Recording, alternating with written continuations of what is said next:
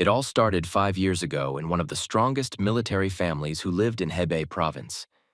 This family was of the heavenly sword. Two men from this family were walking along the shore of the lake. They did this every morning. The gentleman said that if he had only two sons, he would force them to concentrate on learning writing. The second man, who was with the gentleman, said that he understood him perfectly because his son was born only after 5 daughters appeared. And when he found out that his son was physically predisposed to study martial arts, he then jumped for joy. Sir, answer that he always believed that his son would become the best martial artist in Zhongguan and glorify their family and leave his name in the history of Kanho for a long time. But in reality, everything is completely different. The master's companion noticed that he simply had not yet felt an interest in martial arts. And when the master's son felt this interest, the boy would strive to grow up. The gentleman thought for a while and then said that he didn't think so and his son should forget about the sword. He should be given books in his hand. The conversation between the two gentlemen was interrupted by some incomprehensible sound, and this sound was very quickly approaching them at the last moment. The gentleman realized that it was hornets. They turned their heads to the side and saw 3 boys running in the distance and shouting something. One of them who ran was the very first. He shouted not to be pursued by the hornets and shouted at them to perish. One of these gentlemen, when he saw that these hornets were flying after the children, he shouted who decided to destroy the hornet's nest. The gentleman looked at these boys running away and was a little upset that his son was among them. The next moment, he grabbed his son by the ponytail on his head and wanted to remove him from this crowd. The kid was a little upset that he wasn't allowed to play as he wanted because he was determined and had a sword in his hands. One of the lord told the other that there is no need to punish the baby and they should see what he will do next. The adults walked away and saw that this boy began to fight the hornets, and he did it quite well. He did not allow these hornets to fly close to his body, and those that approached, he killed them with a sword. Despite his age, this boy very deftly and very quickly fought off the hornets. It seemed that he already mastered some kind of sword technique. 2 gentlemen stood aside. They wanted to watch the boy. They were interested in what he was capable of. One of the gentlemen asked his second brother what these sword techniques are that his son wields, to which the brother replied that the boy demonstrated the principle of 3 fundamentals. It was much deeper than the movement of lifting the ball at a critical moment. In fact, it would have been investigated to expect this child to have an innate predisposition to martial arts. There was not a single living hornet left near him. Now it was clear and no one had any reason to doubt that the child really was predisposed to martial arts. Time passed and the boy grew and gained new knowledge. He had to study absolutely all sciences. The boy sat in the gazebo and looked at his teacher who was reading a book to him. He did not listen carefully to his teacher. He was thinking about something completely different. His thoughts were somewhere far away, so he took a deep breath and then let it out. The boy looked at his teacher and thought that this was an amazing picture, because his teacher looked like a noble scientist. The boy was interested in watching the old man. He wanted to know what kind of book he had if he was reading it so continuously. Therefore, the boy came up and asked the elder if he could find out the name of the book that was in his hands. The elder stopped reading this book, raised his head and looked at the boy. He immediately said nothing to him. He thought a little. He replied that this book in his hands is very ancient, and this work is called Huang Nen Yu He. The boy thought a little and asked the old man, "So this book is coming out called The Regret of the Flying Dragon." He was very interested in the book, so he also asked what it was about and asked the elder to tell him. The elder looked at him loudly and took several breaths. This was necessary in order to answer the boy correctly, and the very next moment, he handed the book to the boy and said, if he was so interested, then he should read it himself. The boy took this book in his hands, and L23 page by page he was wondering what was written in this book. When the boy opened it, he saw a lot, and it seemed to him that he knew this handwriting. It was indeed the emperor's handwriting, and the entire contents of the book consisted of majestic copybook. 100 asked the boy if he understood what the book was about. The boy replied that all the content was pure metaphors. He had the impression that he was reading some kind of encrypted code. The elder was very surprised because he thought that the boy was a great fellow for understanding it the first time. Then he showed the old ones his notebook and told the boy to look at those moments that he had already sorted out. The boy looked carefully at Stas's notes and immediately understood their significance. According to Stas's recording, it was possible to understand how this or that stanza was read, And that's exactly what the boy noticed. The old woman replied that he understood everything correctly. And after this stanza comes the following. Time passed, and they read one stanza after another. I parsed it with the notes that the elder made. The old man was very pleased that he could teach such a smart boy, and he considered him a great fellow. For his age, he was very erudite. It was clear that this boy was a born genius. The elder turned to the boy and said that this book had been translated from Sanskrit into Chinese, and he asked if the boy wanted to further analyze this book with him. These words intrigued the boy very much. Of course, he wanted to further understand what was written in this book. The boy bowed to the elder and said that he would accept his teaching with gratitude and that he was really ready to deal with it further together. For the start, it was a great joy because he had such a capable and educated student who wanted to study. The day ended very quickly, and evening had already come, and then night. The moon was shining brightly in the sky and all the stars were visible. When the boy was returning home, he was met by his father, who asked him what he had been doing all this time and why he was not training with a sword. The boy replied that today he studied with Master Yu, a great scientist of the imperial family, and with his words he upset his father a little. Of course, his father dreamed of a better fate for his son, and he wanted his son to be trained as much as possible. Therefore, he told him that he was the descendants of a military family until he finished honing the technique of the warrior of heaven. He was not allowed to leave the house. The boy closed his ears. His father was very stern with him, so immediately after he told him, he turned around and walked away in the opposite direction. The boy was left standing alone. He would be very upset that his own father did not understand him. He even wanted to cry. Tears were practically flowing from his eyes, but he decided that he had to be stronger and not upset his parents. The boy decided that he would no longer upset his father and would go to training. The next day, he and everyone else went to training to hone his skills. Of course, he didn't like training as much as, say, reading ancient books, but he also gave his all during training. The trainer said that the fist-fighting training was completed for today, and now they will move on to the horse walk stance. The trainer further added that the horse walk is the most basic pose for a warrior, and therefore they must be able to stand in it. The boy exhaled and took this position. He knew that in this position he would have to stand in this position for a long time, and this was the training. He had to use quite a lot of force so that he could pose in this position along with everyone else. The teacher at that moment said that during this pillar stance, you need to free your mind from disordered thoughts and focus only on breathing. And he also added that the essence of Qigong training is that with the help of thoughts, they stimulate energy and promote its circulation to the brain, spine, and stomach. The next thing the trainer told them was to push their belly forward and then inflate it. The coach walked around and made a remark to the boy saying that his toes should be chained to the ground. When he approached the boy, the coach shouted at him to tense his butt because he was standing there completely unconcentrated. The boy understood that this was his last strength, which he mustered in order to maintain this stance for as long as possible. Even after becoming a master of the ball, if he has to meet someone who is stronger, then in this case, his head will fly off his shoulders. So he decided to change the blood of an ignorant warrior from the blood of a noble and honorable scientist flowing in his body. He didn't feel like practicing martial arts at all. He could even fall asleep and snore during training. He understood that he really liked to sit like a majestic crane and read books, instead of shedding sweat in 3 streams while standing in a horsewalk position. The boy was so tired from this training that at some point he fell asleep and began to snore. And his teacher heard this snoring. He came up to him and touched his shoulder. Then he gave him a slap on the head. Of course, he was very indignant at how his son could fall asleep during training and did not understand what kind of tricks this was on his part. Therefore, he told the boy that if he saw again that he was Philinite, otherwise he would train all night, and asked if he understood him.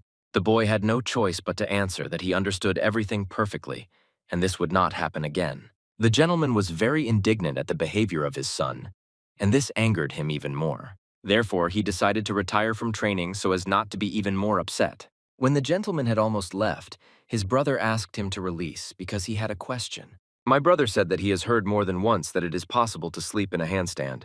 Just sleep in the horse check position. He hears for the first time. The gentleman replied that his son's eyes were closed, so he watched his breathing, and at that moment he was snoring, which means that he was sleeping. The brother said that this couldn't be happening. It's simply impossible to sleep in the horse stance position when you need full concentration. The gentleman said that as soon as he hit his son on the back of the head, it was at that moment that he woke up. The brother asked if it really didn't seem to him that a dream and a horse check were absolutely incompatible things. The gentleman replied that the brother most likely saw it himself. It's just that his son is flying somewhere in the clouds during training. The next moment, the brother laughed very loudly. The gentleman did not understand the reason for his laughter. So he asked his brother if there was anything to laugh at, and if there was anything funny here. The brother answered, "Sir, that the boy is only 12 years old, and isn't it surprising that he sleeps while standing up in a horsewalk position?" The gentleman still didn't understand why his brother was laughing and what made him laugh. This day came to an end.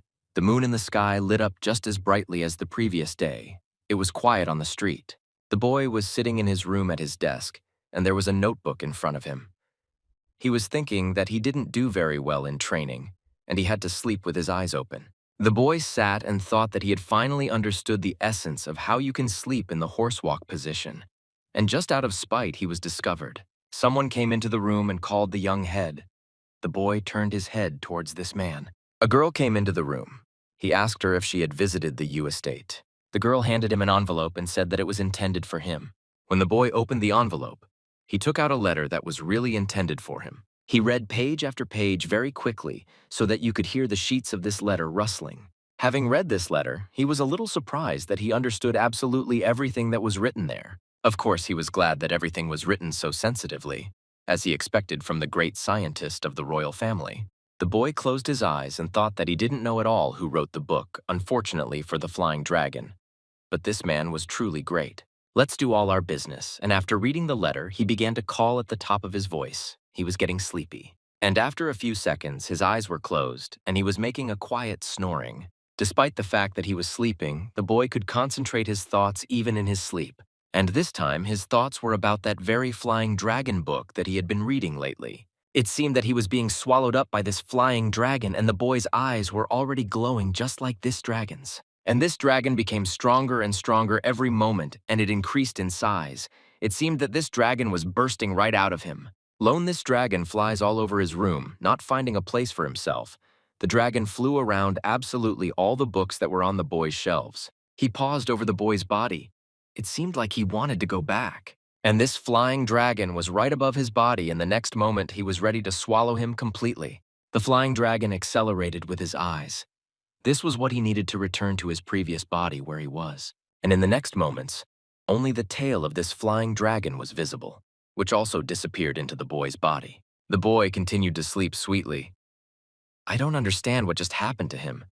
It seemed to him that it was just a dream. He turned over on his other side and continued to sleep. Even such a dream could not wake him up. Despite everything happening around him, the boy lay on his side and slept very soundly. The next morning, the boy also went to martial arts training. This time, he trained completely alone. The trainer asked him if it was true that he could sleep in the walking horse position. The boy stood in this position and asked his coach if he really thought it was logical that when his body was fully tense, he could sleep at that time. The coach thought and decided to kill. This is true and this is not logical at all. The boy thought that a little more and he would die in this position. His new sleep technique has not yet worked. The teacher looked at the boy and thought that if you look at him from one side, he is a genius. But if you look at him from the other, he is lazy. And the coach also said that this child can be called a real monster because he remembers everything only the first time. But in martial arts, there are no such mediocrities. And for the coach, it was a mystery how this boy could have a predisposition to martial arts. The boy asked his elder to let him be so cruel to him, and he begged him to give him the opportunity to rest. The boy believed that if he looked at his half-dead face, then he would give him a little break. The coach looked at him and asked how old the boy was now. Without hesitation, he answered that he was 12. Then the coach told him that he should be ashamed that at the age of 12 he was training a pole stand. That in other military families, by the age of 8, everyone already knows it ideally.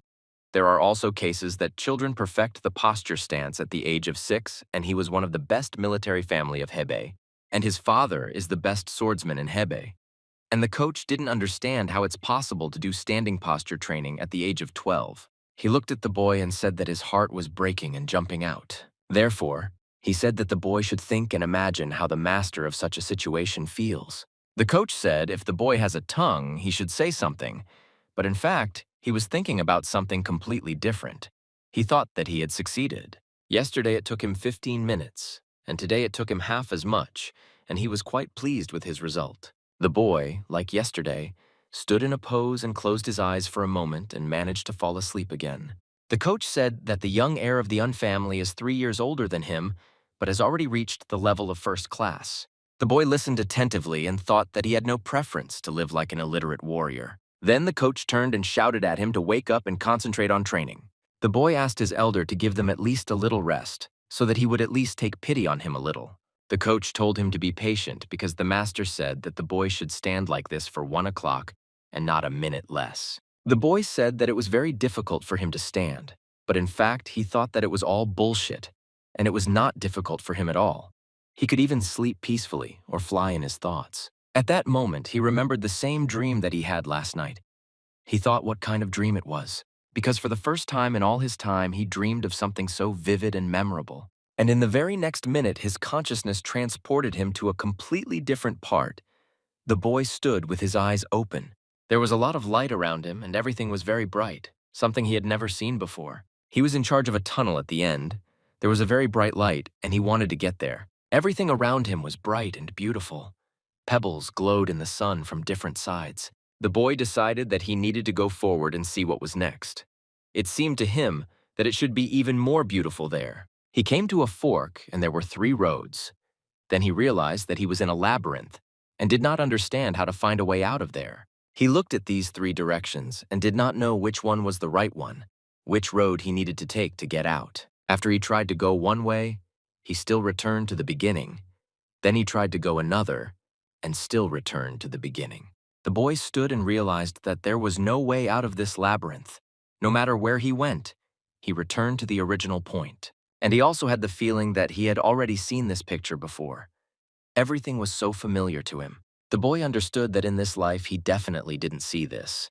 Then most likely it was all connected with his past life. He stood in a belly, but despite the fact that he controlled himself, something about a past life still came out of his mouth.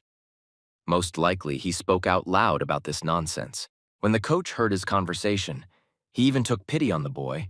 He told him to be patient a little. He only had a little time left to stand. The boy didn't argue at all. He did what he was told. But despite this, not everyone was happy with his behavior. The first person who was not happy with how he was training was his father. So when he approached the boy, the first thing he did was hit him on the back of the head. The boy turned and asked his father why he didn't do anything like that. The gentleman was dissatisfied with everything that was happening, and it was clear from his face. The coach didn't understand why the gentleman was so angry and asked him what they were doing wrong. The gentleman began to shout loudly and say that he did not understand what they were doing at all. The trainer answered the owner that he did not understand what he was talking about. The gentleman got even more angry and began to say whether, in the coach's opinion, the boy is now practicing stand-up. The trainer looked at the boy and replied that he had a perfect horse stride stance. The gentleman was still dissatisfied and said that it was necessary to feel the boy's energy, and he thinks that breathing on the stand is not necessary at all. The gentleman looked at his son and told him that he had already received comments from him, but still continued to do things in his own spirit. The boy thought that by thinking about his dream, he had shown imprudence and thus betrayed himself. The gentleman told him if he saw him flying in the clouds twice already, then in that case he wouldn't do any more stance training. And then he added that instead of this training, he would receive more severe training. The father and master were very upset by the behavior of his son. He said that he should be ashamed of himself for behaving like this. Lord, that his son is predisposed to martial arts. He doesn't doubt it at all. That's why his son can do unusual things. The gentleman understood perfectly well that if he showed such skills and simulated training, he would achieve great results by training properly. The boy continued to stand, practicing this pose. The only thing he was thinking about at that moment was when will it all end. The gentleman was so upset that he couldn't even immediately come up with a punishment for his son. After thinking a little, he said that for the next 3 days he should not leave his room, and at this moment he should think carefully about his behavior. Then the gentleman turned around and left. He no longer wanted to talk to his son or even see him. The boy looked at his father and thought that there was nothing like that here. Only for 3 days he would not be able to leave his room. At that moment, he thought that it would take him at least 5 days to decipher the encrypted expressions in the Book of Regret of the Flying Dragon. Therefore, he decided that he should hurry up and return to his room as quickly as possible.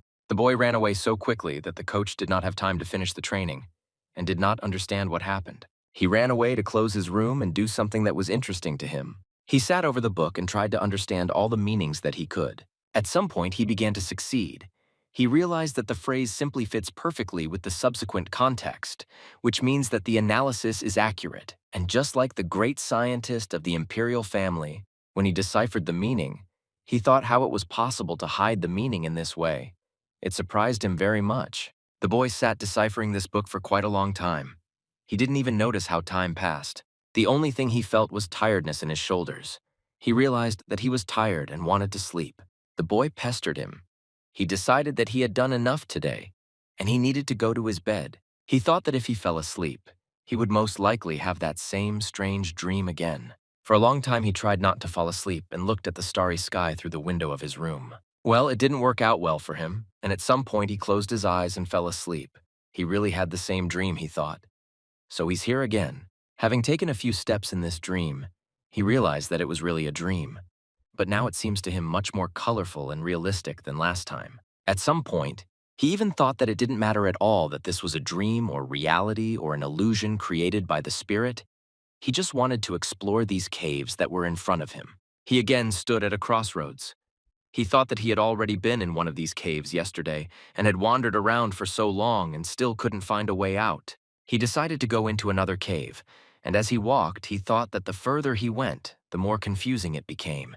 It was like secret codes from the regret of a flying dragon. But he didn't want to stop and decided to go to the very end, because every cave should have its own exit. After walking a little more, he came out to the platform and saw that at the end of this cave, a bright light was visible. Most likely, this was the exit. When he left this cave, he realized that all his efforts were in vain, and he again returned to where he came from. He decided that he needed to sit down and rest and think about what to do next, because all his efforts were useless. He sat like that for a while and even calmed down a little. He thought that in every situation there is a way out. You just need to find it. The boy heard a very quiet sound coming from one of the caves and began to listen. He even strained to hear what these sounds were and how far they were from him. He realized that he had already heard such a sound somewhere. It even seemed to him that it was connected with a flying dragon. The boy stood up. He clearly heard this sound, so he decided to go in that direction. For a moment he doubted and listened again to see if it seemed to him, but he heard some sound. Then he realized that there was someone in this tunnel that he had not yet walked in, and that is why he headed into this tunnel. He thought that this was the very exit that he was looking for. He began to move towards the sound that he heard. He ran so fast that he stopped looking at his feet and did not notice that there was an abyss right in front of him. The boy stumbled and flew down screaming. He didn't understand where he was falling. So he flew for quite a long time. It seemed to him that this would never end. Well, at some point he realized that he was no longer in the tunnel, but 2 miles away. He flew out of this tunnel with such speed and at the same high speed fell straight into the water. When he fell into the water, he began to sink to the bottom. And despite the fact that he tried to resist, he could not swim to the surface. At that very moment, the boy opened his eyes. He was glad that this nightmare was already over. When he got up, he caught himself thinking that for the 3rd day in a row, he had been having the same dream. He understood perfectly well that this was just an illusion created in a dream, and he couldn't stop exploring the caves in his sleep. He also understood that inside these caves, there is something similar to magic that attracts souls to itself. He analyzed and realized that if you go around these caves, you return to the same place. And if you continue to go forward, you come to the responsible cliff and fall into the water. This whole situation in the dream seemed very familiar to him and resembled the one he experienced in real life. The boy thought that this was a wonderful situation, and the feelings were similar to the fact that he was solving phrases and, unfortunately, a flying dragon. Despite the fact that this dream terrified him, he decided that he needed to return back to this dream as quickly as possible. He lay back on his bed and decided that he needed to fall asleep as quickly as possible in words. It was impossible to explain it in words, but he felt something. He closed his eyes and began to fall into his dream, which he had already seen several times. He thought that he constantly returns here. There must be a way. But the road is closed, and if you go back, you return to the starting point. He looked to the side and realized that the stone that was in front of him was most likely not real. And this stone that blocked his path may just be an illusion in his head. And if this is really so, then he needs to try to go forward. If this stone is an illusion, then he will succeed. He closed his eyes and took a few steps forward, but he didn't feel anything blocking his way. He understood everything correctly. It was not a stone, but an illusion of the stone, which is why he was able to easily pass it. When he did this stone that stood in his way crumbled into many small stones that fell down, but it was all behind him. He looked at these fragments and realized that he was able to find the right solution. Most likely the way out was there. After he passed, he saw that there was another cave and another road, and this one made him very happy. At some point he realized that he succeeded only because he solved this riddle and reached the end. At that moment, when he screamed in his sleep that he had succeeded, he jumped up and woke up. The boy looked at the pastor to us. When he got up, he realized that he woke up because he was afraid of his own scream. His sister ran in at this loud cry and asked the young gentleman what was the matter and why he was screaming. The boy looked at her and told her not to worry. He just had a dream, and most likely he screamed in his sleep. His sister said he probably had a nightmare and he was screaming so loudly she thought something had happened. The next day, the young gentleman decided that he would continue to study the book and would continue to decipher what was written in it. At some point, he thought that if the encrypted expression from the Book of Regret of a Flying Dragon was abstract, then the labyrinth of caves in the dream was visual. He pulled himself together and decided that in order to continue deciphering, he needed to remember phrases in Sanskrit and remember what he was studying.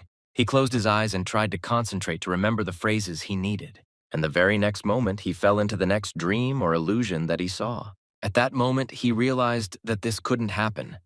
But it was with him that he understood the content without even thinking. When he opened his eyes, he realized that in this case, real books that he could read could help him. The next moment, he went and got all the books he needed. He brought it and started watching one after another.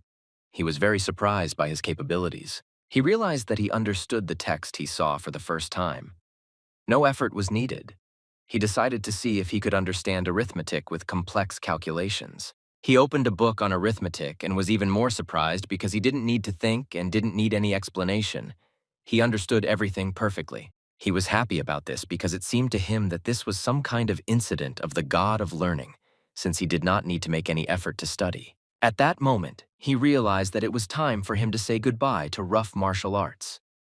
If he achieves great success in his studies, his father will no longer scold him. He was just glad that heaven was on his side and he could do what he was interested in. He rejoiced with all his might that he was free from boring martial arts and would never return to it. At that very moment, he heard someone's voice calling him. The young master turned his head. It was at that moment that his sister came into the library. She came with not very good news. The girl said that the gentleman said that his son started training from that moment on. The boy was very upset. He thought to himself that he liked thinking about his behavior more than practicing martial arts. The girl told the young master not to delay because his father gave the order to start training right now. The young master went to training, but he walked with the thought that if he had sat in the room for a couple more days, he would have walked further into the labyrinth. When the boy arrived, he saw the elder who was standing and waiting for him. The elder asked how he had been all this time, and then he said that he would be in charge of his training. The elder also asked the boy if he was still training the pole stand. The young gentleman replied that yes. Then the older man told him if this is serious, then everyone who doesn't look will laugh at him. But he said that the boy should stand in the horse check stance for an hour, and he himself would practice with the ball next to him. The elder walked a short distance and began his training at the same time the young gentleman stood in a stance. When the older man started training and made several movements with the ball, the young gentleman became interested and turned his head. The eldest honed his every swing of the ball and continued his training. The boy watched him carefully. This time he was interested in watching, and when the older one began to attack, this surprised the young master a little. He felt something. He took a closer look at the elder and wanted to understand what exactly he felt. The young master didn't understand whether he could really feel it. He clearly saw the waves from his movement. The young master looked at the elder and saw wave after wave moving away from his movement. The young master was interested, but on the other hand, it was inconceivable what he saw and felt. He was sure that this had something to do with his dream.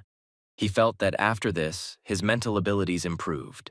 The young master thought that he had no doubt that in one moment he was able to understand 4 books of Confucian treatises and complex arithmetic at once. For him, it was all very strange, and he did not understand where such abilities came from. He felt in his hands some kind of power that suddenly appeared to him. For him, it was as unexpected as everything else that had happened to him lately, and he also associated this with sleep. He was even happy because he began to feel some strange energy in his legs and hands. He didn't understand where it came from, but he had Bill's strength as a key. He was ready to train long enough.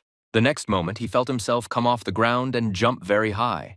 The young master thought that this couldn't be true, but he was floating in the air and he really liked it. His jump ended with him landing on the ground. What happened to him now made a huge impression on him. The young master thought about it. He couldn't even believe that his path was closer to an ignorant warrior than to a noble scientist. And at this very thought, he felt so bad that he screamed with all his might from hopelessness. The elder heard his cry and stopped his training.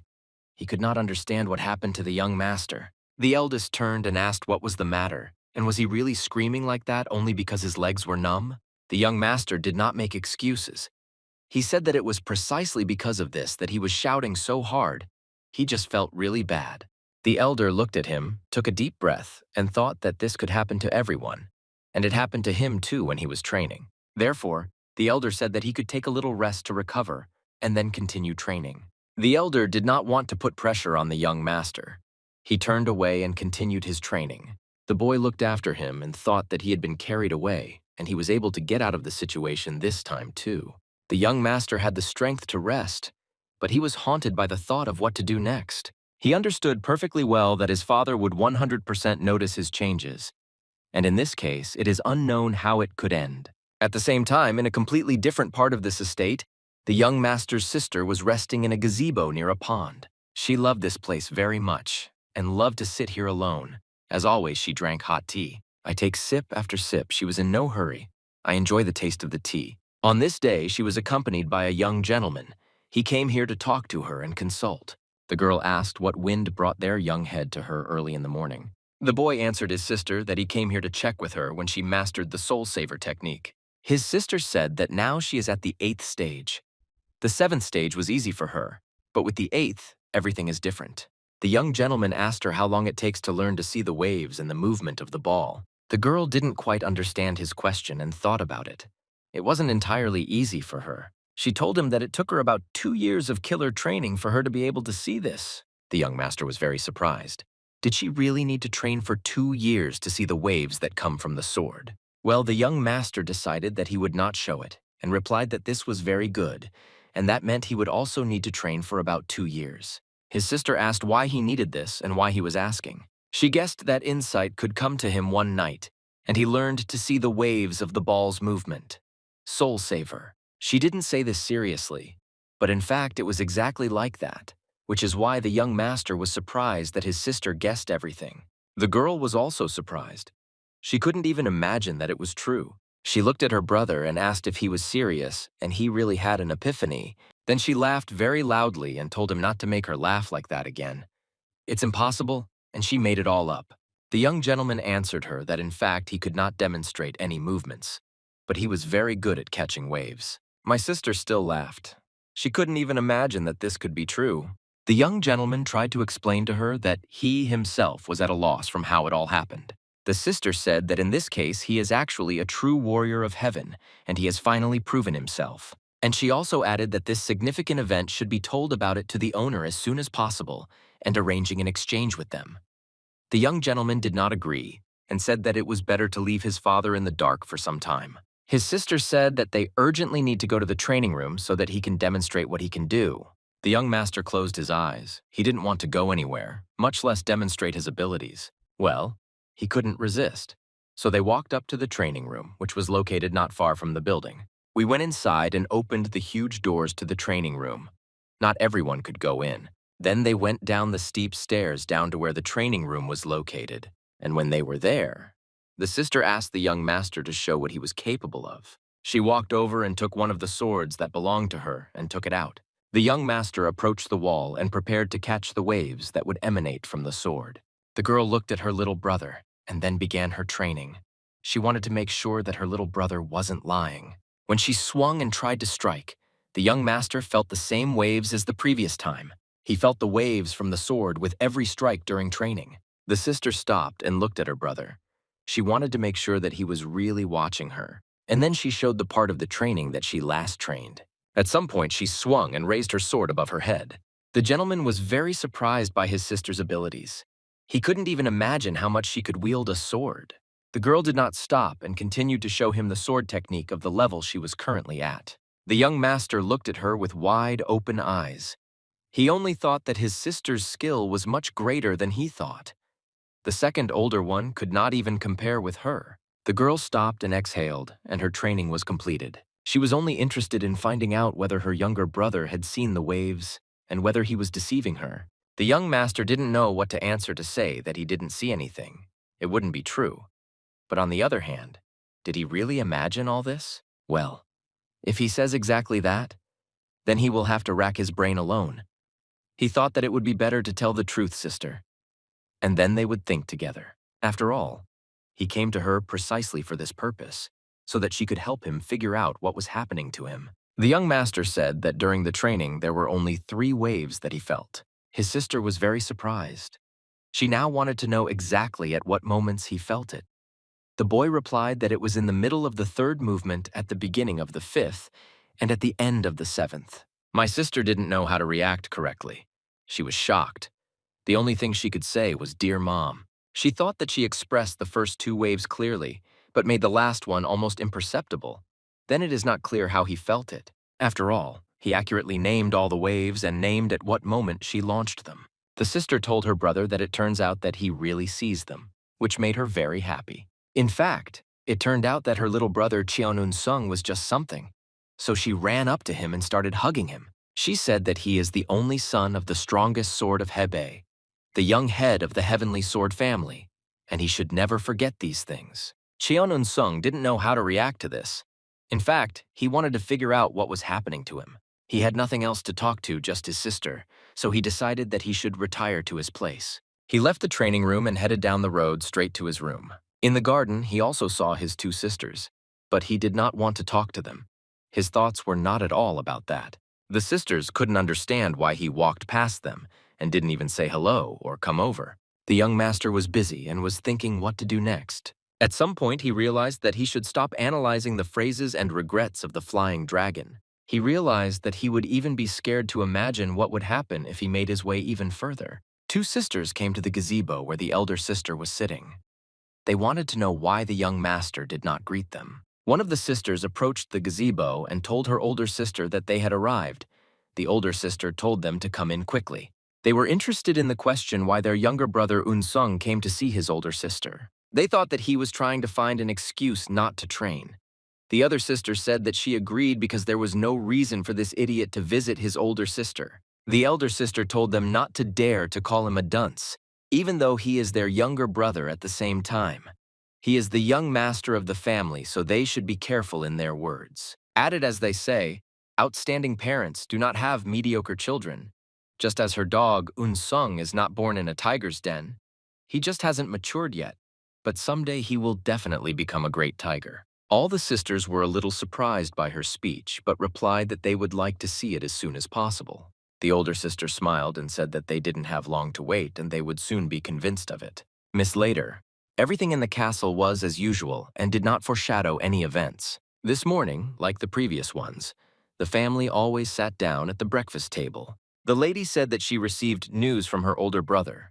This time there were only 3 people sitting at the table. At the head of the table sat a gentleman, and on one side a lady, and on the other side a young gentleman. The gentleman answered his wife that he thought this news was about a feast in honor of his father-in-law's 70th birthday.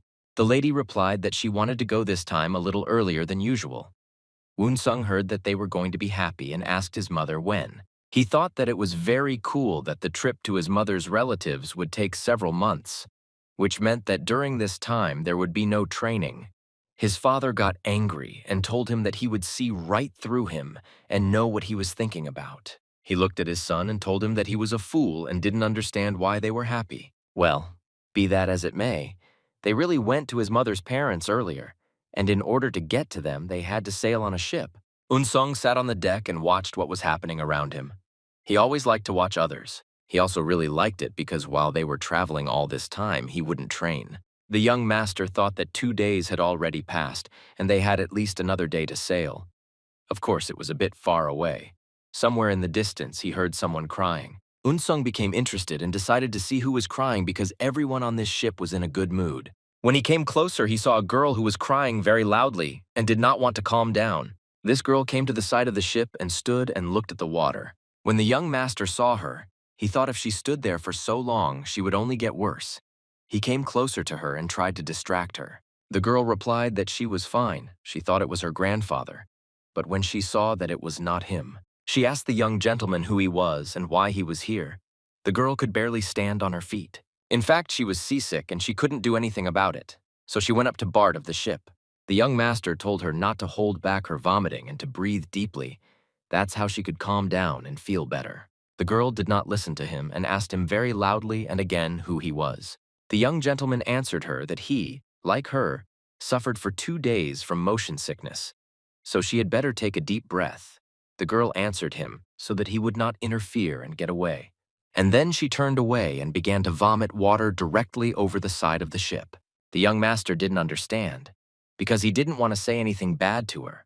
He wanted to advise her to do the same thing as he did. Unsung realized that she couldn't get out of this state and was getting worse and worse, so he decided to help her. The young master extended his hand and approached her with his index finger. Then he pressed one of the points on her body so that she felt better. Indeed, the next moment, this girl felt better and she no longer wanted to vomit. She was able to breathe deeply. She felt good. She no longer felt sick. The girl asked what he did, and did he really press on the meridian point? The young master replied that judging because she knows such concepts as meridian points, she studies martial arts. He told her to throw herself out 3 times and the true energy through the points of Shinsu and Shimyu, because true energy, unlike internal energy which can be accumulated in various ways, true energy is innate and needs to be splashed out. He told her to try it, and then she would feel much better. The girl did just that.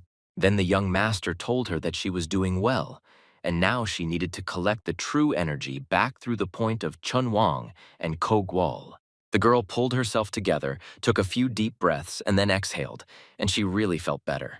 The next moment, the girl screamed loudly, "Wow!" She felt so fresh and good that she could not contain her emotions. She asked the young gentleman how he did it, and was it really a special type of energy circulation during motion sickness? Woon Sung told her that she could say so if it was convenient for her to call it that. The girl was surprised because it was simply an amazing technique and her nausea was relieved right away. She introduced her name was Seo Hyerin and she was 12 years old. The young master replied that his name was Cheon Unsung and that he and she were the same age. Hyerin thanked the young master again, saying thank you very much for the fact that she would no longer be rocked. The young master replied that if the nausea subsides, she should do as he said. Then everything will pass in an instant. The girl replied that she would do so. Then she remembered that she was a complete fool because her grandfather was probably already looking for her. The girl hurried. She said that she had to go and would go to her grandfather and thanked the young master again. Woon Sung, when she left, thought that this girl was really beautiful, and when she grew up, she would not be inferior in beauty to his older sister. The young master's thoughts were interrupted by a man. He called the boy. It was an old man. He wanted to ask the boy if he knew the name of the technique of energy circulation that he had just told. This old man wanted to ask him about the very technique that he had just taught his granddaughter. It was the grandfather of that same girl. The young master didn't know what to answer. He looked down at the old man and didn't understand what to do. The old man tried to find out from the boy if this was some kind of secret technique that should not be shared with everyone else. The next moment, he jumped off and landed right in front of the young master. Unsung watched the old man and thought that he was really doing this air step. He went down walking on air. And then this old man landed right in front of the young master. He still had questions for him. Unsung. At this moment, he caught himself thinking that in front of him were amazing masters. The boy was not taken aback and began to say that in truth, he actually discovered such a technique yesterday. The old man laughed. This old man thought that this breathing technique for motion sickness, which this child came up with in just 1 day, was better than his calm heart technique, which he had studied all his life. The old man wanted to clarify with the young master whether he seriously came up with such a method in just 1 day. Unsung replied that this was exactly how he felt bad, and he tried to circulate the energy back and forth. At some point, he felt better and repeated this several times. The nausea went away. The old man wonders how he managed to do this in just one day and without putting any effort into it. Unsung didn't know what to answer. He just did it and it worked. He didn't even pay attention to it. The old man said, if it's hard for him to explain, then don't let him speak. He'll see everything in his eyes, and he now sees that the boy is not lying. He asked if he could look at his energy paths. The young master did not know what to answer him, and he did not understand what to do. The old man told him not to worry because it doesn't actually bite and won't cause him any harm. Woon Sung thought if he really wouldn't do anything bad to him, then why not let him watch? The boy lowered his eyes and said that he agreed and the old man could check, and then he extended his hand. The old man took his hand in his and put 2 fingers on the very place where his heart was pulsating. The old man thought that in front of him was a true warrior of heaven, so his depth stone reacted to this boy. In fact, the true warriors of heaven at an early age demonstrate the scarlet, relaxing speed of progress in the study of martial arts. The old man thought that most likely this boy has amazing internal energy and combat techniques. But at some point he realized that this boy actually had quite a bit of internal energy. The old man thought that thank God he didn't feel a single drop of polluted energy. If the boy were from a demonic cult or a vile clan, he would definitely feel it, and then he could have made a tough decision in this place. More than 300 years ago, in a vile clan, there lived a warrior of heaven. It was then that a series of events happened that later had tragic endings. This warrior of heaven had dark energy. That's why he was in this clan. He had quite a lot of power, and by the age of 30, he became the ruler of a vile clan. And it was because of this warrior that Murim was consumed by bloody chaos. Murim. This is a military alliance located in the Justice Clan. The enemy of the Justice Clan is the Vile Clan. Several clan ships ceased to exist. 9 united clans found themselves in a critical situation. After some time, the Chigal family and the Namgun family united their forces and sealed the true warrior of heaven in the energy circle. The true battle in the sky was destroyed only after dozens of ultimate warriors and hundreds of first-class warriors sacrificed their lives. It was a battle without which it was impossible to stop this dark force. The old man thought that there is not a drop of unclean energy in this child's body, so he can become real happiness for Murim. The young master looked at the old man and did not understand what he wanted to tell him. The old man said that since the boy believed him and helped his granddaughter, he would like to give him a small gift. The old man extended his hand, and on his palms lay a blue stone. He said that this is a stone of depth. It protects health, and it is this stone that he wants to give him. The stone was sky blue with some strange shades and energy emanated from it. The young master told the old man not to say that with this stone, his internal energy with the level of martial arts will increase. The old man asked the young master if this is not good, because every warrior would like to find such a stone for himself. The boy didn't understand why he needed this stone, because as his level became higher, his training would increase. He thought that this stone was his enemy.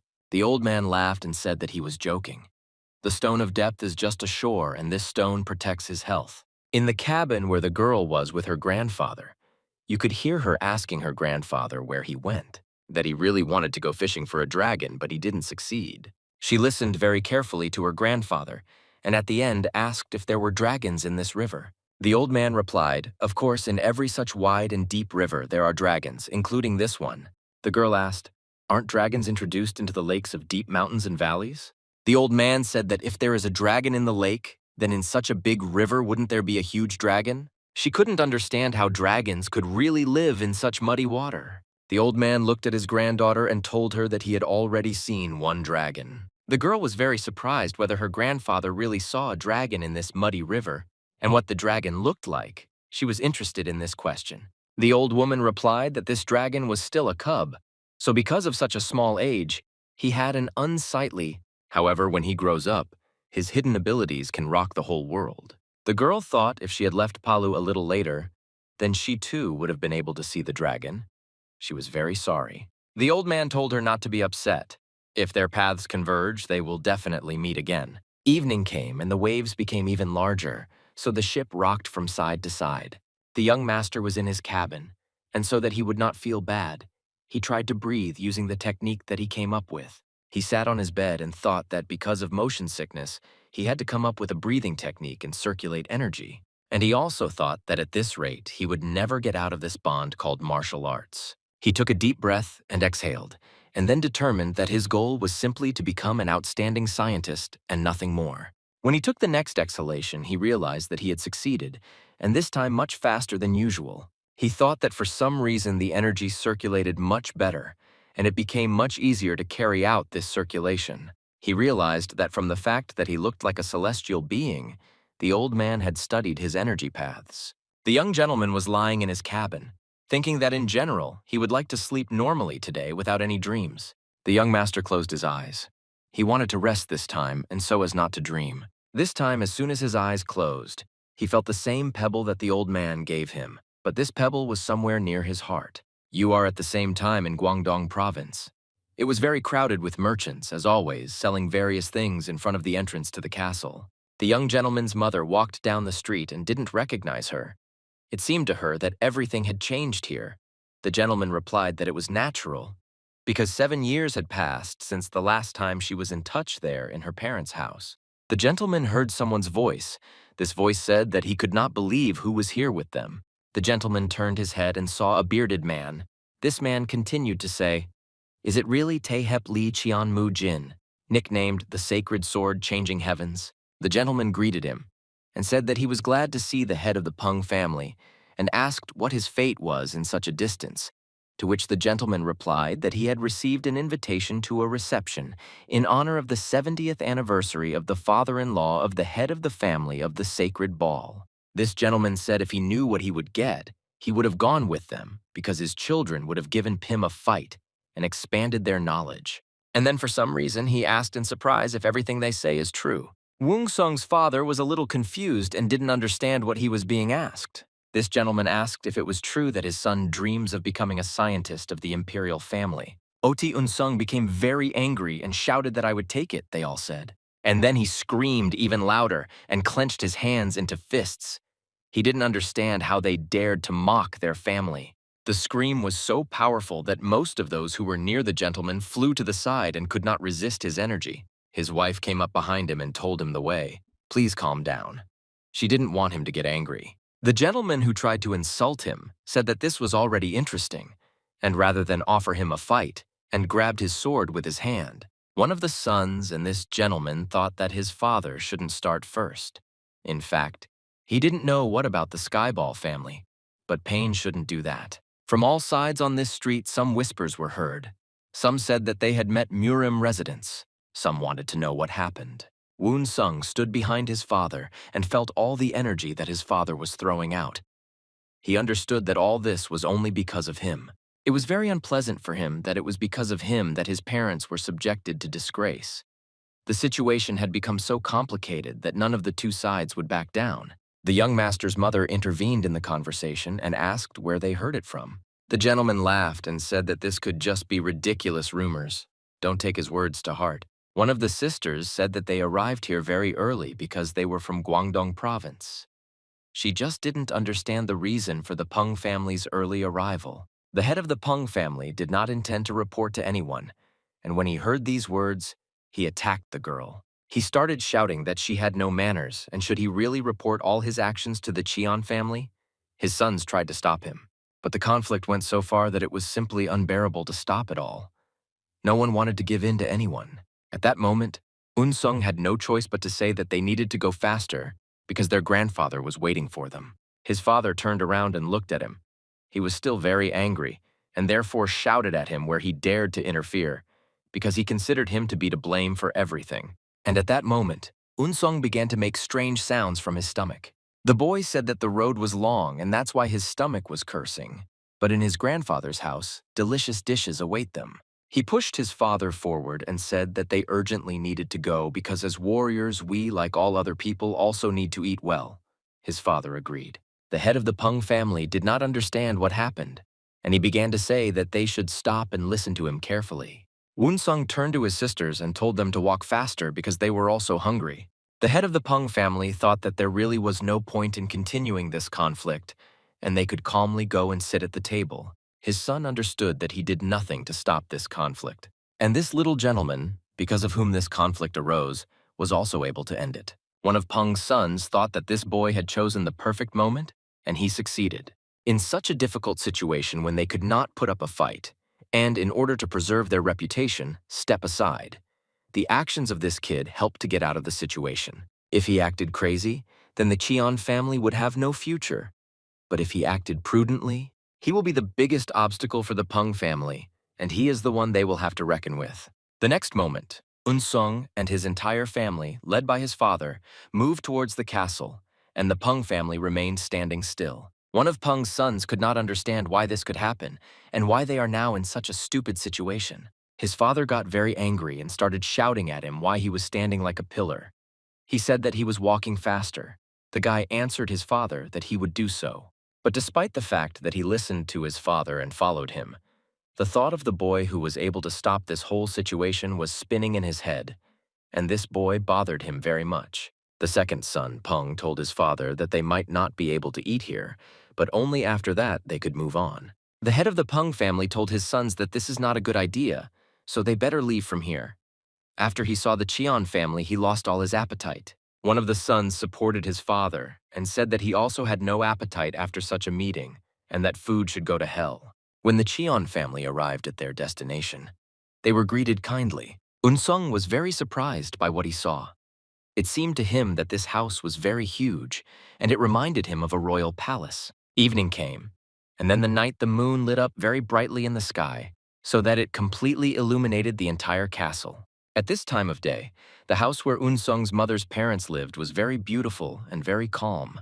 That is why Unsung decided that at this time of day he needed to take a walk and see what was around. He also wanted to do this in order to engage in physical activity. He needed it. More than ever, it seemed to him that with nightly martial arts training, he would be able to shed unnecessary layers of fat that had accumulated while he was not training.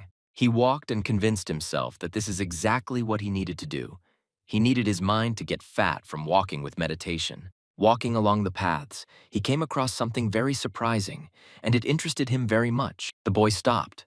He thought that this is exactly what he would like to see or solve now. On the other hand, he thought that after all, this was the family of King Fist, and he decided for himself that most likely a spell had been activated, and the arranged garden stones that formed an axis interested the boy.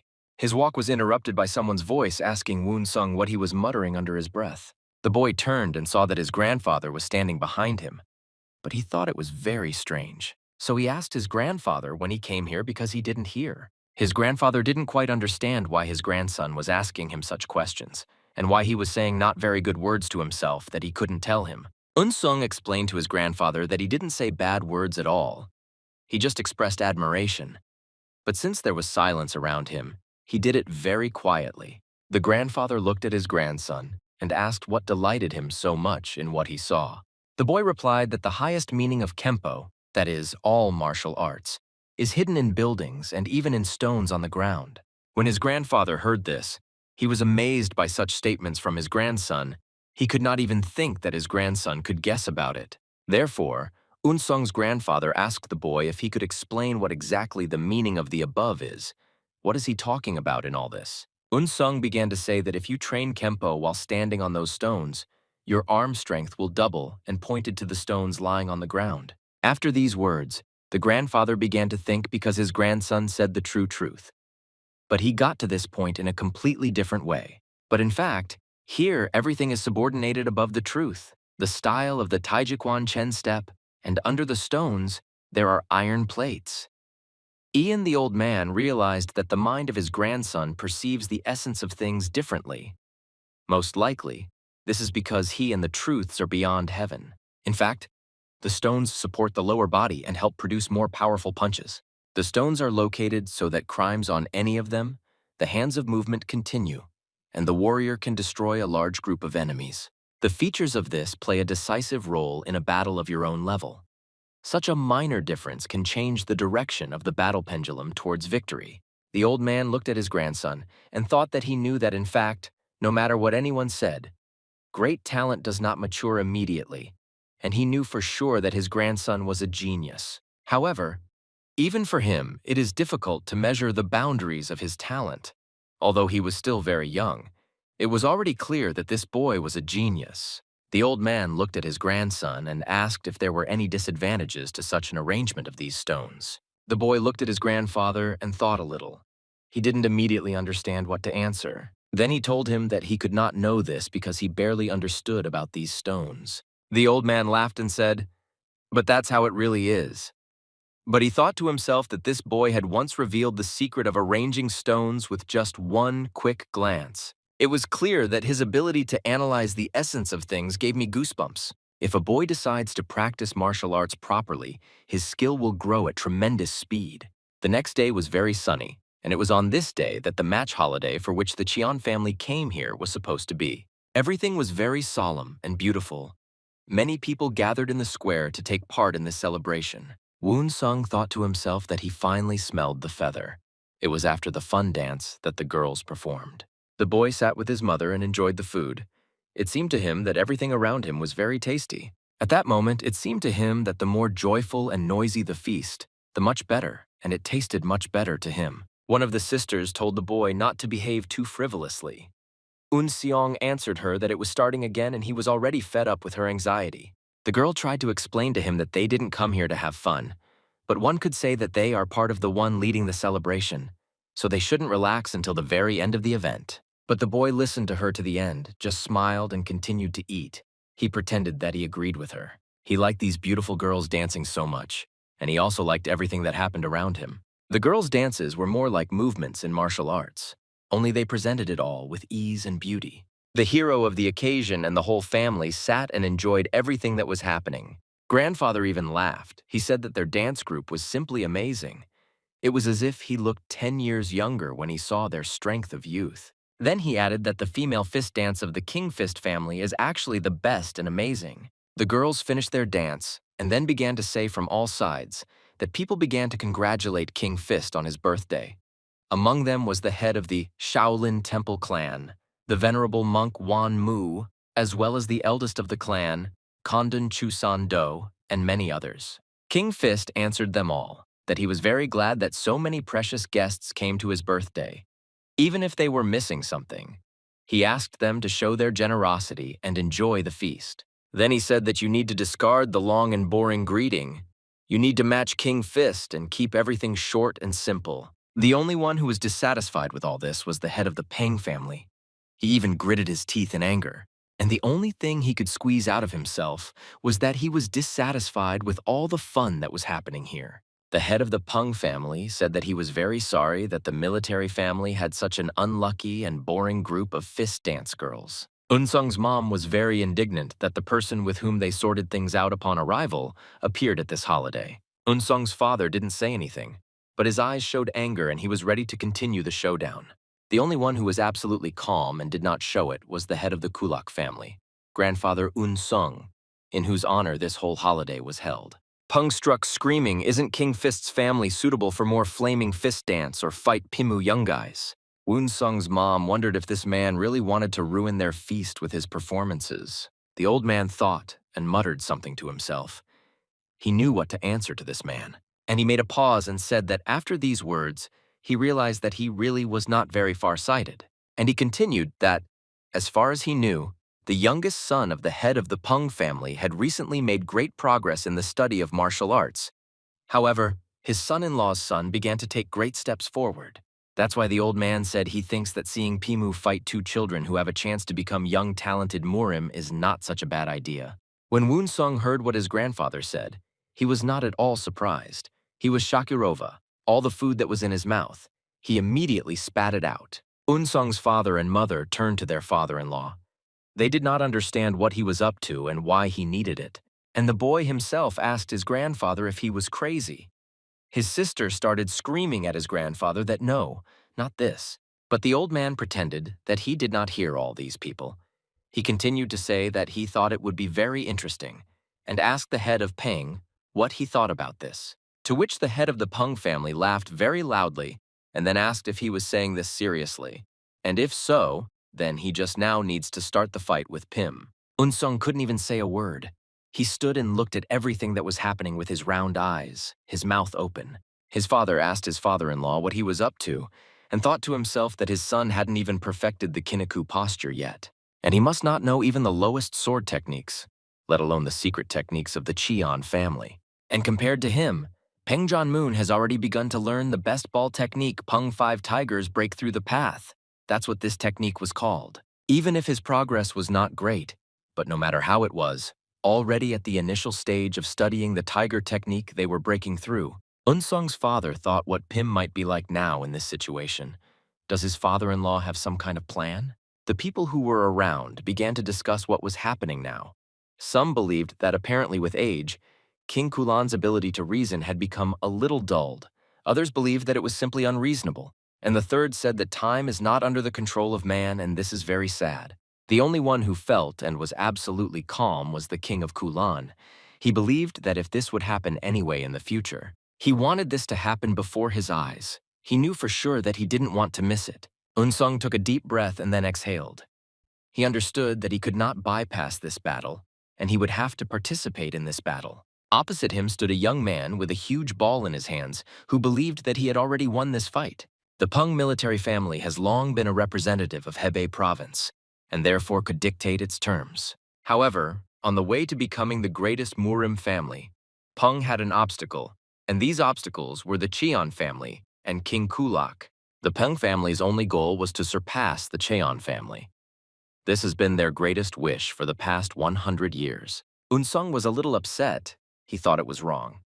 He didn't understand the way of thinking of the Murans at all, and didn't understand why it was necessary to carry out the dialogue with swords. He thought it would be very good to read the books of the sages together, and then discuss this topic. The next moment, the boy drew attention to the hand of his opponent, which was holding a huge sword. The very next moment, he loudly shouted, "Wow!" and said that this is simply incredible. Then he approached his opponent and took a few steps forward. The boy moved very quickly from side to side, and at the same time said, "Is it really possible to get such muscles with the help of training?" He liked to tell his opponent that his arms seemed to be made of cast iron. But then Unsung thought about it. He remembered that he had once heard that muscles proportional to ignorance means that his opponent was a complete ignorant. The son of the head of the Peng family looked at the boy and thought that he really felt the treachery of this bookworm. Unsung understood that he needed to do something and began to persuade himself that he needed to focus on his inner world, on his physical form, and he needed to study Long Yu. What was the main book compiled by the students of Confucius? His opponent was very angry and did not understand what was happening. But this boy got on his nerves very much, the mosquito buzzing.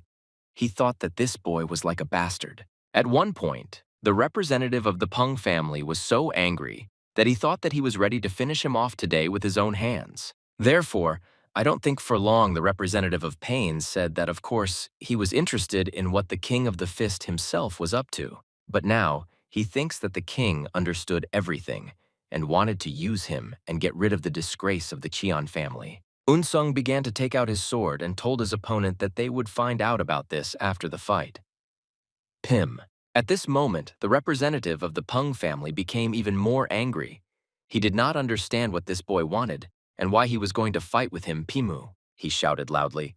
"Did Unsung really say something about Pimu? And does he really think such a booger like him will suit him as a rival?" Then he swung and tried to strike, while he began to shout how this boy dared to humiliate him like that. Unsung wasn't ready yet, so he told his opponent to calm down a bit. And he stopped because the start had not yet been announced and his opponent was not aware of the basics of Pimu. But everything that Unsung said, not a single word was heard by his opponent, and the sword was very close to him. Already at the last moment, Unsung was able to stop the enemy's sword with his sword. But the enemy had the advantage. A representative of the Peng family responded to this blow by saying that he wanted to see how long the boy could show off his filthy tongue. Unsung held his opponent's sword, but the advantage was on his opponent's side. He thought that something needed to be done. The enemy tried to strike blow after blow at Unsung with great speed. The boy barely had time to fend off his blows or avoid these blows without being hit.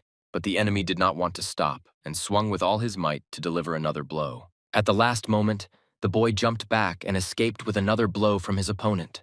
This angered the representative of the Peng family even more. He was ready to destroy this boy. Therefore, the next moment he swung and tried to strike again. Unsung did not have the strength to parry such a strong blow, but he tried his best. The representative of the Peng family did not stop and hit the ball in this way from his opponent's mat. The forces were truly unequal, and Unsung fought off his opponent's blows with all his might. The boy was quite scared and was not at all ready for such a fight, but he could not give up and had to fight to the end. His opponent was ready to take advantage of his advantage because he was much better prepared, and he was giggling much harder that he had practically won. The enemy did not stop and swung again with all his might to deliver another blow. After the blow was struck, blood began to drip onto the ground.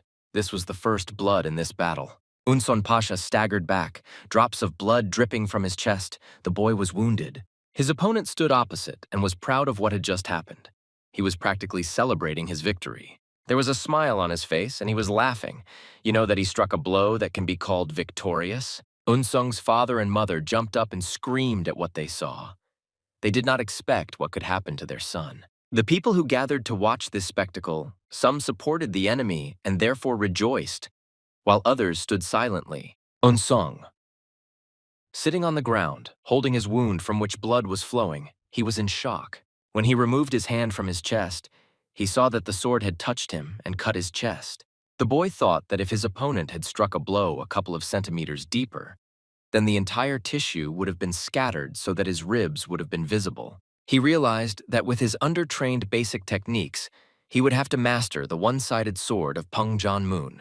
Therefore, Unsung decided that in this case, it would be better for him to use the third-party blade technique that he had studied since birth. The old man looked at his grandson and thought that Kanho is a completely different world, and whoever wants to become a hero must destroy Kanho. Unsung had no choice. He had to win this fight so that this would not happen. At the table where the head of the Peng family and his eldest son sat, there was a conversation about how this spectacle was sheer boredom and fervor. It was clear from the very beginning that this boy was not suitable as an enemy to their Janmoon. Janmoon stood confident. He won easily. He wanted his father to look at him and be proud of him. He thought that he would win this Pimu fight in front of so many people and prove that their family was worthy of being in charge. Unsung stood up and snorted to draw his opponent's attention to himself. Then he put his sword forward so that it was clear that he was continuing this fight. Unsung had no choice but to use only the technique that he knew from childhood and in complete perfection. He could move the ball so that the blades of the ball were on all sides. This was the basis of this technique. The boy began to say out loud everything that he was doing. His number one movement was showing the way, not a celestial being. Then he began to say that the movement of the first person pierces another person. His opponent did not understand what was happening and stood with round eyes looking at what was happening. Unseong continued to say that the movement of the second earth horizontal section, reverse horizontal section. One blow sweeps away 1,000 enemies, and the ball hit from top to bottom of the despotism of Mount Tai. Then he began to talk about movement number 3. The sky is vertically sectioned at this moment. He pierces and blocks and cuts. Unsung said that this is the basis of all the basics of the art of the ball, but now the time has come and they must fight in the Pimu battle. Ursun told his opponent that he would fight him with his most refined technique, the 3 basics, and took a step forward and began to attack. His opponent stood motionless and looked at him. Then he asked Unsung what happened to him and whether he had gone crazy. Janmoon said, "Does the boy really think that some good-for-nothing will find the 3-base technique? He will be able to crush the one-sided ball technique of the peak of steadfastness." People who watched the battle began to say that Kansong knows only one technique. And if this is so, then such a technique is used only by third-class brawlers. Many wondered why the Cheon family uses this technique of 3 basics. Even his father did not understand why he used the 3-base technique instead of the family technique of lifting the ball. His sister couldn't stand it and screamed that he was an asshole, and it was unclear why he was being stubborn now. The head of the Peng family was very angry after what he heard and did not understand how this boy dared to mock Peng's indestructible technique. But despite everything that was shouted around, Unsung was confident that he was doing the right thing because in martial arts the basics are also important, and the basis of the art of the ball is bronze blocking and cutting. Therefore, Unsung told his opponent that the more skillful the master, the simpler he should be, and the movement of his opponent was too complicated and pretentious. Janmoon got very angry and told him in response that he was a bastard and had no right to teach him. Janmoon swung and began to attack. He shouted how dare this boy even talk to him. Unsung realized that his opponent was determined and in no case was going to lose to them. Therefore, when the enemy delivered his blow, Unsung said that in his case it was to pierce, and he did not do it very well because Unsung was able to dodge and get away from there. The next thing the boy said was to block. He substituted his sword for the opponent's ball so that he could not move the ball further. And the third thing he did was throw his opponent's sword back so that he himself began to attack. John Moon didn't understand what happened. It was all so fast that he couldn't even figure it out. The very next moment, both fighters swung to deliver an attacking blow. Unsung realized that he shouldn't stop, and he chose the right technique. He also told himself that he would also cut. And immediately after these words, he struck his opponent with his sword. The blow was so close to his opponent that John Moon managed to escape this blow at the last moment. This angered him even more, and he decided that he needed to attack in order to punish this boy. John Moon's sword cut very quickly in the air. The enemy acted at such speed that it was difficult to watch him. Unsung understood that he did not have enough technology and experience, but he knew that in any case, he would not give up. The enemy's sword passed very close to his body. The boy barely had time to avoid these blows. The enemy struck blow after blow, but all the blows did not reach their target. Unsung at some point realized that he was penetrated much faster than him. John Moonu understood his advantage, and the smile did not leave his face. He swung his hand to deliver the next blow. He struck this blow from side to side so as not to leave any opportunity but to attack Unsung so that he would only defend himself. Unsung was a little confused. He didn't know what to do. The blood continued to flow from his chest. In contrast, his opponent was ready to destroy him at any moment. He struck blow after blow and constantly attacked. John Moon was very angry with the behavior of this little devil as he imagined him. Unsung tried with all his might to repel his attacks and block his blows just so he could defend himself. His opponent struck harder and harder and faster and faster. The boy barely had time to repel these attacks. Despite so many blows, Unsung held on and did not miss a single attack. His father looked at this fight and he was very scared. He was worried about his son because he understood that he was weaker than his opponent. John Moonu looked at the boy and swung his hand for the next low blow. It was a picnic bone technique. The peak of steadfastness consisted of speed and skill.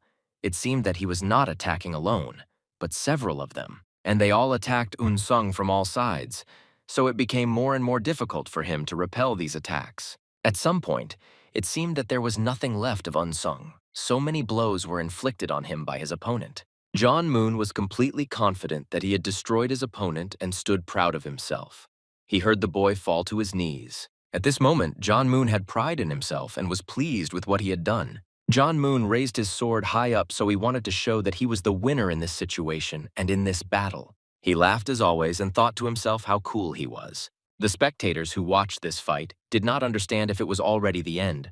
Some said that this fight was too one-sided, and they believed that the ferocity in Murim is above all the mastery of the techniques of the one-sided sword Ping, which is very great. At that moment, everyone heard the voice of Unseong, who said that the dark ignorant who can only boast of strength, I mean his opponent.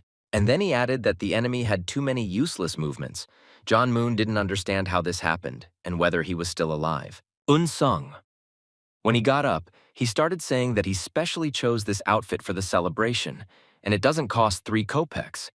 But now he looks like a homeless person. People around started screaming, "Look, this is from the boy, safe and sound." And they said that it was only the clothes that hurt him.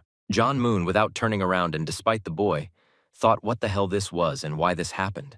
Everyone else who watched also wanted to know how it happened and how he really repelled the blow with the technique of the 3 fundamentals. Then it's unclear what's the point of giving a lot of money and studying absolutely the teaching. The guests also did not understand how this was even possible. It was a complete challenge with martial arts, one of the guests said Amitabha.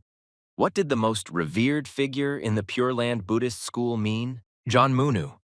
When he turned around and saw his opponent intact, he thought that most likely he was playing with him. Getting even more angry, he decided that this was certainly interesting, but in exchange for this, he would make him a colleague. Unsung's mother turned to her father and the boy's grandfather.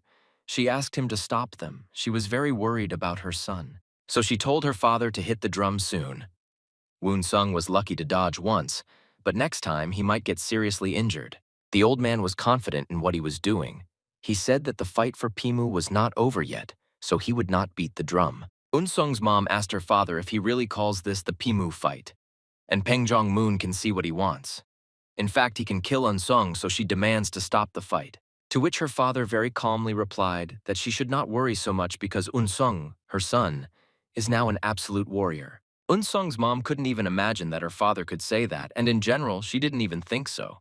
The old man also added that his grandson had proven that he was an absolute master in the technique of the three fundamentals. Woonsung's mother did not understand what he was talking about. The old man really wanted to know how long his grandson was going to hide his true nature and be lazy. The old man wanted him to show that I am a true warrior of heaven. Otherwise, he could be broken. John Moon also believed that this boy was very lucky, so he told him that if luck could turn up once, then he wouldn't be able to pull it off the second time. Then he extended his hand forward and said that it was time to have some real fun. He raised his hand to deliver the next blow. John Moon dealt a very strong blow, so that the boy barely had time to block this blow. The enemy wanted Unsung to kneel in front of him. Unsung held the enemy's sword with all his strength. He understood that he could not give up for anything and damn sure he would kneel. There was only one thought in his head, that he would rather die than now show everyone that he conquered his enemy. Even if he loses his head right here and now, he simply will not be able to get to the ground and bow to Peng in front of so many people and his own family. The fact that he did not submit irritated his opponent very much, and so John Moonu began shouting to him that he decided to die instead of kissing his feet.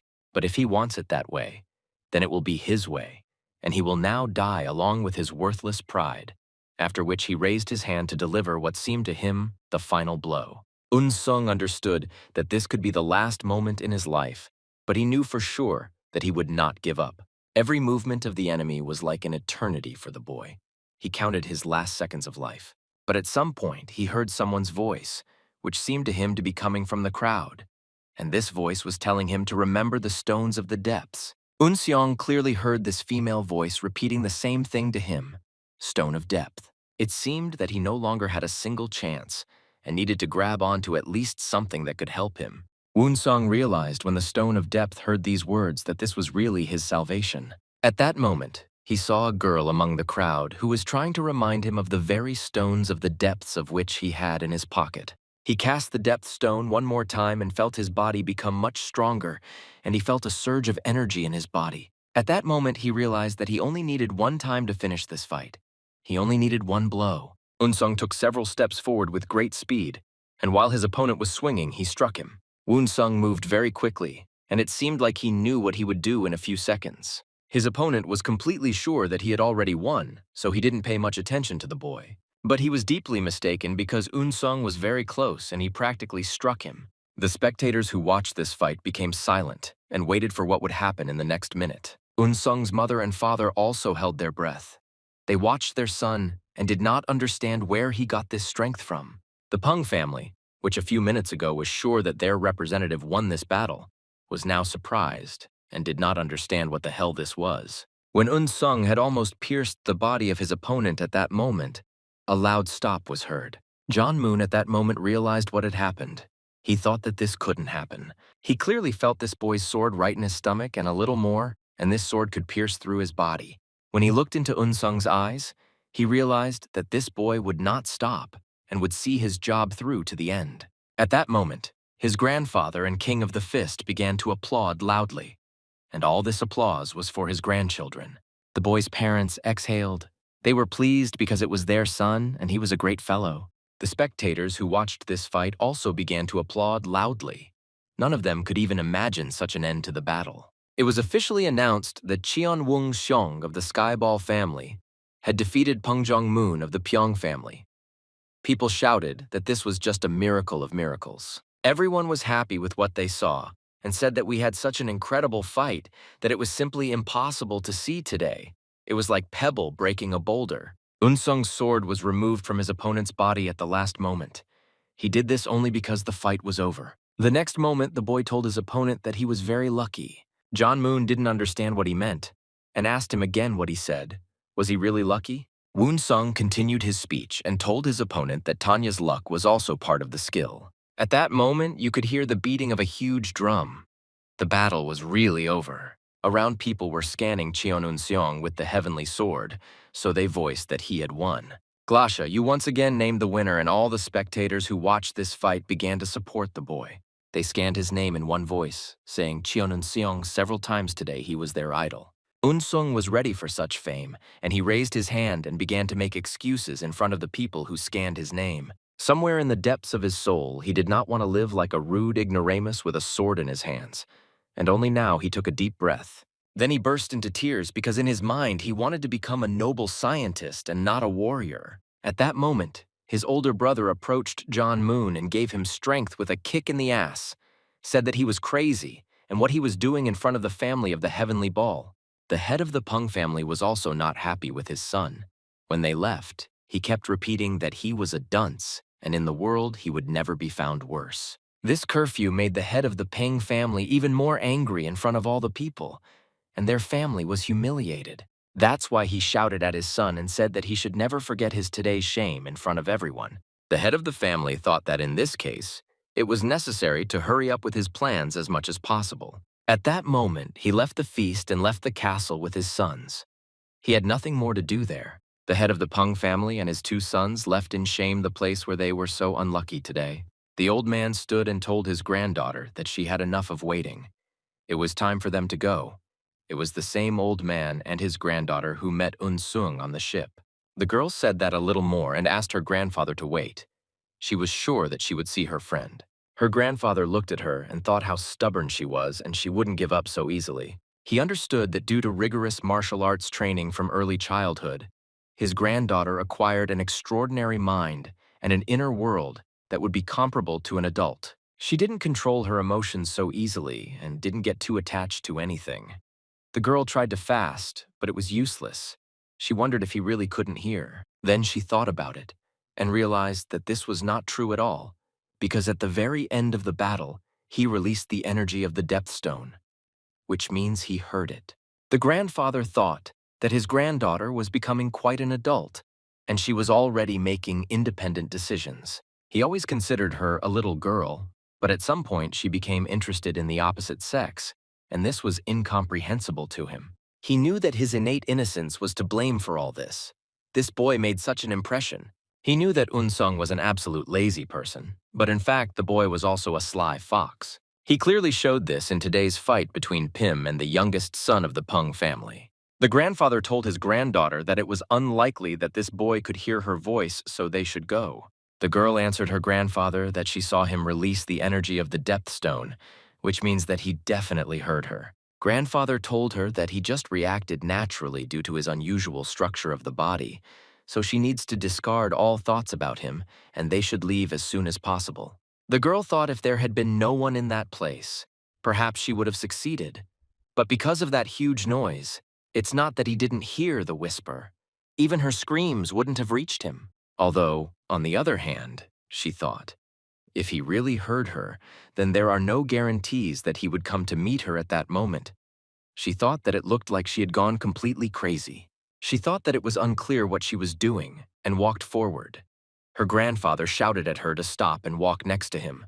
The next moment, she heard a voice carrying and pillars, and this voice shouted seasickness. When the girl turned around, she saw that Sung was approaching her, and he clearly heard her. Hai Rin was very happy to see Sung. The boy stopped. He was out of breath and could not say a single word. When he caught his breath, the first thing he asked her was because she told him about the stone. Hai Rin answered him that of course he was great, that in such noise and in such a commotion he could hear her voice. Sung told her that of course, but he didn't just do that. He always saw how beautiful she was.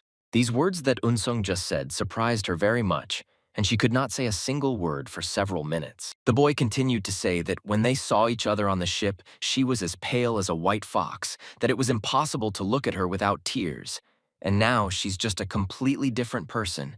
He said that everything really depends on how the girl preens herself. After these words, she screamed very loudly and told him that he should be ashamed because he was carrying anything. At that moment, the girl's grandfather came up. He laughed and said that he would see him again and also added that they had almost left. Sung answered him that thank God he was not late. At first he thought that he was just hallucinating, but then he remembered about them and the old man rushed over and asked him if it was true. And the old man also asked what was happening. Hye Rin's words reached him amid such noise. The boy said that he himself was amazed and that he had never been able to hear at such a distance before. Hye Rin was very angry with him because she wanted to know why he told her that she couldn't look at her without crying. She screamed that he was saying that it all depends on how the girl preens herself. Then she asked him if he even remembers her name because she told him on the ship what her name was. Woon Sung didn't understand why she was screaming so much, but he told her that of course he remembers her name. Her name is Seo Hye Yaren and asked her to calm down. When she heard that he remembered her name, she calmed down and immediately looked at him with completely different eyes. Then she thought about it and said, "Do you really remember from her face?"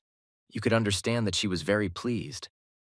And for some reason she began to giggle. Then she turned around and asked Unsung if everything was all right with him, and nothing happened to him in this battle. And he was not injured. The boy replied that he was fine. He was strong as a rock. He was a man, and nothing had happened to him. Then he said that it was true that he had to sweat a little. But now everything is fine. For this you can say a huge thank you to her. Yarin looked at him and asked if he knows. Then Unsung asked her, by the way, how she came up with the idea at the very last moment of the battle for Pim to scream like that, which means she also knows well about the stones of the depths. The girl could not say anything to him in response. They talked to each other for a long time. The old man thought that he was standing like an invisible man, and that he was acting like some kind of slow-witted person. So they should be left alone so that they could talk. By the way, Hye-rin asked him how he came up with the idea of competing with the heir Ping with the principle of 3 basics. And how did he manage to demonstrate the trailer of the 3 basics like that? And she also wanted to know why this happened to Pim so suddenly. Woon Sung didn't know how to answer all these questions. So he said that he was stupid and couldn't answer so many questions in one go. The girl didn't understand the truth. Is the warrior of heaven stupid? In which case she's actually a chicken. They talked to each other for a very long time, laughed, they had fun together. The girl's grandfather watched everything that happened. Hye-rin thought that she was having so much fun, and it was good that she had not had so much fun for a long time. The old man watched how they communicated with each other, and thought that they were similar to her granddaughter. Better someone her age than an old man like her. It was clear that, and down where the rule of law of the noble families of the Justice Clan and D Great Clans had passed, now the era of the Kanho Furrow of the true warrior of heaven had come. The old man, looking at the young man next to his granddaughter, realized that perhaps the Kanho they dreamed of would soon come. Woon Sung and Hye-rin talked to each other for a very long time. They had something to tell each other. They could talk like that for a long time. But the old man coughed several times and told his granddaughter, once she had seen whoever she wanted, it was time for them to leave. The granddaughter turned and asked her grandfather where he had been all this time. Woon Sung wished good luck to Hye-rin and her grandfather on their trip, and the girls in turn wished him good luck. Hye-rin was so happy that she was able to see Unsung that when she was leaving, she told him that they would see each other again. Unsung looked after her and thought at her words. Of course, they can see each other if they succeed.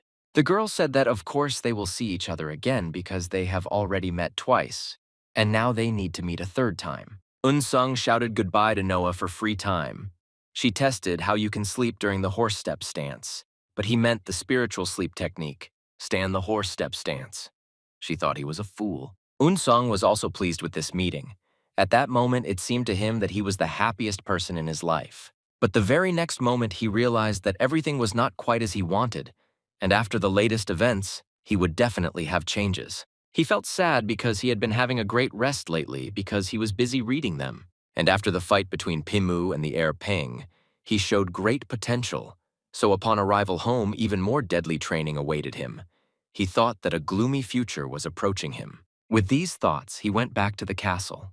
He thought why life is so hard, but learning to read books is very easy for him. When he returned, he heard from his mother that he was smart, and that he was the future of the Heavenly Sword family. These were the words of his father. He was their hope. The boy asked them to stop praising him. The Peng family from Hebei province. This work has been famous for its muscle strength from generation to generation, and used a sword with a single-sided blade as a unique family weapon. The former head of the Peng family, named Peng Jun-do, who wielded a huge ball called the Sword of the Real Demon, gained dominance in Hebei province. He reached the 9th level of the best technique Fen 5 Tiger's breakthrough, and in order to get the last level, the former head plunged headlong into training. But as a result, he fell into a state of chukvime. This is a state when you cannot control the internal energy in your body. Unable to overcome the demon's soul, Peng Jun-do became disabled as a side effect of this condition. And very soon, the eldest son of Peng Jun-do, named Peng Il-san, became the new head of the family. but his skill reached his father's. When the Peng family returned to their home and did not understand that a curse hung over them, and what happened today was a disgrace to their family and clan. The head of the family began to say that if the previous head had not fallen into the state of Chukvaim and reached the latest level of technology, 5 tigers are breaking through, then Peng would have been able to conquer Murim, that all this time Boseli, the land of the 4 seas. And now they have become a real laughing stock for the entire Murim, having lost to some filthy puppy and the heavenly sword family that use the principle of 3 fundamentals. His youngest son, John Munu, bowed his head in front of his father and said that he had no forgiveness. The head of the family replied that he no longer dared to call him father, and he was not going to take responsibility for such a shame. The head shouted very loudly, "How is this even possible?" Even the words that he fell down from an ant bite would have sounded much more convincing at that moment he hit his son. John Munu apologized to his father and said that this would not happen again in the future. His father replied that this is the first and last time he turns a blind eye to his misconduct. From that moment, his son begins close training. The father said that his son must sharpen the technique of the peak of steadfastness to perfection. John Moon told his father that he obeyed. There was nothing else he could do. After this conversation, the head of the Peng family left and left his children alone. The eldest son said that they are not the future of the Peng family, but are just consumables necessary to make their family's 100-year-old cherished desire come true. On the contrary, his younger brother could not admit defeat in any way. He was thinking about how he would take revenge on this bookworm. When night fell and the bright moon appeared in the sky, it seemed that everyone at that moment should calm down and go to bed. But not in the Peng family. Not one of them could come to terms with what happened today and admit this loss. The head of the family was training. He thought about the advantage of a double-sided sword. It was piercing. However, the main advantage of a one-sided ball was its cross-section. A one-sided sword is thicker and wider. Therefore, compared to a double-sided ball, it is several times more massive and the blows are much blunter. However, it was unclear how his youngest son could lose in this battle. He knew for sure that if he honed his skills and swung a one-sided ball and gave him trained internal energy, he could demonstrate destructive power that cannot be demonstrated with a double-sided sword. The head of the family was very upset, and that's why he trained with this race. When he exhaled, he saw that the ground around him where he delivered his blows was cracked. During this training, the head of the Peng family saw strangers standing right in front of him. He didn't know where these people came from, and even more so, he didn't know how they ended up here and what they needed. These people were delighted with what they saw. They admired the one-sided sword of the Peng family. They believed that this sword truly deserved a loud word. The head of the family saw these men and asked who they were and what they were doing here. He was very annoyed that they were here. So he told these people that he did not understand, since when the Peng family estate had become a passageway. One of these people looked at the head of the family and said what kind of fortune this old man had. The head of the family said that his father slept in the state of Chukvaim and became disabled, a well-known fact in Kanho. Did they really come here to mock him? Asked about the condition of his half-dead father. This man with a beard grinned very sarcastically. He was here most likely because of their sword. This man asked the head of the Peng family for forgiveness and said that he did not mean to offend him at all. The head of the family didn't understand how you could be so arrogant and ask him if he's completely out of touch. This man did not say anything and did not begin to make excuses. It was clear how he concentrated energy in his hands. In the next moment, all the energy that was concentrated in the hands of this unknown person was directed towards the head of the family. The head of the Peng family did not immediately understand what happened, but the only thing he managed to do was block the blow that the stranger tried to strike him with his sword. The stranger concentrated more and more forces and tried to deliver an energy blow to the head of the family.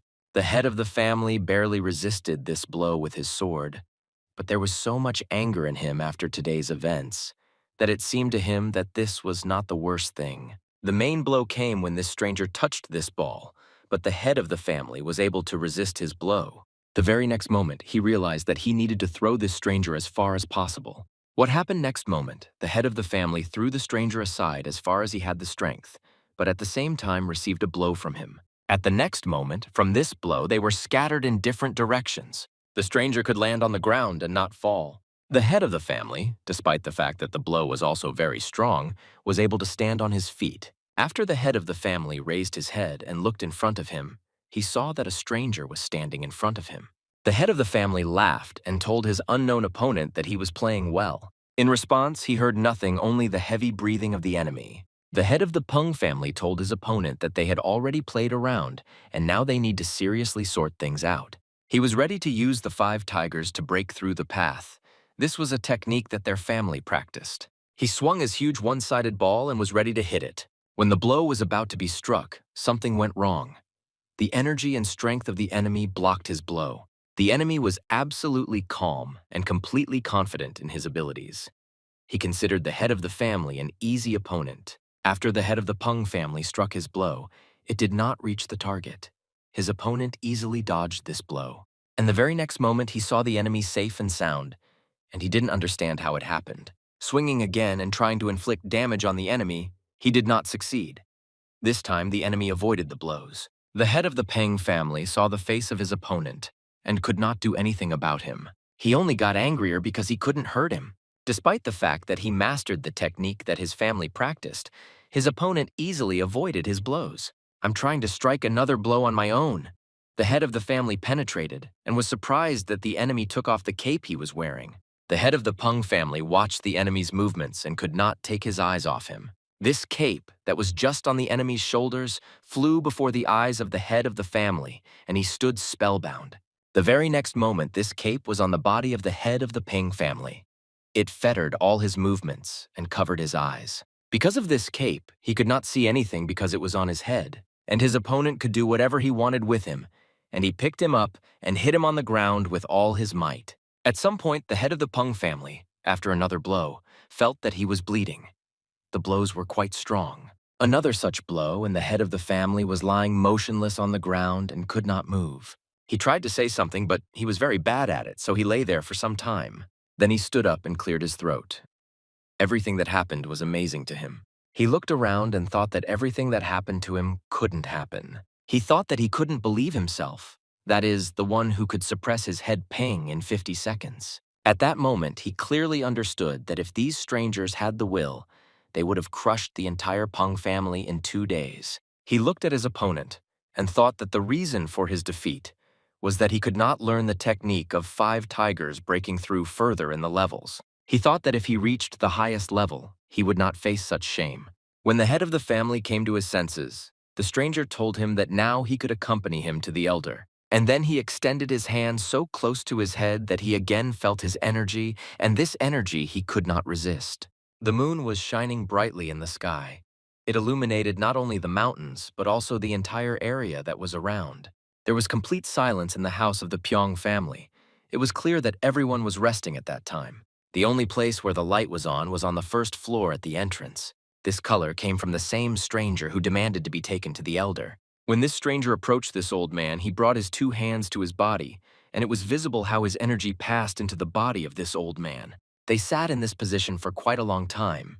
It was unclear what this stranger wanted from the almost dead old man. This stranger asked for complete silence from everyone. He needed to find out why he came here. Then he touched different parts of the old man's body with 1 finger of his hand. For a moment, it was clear that some strange spirit was coming out of him. It was all very strange. Then this stranger began to walk around this old man, and his energy passed into him. He touched from the back with his index finger at different points. From the outside, everything was incomprehensible and strange. Then he touched his back with his 2 hands, and it was clear that great energy and strength were concentrated in his hands. The old man's face became more and more aggressive and scary, and blood sprayed out, but he continued to sit in the same position. The next moment, the old man screamed very loudly and energy rained down from his eyes. Then it was seen how his body returned and became the same. It became as muscular as all the representatives of their family. It was seen how his heart began to beat much faster and blood flowed through his veins. The old man began to make some indistinct sounds, but it already looked like something human. His son, and the current head of the family, thought that his father's blocked energy pathways had opened and energy flowed out. He thought about how it was possible to recover from Chukvaim. The head of the family asked his father if he was conscious now, and if he could talk to him. He looked at his father's hands and saw that he moved his fingers and began to work. The head of the Peng family was very happy. He looked at all the changes that were happening to his father and understood that this was impossible. But this actually happened before his eyes, and he had to accept it as he should. He didn't understand how else to relate to everything that he had just seen. His father practically came to life before his eyes. The stranger told him that he understood his feelings, but there was no hurry in restoring Taihiepa Peng Jun Do from Chuwaim. A new restoration was taking place, and it was all happening before his eyes in front of his son. Then the stranger held out and said to make a herbal decoction according to this recipe and then to his elder. And then he added that since we have a lot of poisonous ingredients, he should be very careful. Even if you help the old man in the circulation of energy by pressing on certain acupuncture points, after a year it will be difficult for him to restore his previous skills, however. He will be able to recover in order to pass on his knowledge. The head of the family looked at him and asked again if this was true, and his father would be able to recover. He looked at these strangers and wondered who the hell they were and where they came from and why they were here. And where did they get such powerful equipment and skills with which it is possible to treat Chukvaim? He thought that most likely they have the roots of a vile or demonic clan. If it comes out that they have rallied forces with the vile and demonic clan, this could be the achievement of Murim. However, everything was not as simple as it seemed to him, and he did not immediately know what decision to make. Even if he unites with them after curing his father and continuing his progress, they will have the opportunity to rise to the strongest family in Murim, and only then will they be able to take control into their own hands. At this moment, the stranger said that it was time to now discuss their demands. The head of the family said that he understands perfectly, and as they say, there is nothing free in the world. So he is waiting for the fuck to lay out the conditions. The stranger said that they need to crush one Marima clan. This clan is Cheonho, which is located in the forest region of Hebei province. This was very surprising because even without this request, he would have wanted to do the same thing as this stranger asked. Therefore, he answered that he did not understand why he was asking Peng to do this when she was quite capable of handling it on her own. The stranger looked at him and laughed. He began to tell him that if they go out, they will receive suspicions from other clans. And if they do this, then it won't be so obvious. And if the Skyball family also interferes, it will become much more problematic to deal with them.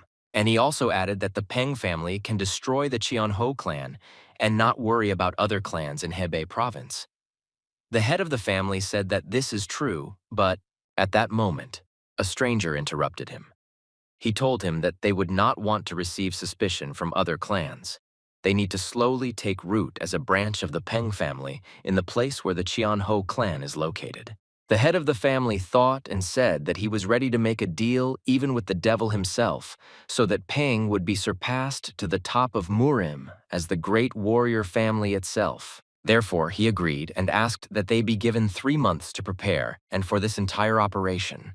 The stranger also said that they would set a trap for the atrocities that the Cheonho clan had committed all this time, and would pin several more misdeeds on them for their criticism of exceeding the achievements in Murim. At that very moment, they Pyong, who received damage from Cheonho, will come forward, defeat them, and then allow those people dressed in Pyong clothes to settle there. You even while in another part where the military family of the Heavenly Ball lived.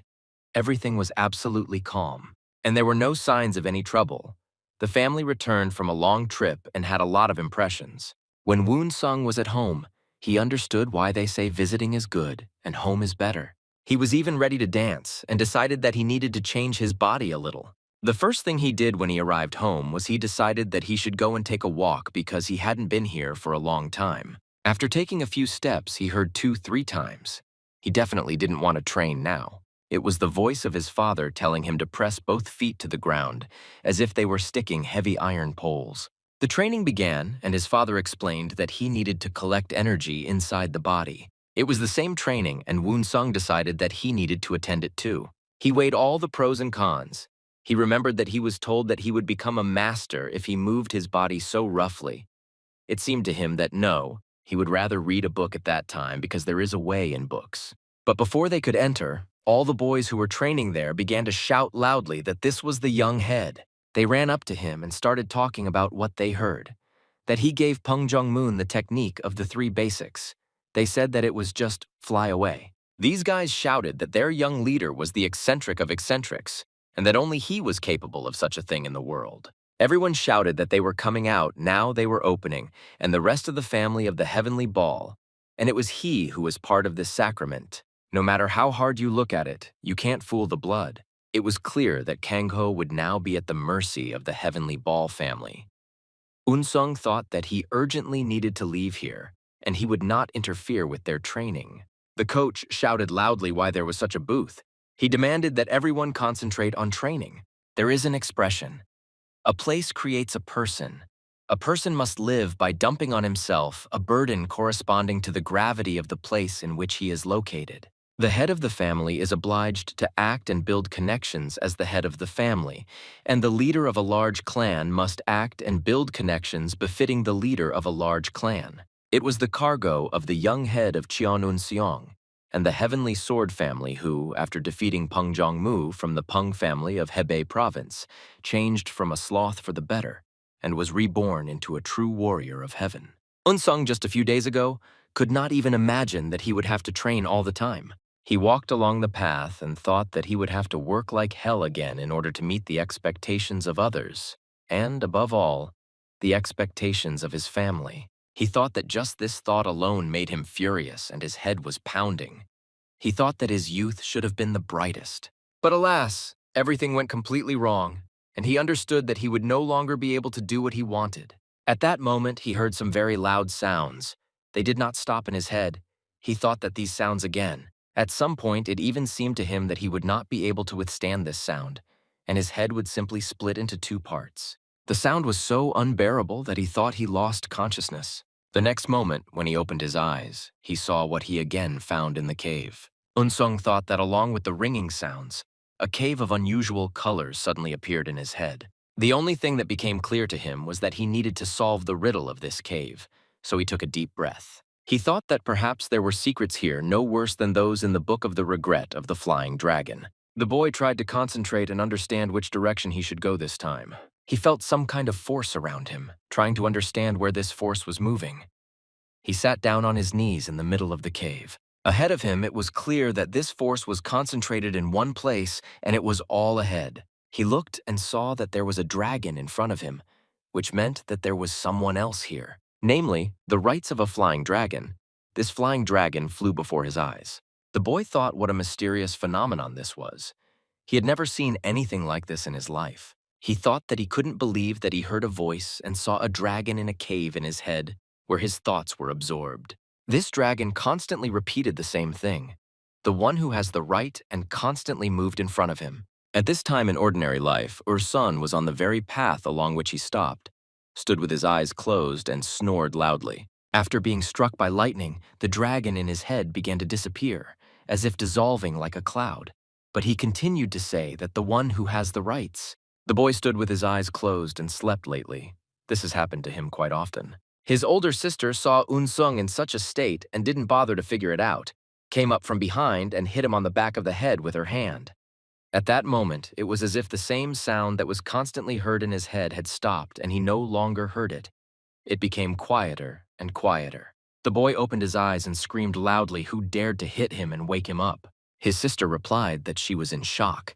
It seemed like some ghost of a dream had followed him and was constantly haunting him. She said that at first he slept in a pillar, and now he sleeps during circulation and energy. Is he really planning to invent a technique for energy circulation in a dream, or is he just playing around? The sister grabbed him by the ear. The boy screamed loudly and said that he should do this to become taller height. His sister told him that he was wasting his talent on the wrong thing. She was very angry with her younger brother. Woon-sung was also angry with her, and because she was constantly trying to control him, he shouted at her to get married already and not touch him. His sister replied that she was not going to get married, and then she got offended and turned around and left. Unsung answered after her that she was deceiving him. The girl got even more angry, turned around, came back to him and tried to hit him, but Unsung began to tease her and said that she wouldn't hit her. Another sister got involved in this conflict. She asked who could be mocking the young master. The older sister said that her sister should maintain her manners at home, and she was told this more than once. And I must also add that from now on, you need to call Unsung young master and address him only as you. When the boy heard, he was very happy, but his sister, on the contrary, was indignant. She asked if she really thought that he should be addressed as you. In fact, he hasn't earned it yet. The elder sister said if she can't do it right now, then she should at least behave decently so that others will take the young master seriously. The sister listened to everything that was told to her and thought that this was completely unfair, and she was definitely not going to punish him. And the older sister also came up to the boy and said that he, too, should behave in a way that suits the young master. And she also explained to him that he cannot forever play the role of the fool's younger brother. Woonsung said okay and said that he understood. My sister was very upset because he responded to fuck off. The boy thought that he would first take a little breath, and otherwise he would quit even earlier than he would become a martial arts master as expected of him. His sister said that in this case he should take this before resting, and reached into the pocket of her kimono. The girl took out a box from her inner pocket on which lay a red ball. A strong smell emanated from it. The girl said that recently one person came to them. He said that he received very valuable herbs, on the basis of which, putting all his soul and heart into creating Huandal, he ordered Unsung and his brother-in-law to take one pill each. The family of his first brother-in-law, Baek Chul-hyun, is a family of doctors, and from Shanxi province there were rumors before that the current head of the family named Pizak Yun Myung was nicknamed a genius doctor, in other words, this Hwandan that she gave him a real miracle cure. Unsung categorically began to dunk his head and hands. He did not want to accept anything and said that in that case, this Hwandan is worth accepting, and his older sister replied that his brother-in-law had already taken one such pill and this Hwandan was only his. Woonsung replied to his sister that in that case it was her Hwandan and she should accept it. The girl said that she had signs of pregnancy here, so it was better for her not to take it for now. And at that moment she blushed. And then she began to insist that this is why her brother needs to eat this pill as soon as possible. Unsung shouted loudly no. He was talking about the fact that she can eat Hwandan immediately after giving birth. The girl did not stand on ceremony with her younger brother. She grabbed his face and made him open his mouth. Then she told him to say "A" and tried to make him swallow this pill. Unsung said that he was not ready yet, but all his objections were absolutely useless.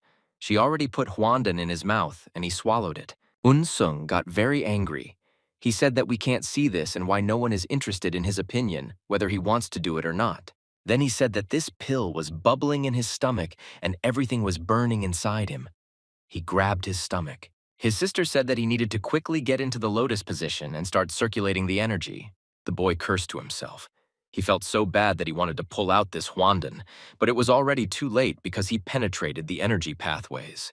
For a moment he felt that a flame was rising inside him.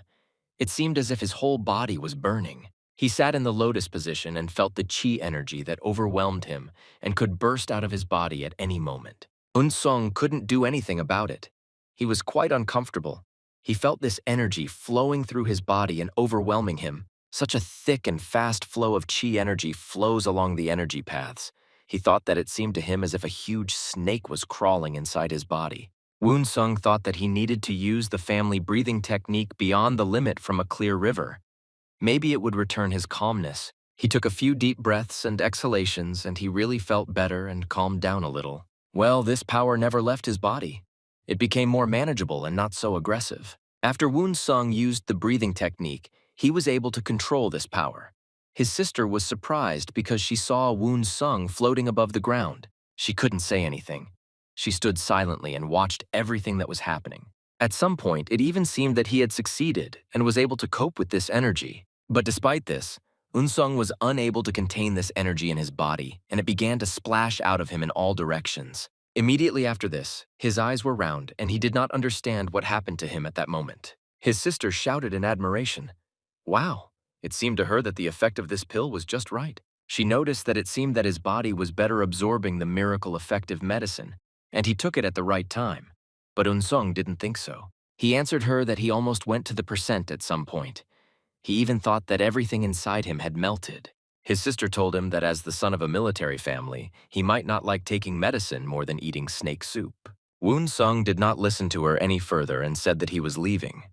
He was not very pleased to be with her now. He turned and pushed off to get away from his sister as quickly as possible. Pushing off with one leg, he felt that he was pushing off with very great force without making any contribution to it.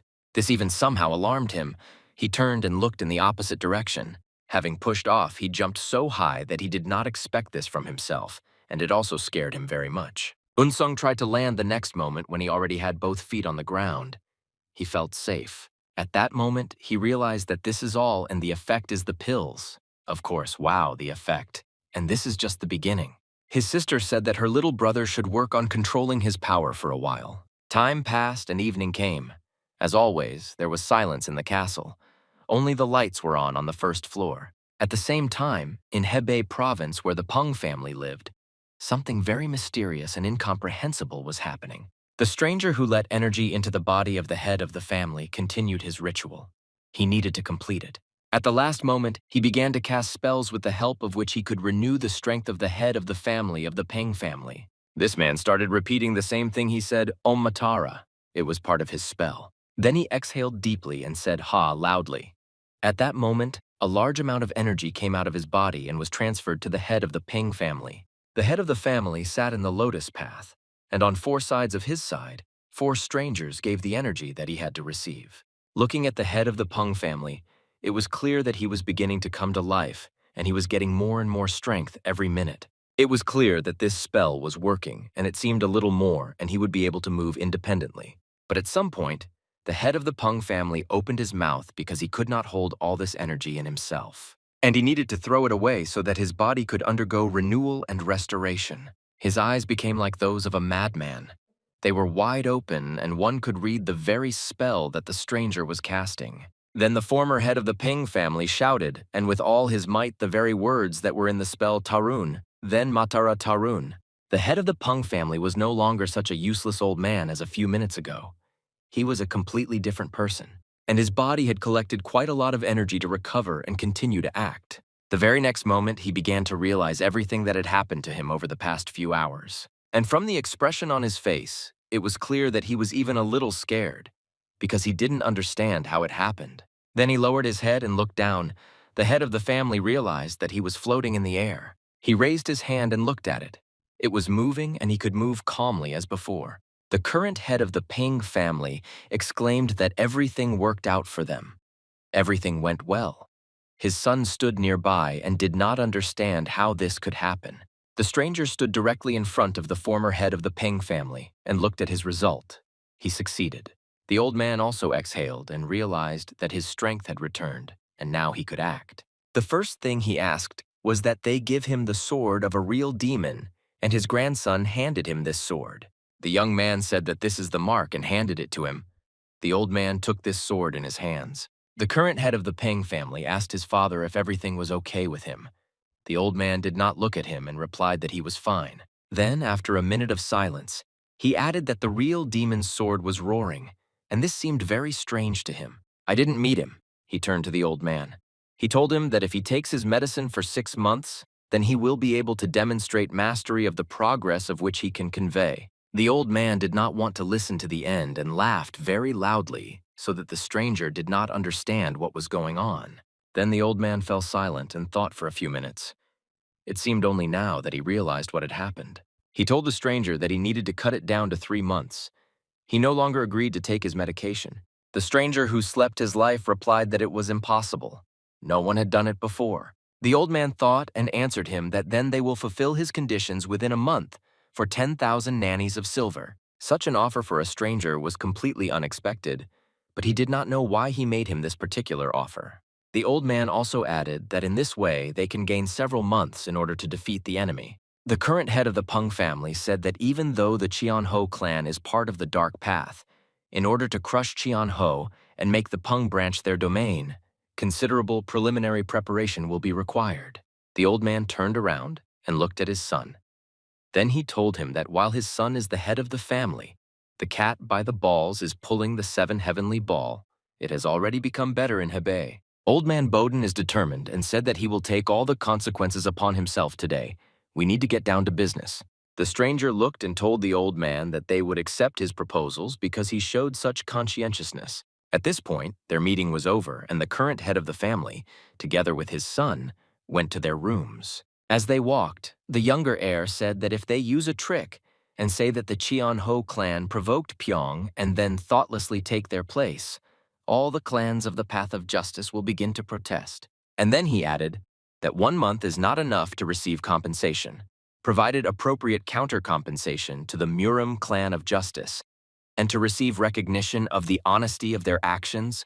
The current head of the family answered him that when his father completely leaves the state of Chukvime, all his achievements will be transferred to him and his two sons, that is, to them. And then Peng will rise above Hebei. They will strive to become the strongest army of the family in all of Murim. The head of the family asked his son how much longer they should tarnish the name of the family. His son replied that he understood everything. The head of the Peng family said that for the sake of their 100-year-old enviable desire, the Peng will no longer step aside. The next morning, everything was as usual in the city, and there were quite a lot of people in one of the 5 establishments. The girl was sitting at the table with her servant and constantly pouring herself alcohol to drink. Her servant asked her to stop drinking because she was already drinking too much. But Milady told her that Tanya would try to dissuade her. If she doesn't get drunk now, she'll burst with anger. And immediately after these words, she completely drank everything she had in her cup. Then she took the jug again and began to pour alcohol back into herself, but the jug was already empty. Milady began to be loudly indignant and shouting what kind of nonsense this was. And her bottle was already empty, so she shouted so that she wouldn't drink the next one. The maid tried to take her out of this foamy establishment because the people around her were looking at them, but my lady kept repeating, "Alcohol, alcohol." You were there in 5 establishments for us at the same time. There was the young head of the Cheon-ho clan, Kuyong-id, who was observing this whole situation. The Cheon-ho clan is one of the 5 plains of the Dark Path, which is located in Hebei province. The head of the clan is Kusang-tai, nicknamed the Sword of Sinister Blood, not very cruel and merciless in human nature. The glory of the Cheon-ho clan, in the immediate vicinity of the forest region of Hebei province, are equal to the law, and the eldest son of the head of the Cheon-ho clan, named Kuyong-il, who is not on his back, was surrounded by rumors that he was an inveterate libertine and a ladies' man. Milady could not calm down. She constantly shouted that her bottle was empty and that they would bring her more alcohol. Her maid could not calm her down. When Kuyong-il saw such a situation, he thought it was just great, and the time had come for him to start acting. He began from his desk, and he walked up to the table at which 2 girls were sitting along with their subordinates. At another table, visitors began to talk among themselves about how today the end of life had come for 2 innocent girls. Another of the visitors told him not to interfere and to watch his language. Kuyong-il coughed several times as he came closer to the table to make his presence known. Then he turned to one of them and asked that they seemed to have run out of alcohol, but in that case, he could buy a bottle for them. Milady's assistant asked the young man who he was and why he dared to approach them. The young man replied that he was the young head of the Cheon-ho clan named Kuyong-il. Milady told him that she didn't care who he was, so he shouldn't linger and should go back to where he came from. The young man looked at her and laughed. He told her not to be so heartless. And as they say in China, all people are relatives of each other. If someone runs out of alcohol, can't the other one do a favor and buy a bottle? Although the girl demanded alcohol, at that moment she said that she would refuse his gift. To buy myself a bottle of alcohol. Kuyong-il. He didn't expect such a turn of events. He was even stunned. But he thought to himself that these girls seemed to have completely lost their fear. In fact, they don't act like that. Milady's assistant came closer to him and said, "Did he really not understand? In that case, she repeats for him to get out of here." This made the young man very angry, so he thought that they should be punished. He grabbed the assistant's face and told her that her skin was so shiny, so he wanted to spare her, but now he is very angry. Meledia threw a glass that was on her table and splashed all the contents in his face and then told him to go away. Kuyong-il wondered if this was real. He was subjected to a shame that he couldn't even imagine in a dream. The girl told the man to go back to his chair or else everything would end very badly for him. Kuyong-il has never experienced such humiliation in his life. Not only was he sent, but he was also threatened. After thinking a little, he decided that he needed to act a little differently. He bowed his head and began to say that he was sorry, and he had committed a mortal sin.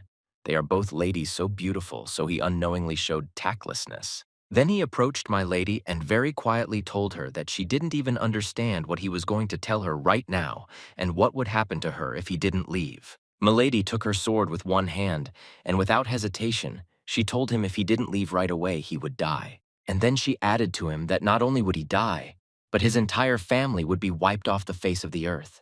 Kuyong-il has never been so humiliated and didn't understand what kind of girl this is. It looks like she has support on her side if she says such things with such confidence. In these vicinities of Cheong-ho, his clan is omnipotent. However, Zhongyuan is wide and there are much more powerful forces in it. If she is from a large clan or a noble family, it will not be easy to cope. But on the other hand, if he retreats now, rumors will spread around and the Qianho clan will face great shame. The girl took out her sword and put it on the table. Then she laughed and asked the young man if he had already shit his pants and told him to leave as quickly as possible. Then she said with a disdainful eye that the young man should get out of here as quickly as possible and waved her hand at him. Ku Yong-il had never been in such a situation before. He thought that this bitch was holding him for some kind of dog and communicating with him in the same way. He got angry and told her how dare she ignore the young head of Cheonhoku Yan Ildaria with his foot on her table so that he turned the table over. He didn't stop and hit her table several more times. Everything that was standing scattered all over the place. The girl was ready to fight with this ignorant Ku Yong-il. He also wasn't going to forgive her, so he also took out his sword. The girl swung and tried to attack her opponent. But what Ku Yong-il told her, she doesn't even understand who she decided to raise the sword against. Well, it was already unbearable to stop her, and she tried to inflict blow after blow on the man. Ku Yong-il only had time to parry her blows. He could not even imagine that she could control the ball. The young man was so angry, and he didn't like the situation that she dragged him into. He couldn't forgive such a shame. That's why he said that he had no skin in her and she couldn't even imagine who she was dealing with. Despite the fact that his opponent was a girl, he swung and launched an attack against her. Milady was a little surprised. She blocked his blow but did not think that he would start attacking her. Ku Young-il Vanessa told her that she only knows how to talk with her dirty tongue. But in reality, she is worth nothing. He held his sword with both hands and was ready to destroy her. It seemed to him that she was about to surrender.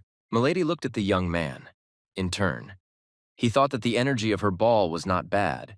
If she were sober, she would not have given in to his strength. In fact, she demonstrates the movement of lifting the ball and being intoxicated. A gap appears in her movements, and the swing of a double-sided felt boot is similar to the swing of a one-sided ball. He also thought this meant that she was not from a famous family, but most likely she was just self-taught. In this case, his hands were free and he could do as he saw fit. He told the girl that she was done smiling. This made my lady very angry. She realized that in no way was this young man taking her seriously. Milady continued to hold the blow and block his attacks. She did not understand why he was laughing at her. And if he treats her this way, she decided that she should show him what we are capable of. The girl swung with all her might and began her attack against the young man. Her sword almost cut him into two parts at the last moment. He managed to escape this blow. Milady shouted to him that he was a damn little rat, and she was not going to forgive him for his statement. The next moment, she swung her hand to strike again. This time, the young man barely escaped her blow only because he jumped to the side. He did not understand that he would need to use all his skill and strength because he had a fairly strong opponent in front of him. The girl was not going to recover. She swung again to strike the next blow, and this blow should have destroyed him if it had reached its target. But Ku Yong-il was a good and experienced fighter. Taking a step forward, the young man avoided this blow, but this angered him even more. Therefore, he raised his sword up and swung to strike back in this attack. He put his strength. It seemed that his sword destroyed absolutely everything in its path, because it has quite a lot of power. When my dear saw it, she was scared. She definitely didn't expect that her opponent would be so strong. And the very next minute, Ku Yong-il dealt a powerful blow to his opponent, and he reached his goal. Milady did not have time to escape from this blow. She collapsed and screamed loudly. The first blow was followed by a second one. The girl couldn't collect typhus, damn it, although she was good at sword technique. In this situation, she lacked skill and strength. Therefore, after the first blow, she missed the second and then the third, which the young man kicked right in the stomach. At that moment, she let go of her sword from her hands. This blow was so strong that she flew to the side, but at a fairly large distance. She even flew over the chair she had just been sitting at. All around, the visitors decided not to engage in battle and hurried to disperse. Milady fell with all her might and attacked. It was her complete loss, and she couldn't do anything about it. The flood broke everything around her, and for some time she was confident in her abilities.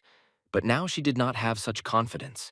Her assistant hurried to her aid, raising her head. "My lady," her assistant said, "that they are a bastard. They don't even know who she is." These words intrigued Ku Yeg-il very much.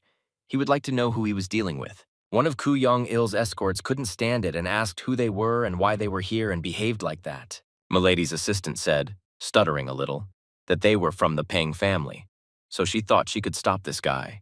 The guys who were with Koo Young-il never expected that these two girls belonged to the Peng family, and Koo Young-il himself wondered if these two girls belonged to this Peng family, which is located in Hebei province. Milady's assistant said that this is exactly the case. This is the eldest daughter of the Peng family, and my lady's name is Peng So-yu. Koo Young-il thought if this girl is telling the truth, then he can be considered a corpse and the Cheon-ho clan erased from Gangho.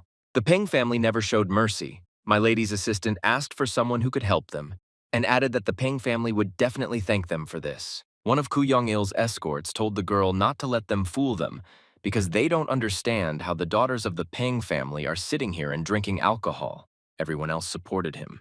The assistant explained that my lady was married to someone for whom she had no feelings, so she disguised herself and ran away. The guys began to be indignant and told the assistant to stop talking nonsense already. If this is really the daughter of the Peng family, then she should definitely have a one-sided sword. The girl tried to explain that Milady had done this on purpose for camouflage. If she had had a one-sided sword in her hands, these guys' heads would have fallen off their shoulders long ago. These words offended the guys very much, and so they asked who she takes them and the Cheon-ho clan to be. She considers the young head of this clan to be. Koo Young-il thought that he noticed in the movement when she attacked that it looked like she was not holding a double-sided sword at all, but the movement was similar to a single-sided sword. She actually had gaps in her movements. The assistant could not stand it and took out confirmation that they are indeed representatives of this family. When the guys saw this, they realized that this was the end, and Milady really was the daughter of the Peng family. Koo Young-il was even more upset because all his assumptions were indeed confirmed, and she was from the Peng family. So he thought all he had to do was choose either he would die or he would kill them if he ended up dying. He needed to have some fun, at least for the last time. He understood perfectly well that he couldn't just kneel down and put his head to be cut off in front of Peng. The guys who were with the young master looked at him. They wanted to know what they should do now. Because in the hands of the assistant, there was indeed an informative sign of the Peng family. Everyone around just started saying that these are Peng identification plates from Hebei, and they are really from the Peng family. Koo Young-il, after thinking for a few minutes, decided that he had nothing to lose, and if this happened, he would go to the very end. He told his guys to get ready because he decided that they needed to be destroyed and made a gesture saying so. His guys didn't quite understand why this was necessary, but none of them became indignant. They got ready and began to draw their swords to carry out the task that Koo Young-il had just given them. They were all ready and just waiting for Koo Young-il's command, and their young master did not keep them waiting long. People in this 5 establishment began to leave the premises because they were afraid to get involved in this fight. Moreover, the young master's assistants made their efforts to ensure that all the extra ones got out of here as quickly as possible. And after a few minutes, there was no one in this establishment except the young gentleman with his assistants and my lady with her assistant. The assistant saw what these guys were doing, grabbed her mistress, and started screaming loudly for help.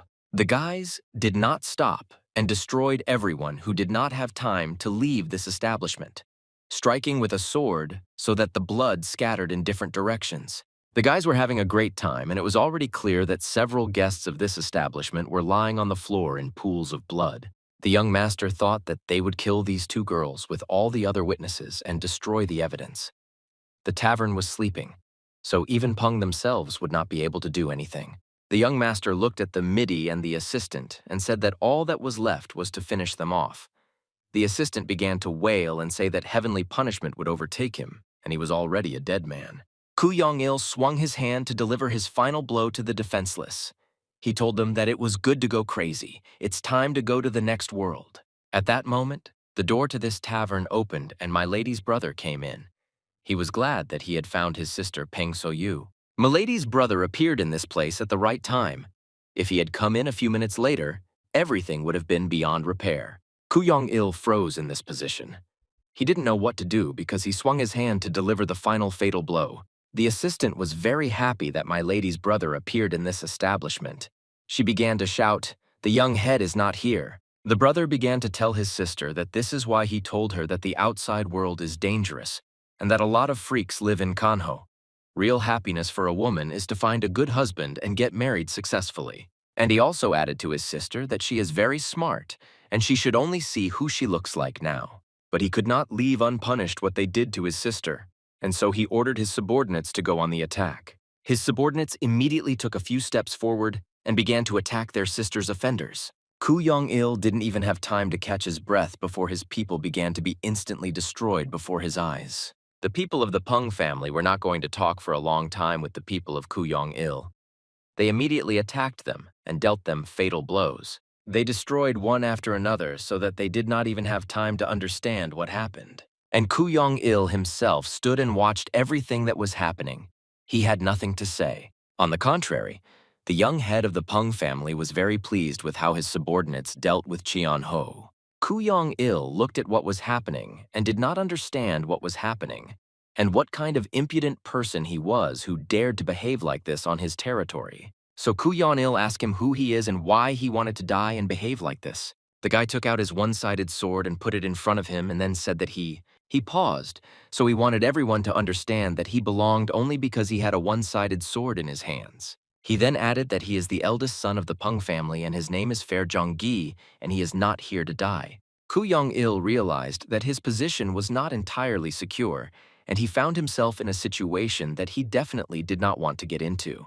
But he had no choice and had to repel the attack of his opponent, the eldest son of the Peng family. Each of them wielded a sword quite well, and therefore they entered into an equal battle as it seemed to them. Koo Young-il assessed his opponent and thought that he simply has colossal power, and he hits with this force, so his blow is very difficult to hold. Already at the next blow, Koo Young-il felt all this power and was unable to block the enemy's blow. Koo Young-il flew to the side, demolishing everything in his path. The blow was very strong, such force that Koo Young-il flew out into the street, breaking the door and crashing straight to the ground. When he fell, he thought that his opponent was really very strong and he would have a hard time with him. Koo Young-il tried to raise his head. He succeeded with difficulty. He looked around, and he saw that his opponent's assistants were standing and looking at him.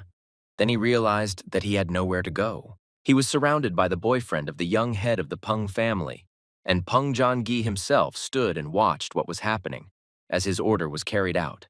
Then he said that with such useless skills as his, he decided to attack the representatives of the Peng family. It's even funny. An assistant approached the young head of the Peng family and said that they had found one survivor. This guy who survived begged to be kept in prison. There was so much fear in his eyes that it seemed like he was about to die from this fear. John Ji told this surviving guy that after he was able to speak, he would be required to testify. The stuttering guy replied that he agreed. Koo Young-il sat and did not understand what was happening. It was all very strange and very suspicious. First, the daughter of the Peng family showed up at a dirty establishment on the outskirts and sat drinking alcohol at the level of the guys. Then, just in time, the young head of the Peng family appears. From the outside, it looked very suspicious.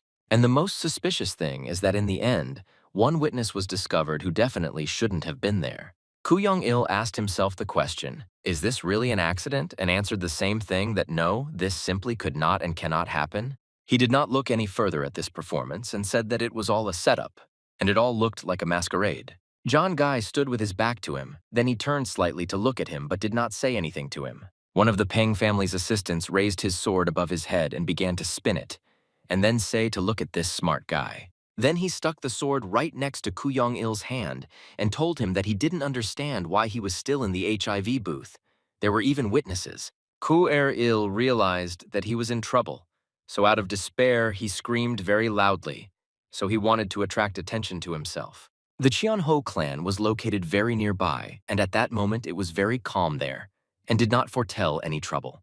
The current head of the Peng family stood and looked down at the place where the Cheon-ho clan was located. He had a plan, and he wanted to bring this plan to life as quickly as possible. He stood with clenched fists and waited for someone to tell him that everything went according to plan. His eldest son came up to him and said that everything went as they planned.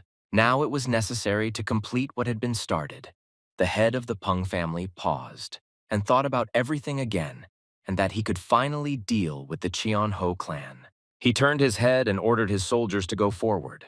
It was too late to retreat. His warriors walked with him to the gate where the Cheon-ho clan was located. They all knew how to act. The soldiers who were watching and standing guard when they saw the crowd approaching the gate at first did not understand what was happening. Then they were very surprised by so many howls of the Ping family approaching their territory, and not for peaceful purposes at all. One part of us was led by the eldest son of the Peng family, John Gi. He walked ahead of them. When they came closer, the young man thunder shouted at them to go on the attack. Only after this did the watchmen realize that it was approaching Voag. Their gates were there at the entrance to the city. The warriors who stood at the gate said that the warrior of the Peng family cannot be allowed to pass through, despite the fact that there are even more of them. But they failed to restrain the warriors who were the Peng family and who were led by their eldest son. They failed. Some warriors of the Chong Ho family shouted to their clan head to leave here as quickly as possible. Others simply shouted, "Have mercy." And the head of the Cheon Ho clan himself could not understand why Peng suddenly attacked them for no reason at all. The next moment, the eldest son, Peng Jong Gi, burst into the head of the Chon Ho clan and said that in his opinion, there was no particular need for him to introduce himself. And with his one-sided ball, he pierced us through the head of the Cheon Ho clan who never received any explanation. Zhong Gi thought that he didn't even need to say anything. He very quickly did his job and eliminated the enemy. Zhong Gi. At that moment, he looked with cruelty at the head of the Cheon Ho clan, but he knew that this was his enemy. Therefore, he decided to finish his job, and after delivering the blow, he also pushed him with his foot so that the head of the clan, Cheon Ho Pasha, fell. He stood over the head of the Cheon Ho clan, who was lying on the ground unarmed, but he was not going to spare him. He completed his job. It was a victory for the Peng clan. Everything worked out as they planned. Wounded warriors of the Cheon Ho clan lay on the ground, but no one was going to spare them. When the head of the Peng clan came in, everyone started shouting to him, "Long live the Peng family," scan cheers. The head of the Peng clan looked at those lying on the ground, but he also did not have any regret for them.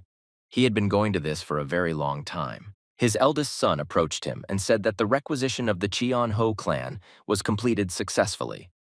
The father praised his son, and John Gai told his father that all the corpses that were lying on the ground would immediately be collected and disposed of. His father asked where the witness who was supposed to testify was. The man approached the head of the Peng clan and said that he was the same witness who was ready to testify.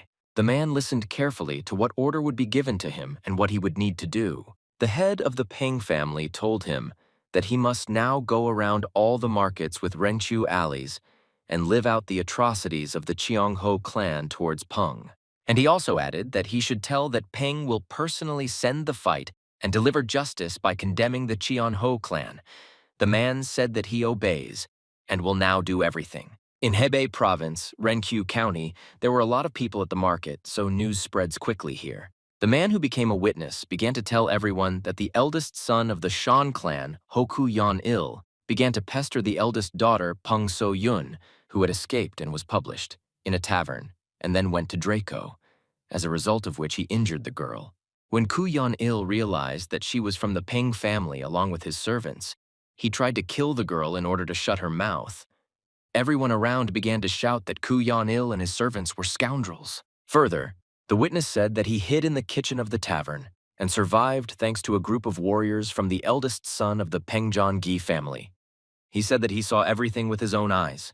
People said that the tyranny of the Cheon Ho clan has really gone beyond all limits lately. They supported the Peng family and said that they were great for condemning them throughout Hebei province.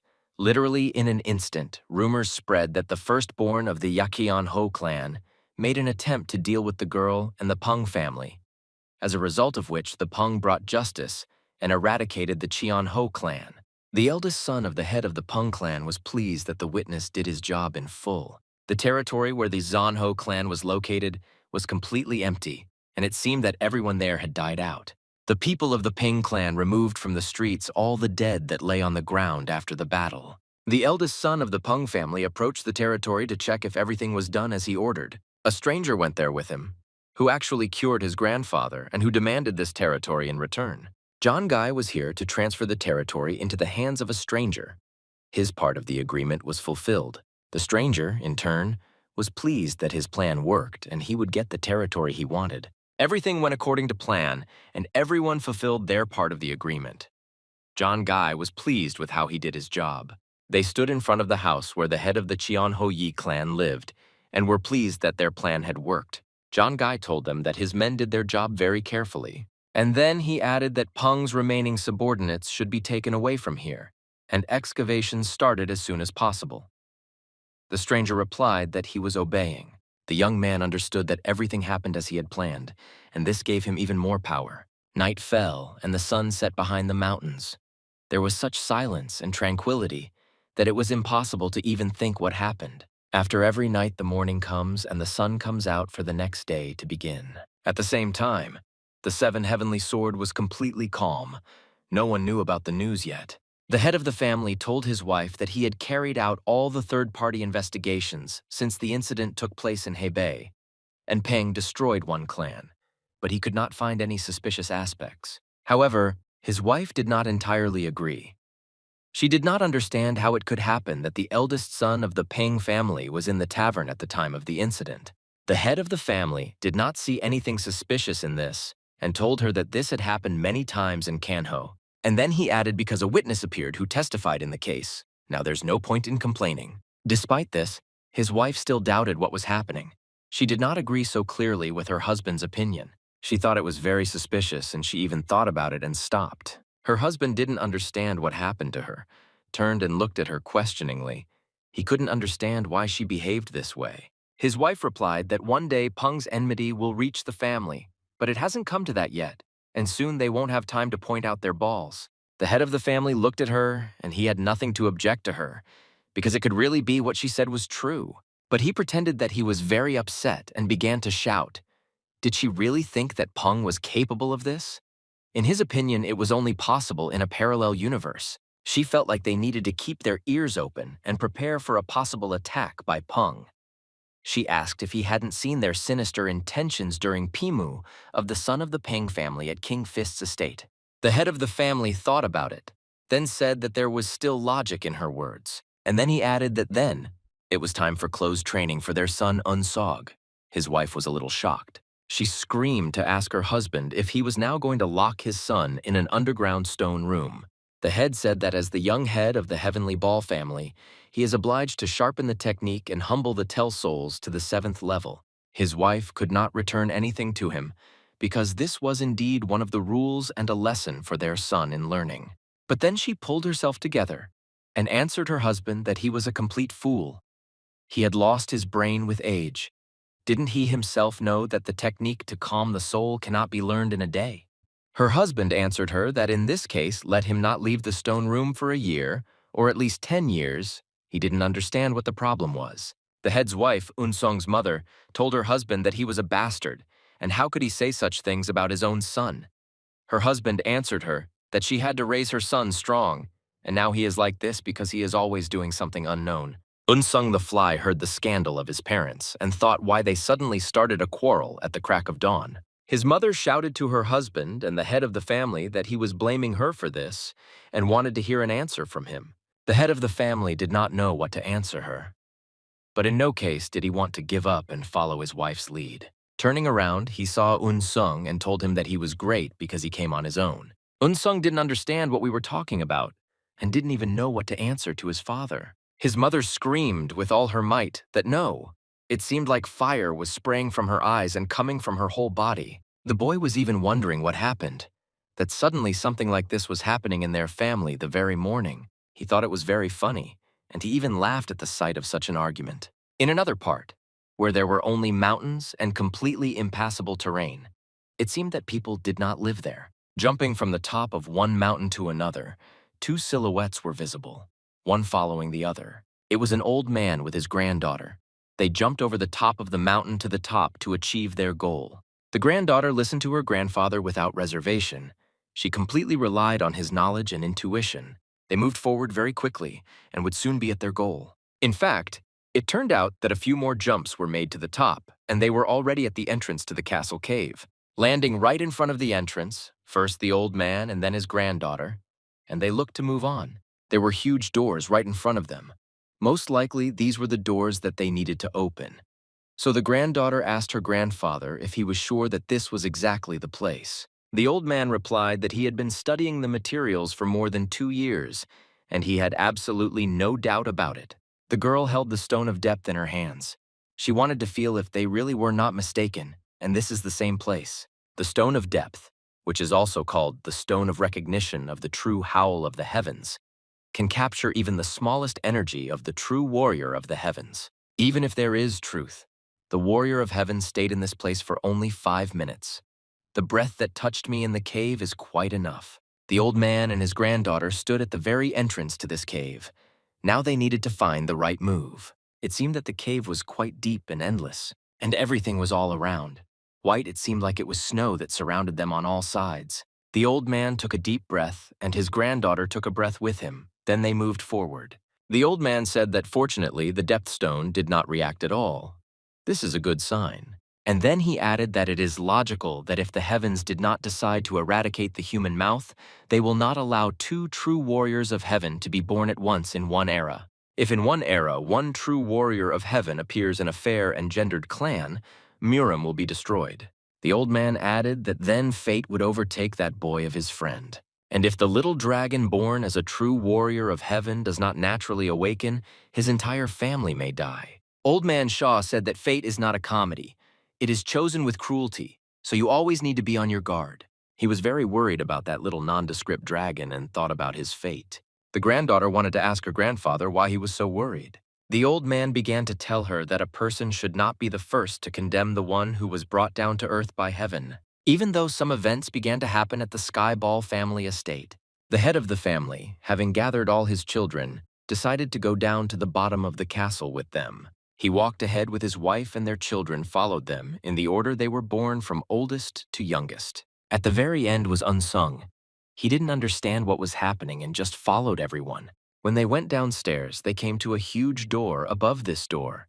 It was written that this is the cave of the heavenly sword. The father told his children that a puppy never comes out of a tiger's den, and they should remember this. Unsung, I thought to myself that this is what he was thinking, and why did their father take them here in the morning? I read the lectures. Did he really want to lock him here? His father began to say that the young heads of their family from generation to generation surpassed themselves and received enlightenment through open training in the heavenly ball cave. He looked at Unsung and said that from that day on, he would begin closed training. The boy was in complete shock. He didn't understand if his father really thought so. So he asked his father what closed training could be like at that age. He thought it was a waste of his youth. His father replied that it was a revered tradition, and for the family. The boy thought to himself, what kind of idiotic tradition this is, and when he becomes the head of the family, then he will remove all the absurd traditions of the damn mother. The head of the family ordered the gates to be opened. He was determined for his son to begin closed training. His eldest daughter approached and turned so that the gates of this cave opened. While the gate was opening, Unsung thought that they should stop and should listen to the opinion of the young leader. But all this was useless. His father said that until he sharpens the technique of humble souls to the 7th level, the door should not be opened.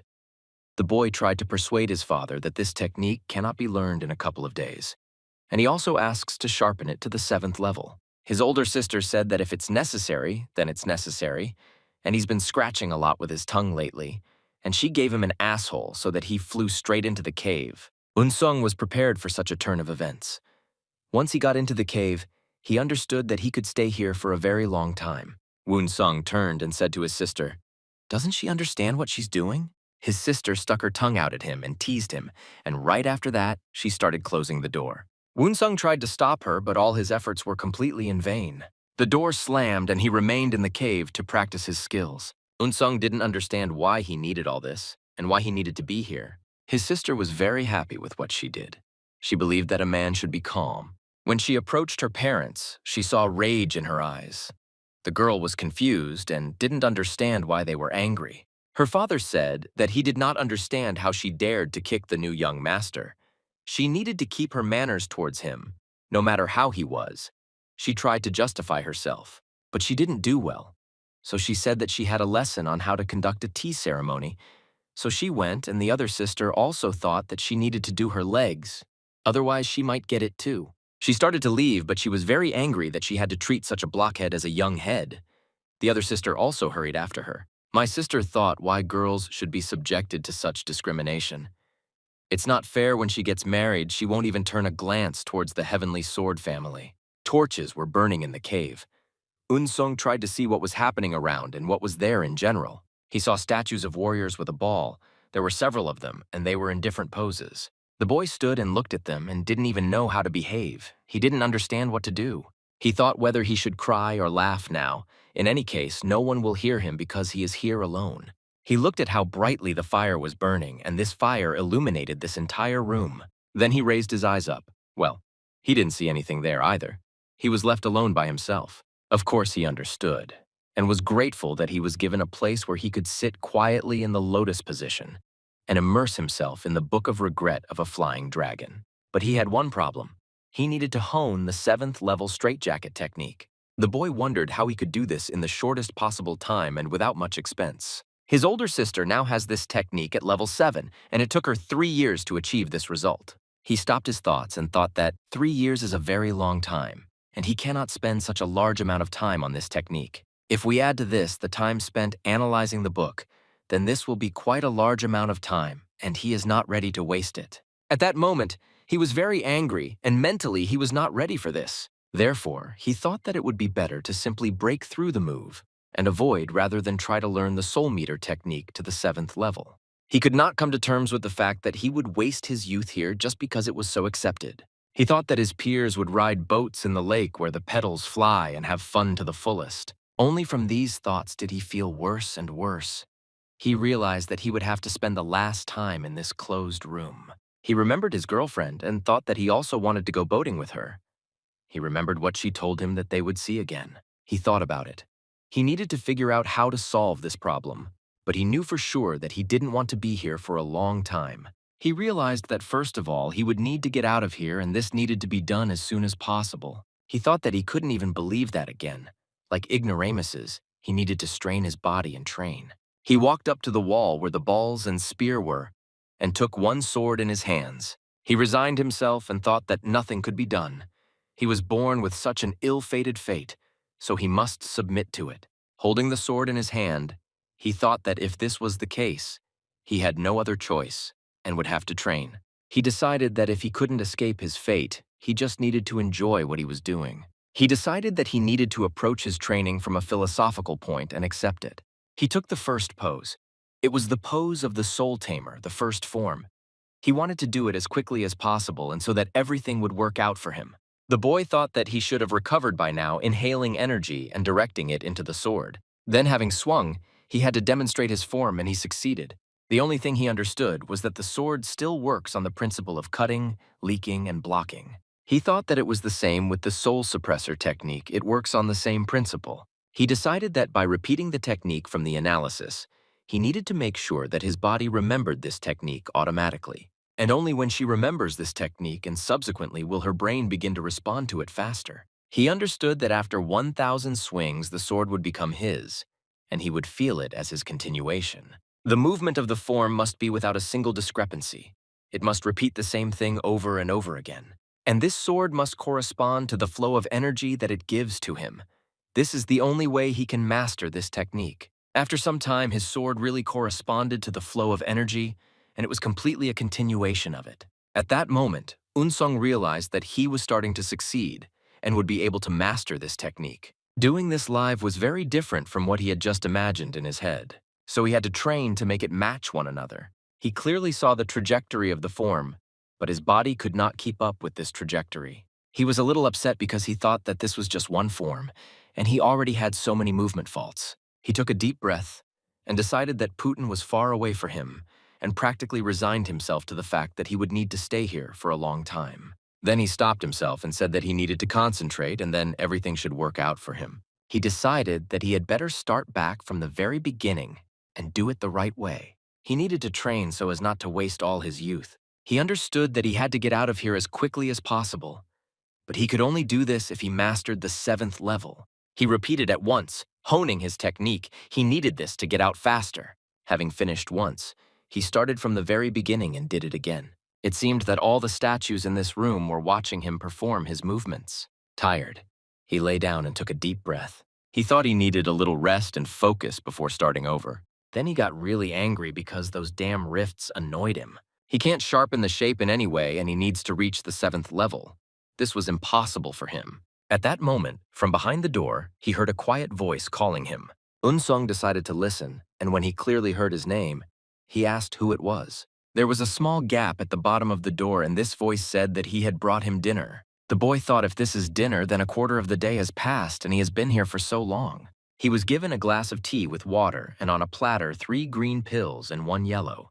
The boy was wondering why his dinner was so hearty that there was nothing on hand. All the doors were reported by someone who said that he was ordered to replace food with pills, and the missing energy with pills too. Unsung was very surprised. His growing body is ready to eat a flock of rams, and instead of food they slip him some pills. Won't he only gain training strength when he eats meat? The girl from behind the door said that when eating meat, excess forces remain in the body that give rise to bad thoughts. She was told that how will he get rid of unnecessary fat and acquire an ideal physical shape? The boy thought that in this case it would be better if he died. This was really a real training of the celestials in his 2 hands.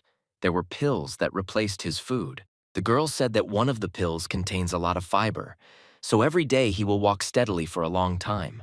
The boy was very angry because he definitely wasn't going to discuss his trips to the toilet with anyone. After these words, he hugged the tray for something, and the girl laughed quietly. After that, she couldn't stand it and took a delivery of cookies that she had brought with her in advance. Then she thrust this food at him and told him to take it and remove his hunger for now.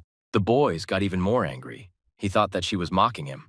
It turns out she brought him food from the very beginning. She only spoke from the pill. He told her that such heartfelt care brought tears to his eyes and took 1 cookie and began to eat it. He very quickly began to eat cookies one after another. The girl also handed him several books. When he saw them, he asked what it was and who said it should be given to him. He was told that his older sister sent him books so that he would not get bored and could do what he liked. The boy thought that this happened to his sister. The books were sent to him for no reason. It was very strange. He took one of these books and opened it.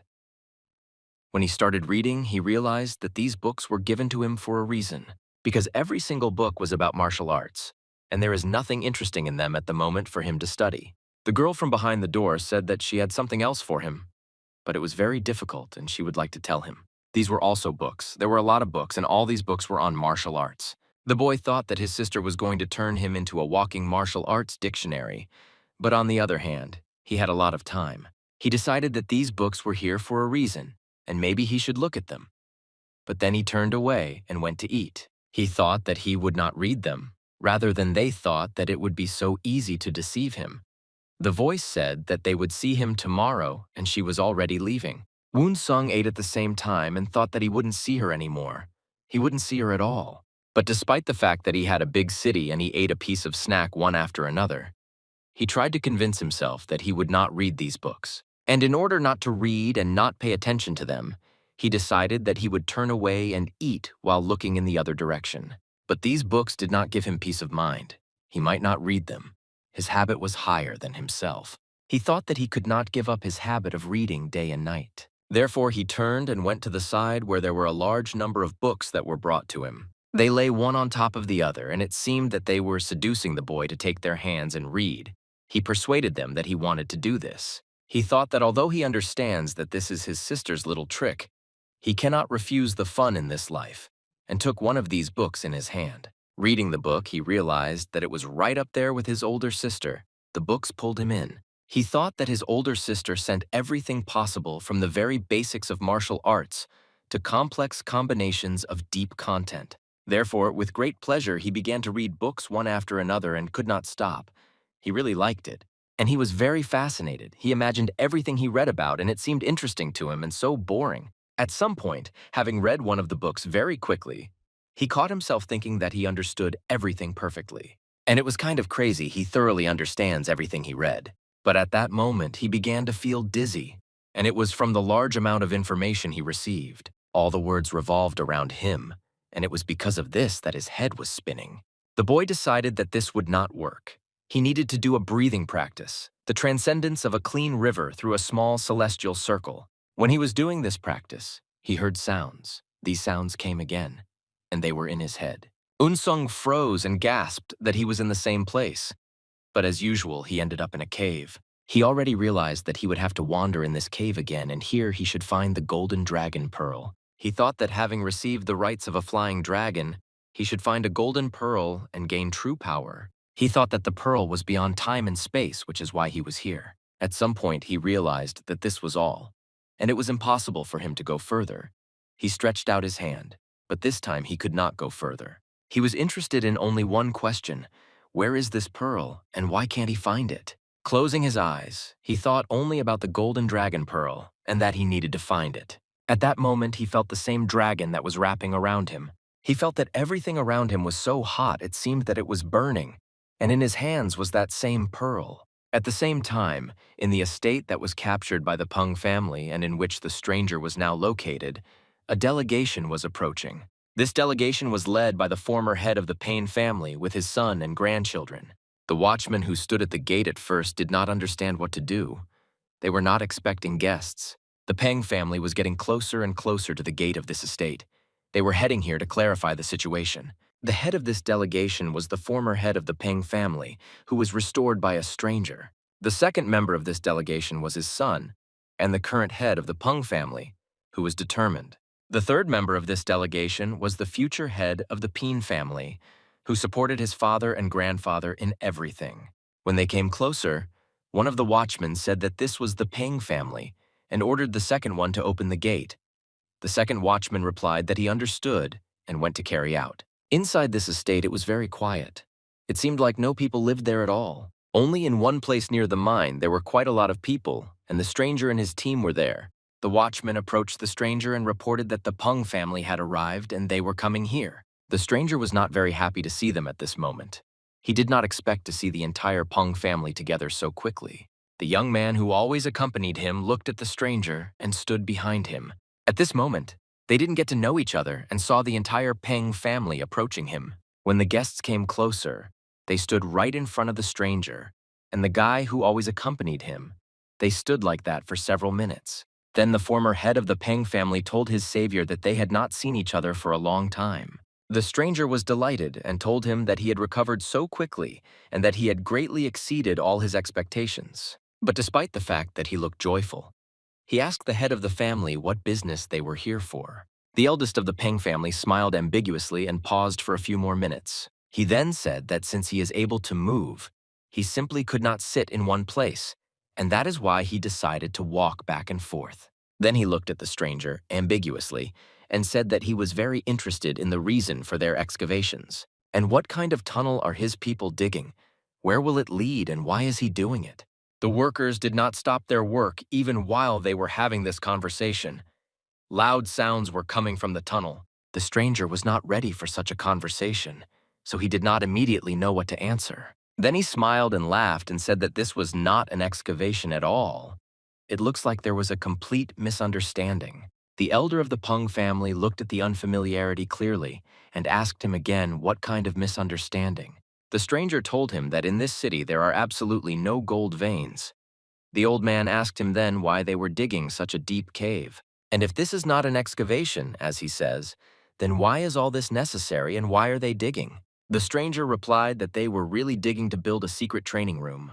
The elder of the Peng family asked him if the cave he was currently digging was on public display and what kind of secret room could be made here. At the next moment, a guy's hand appeared right in front of the stranger's face and was following along with him.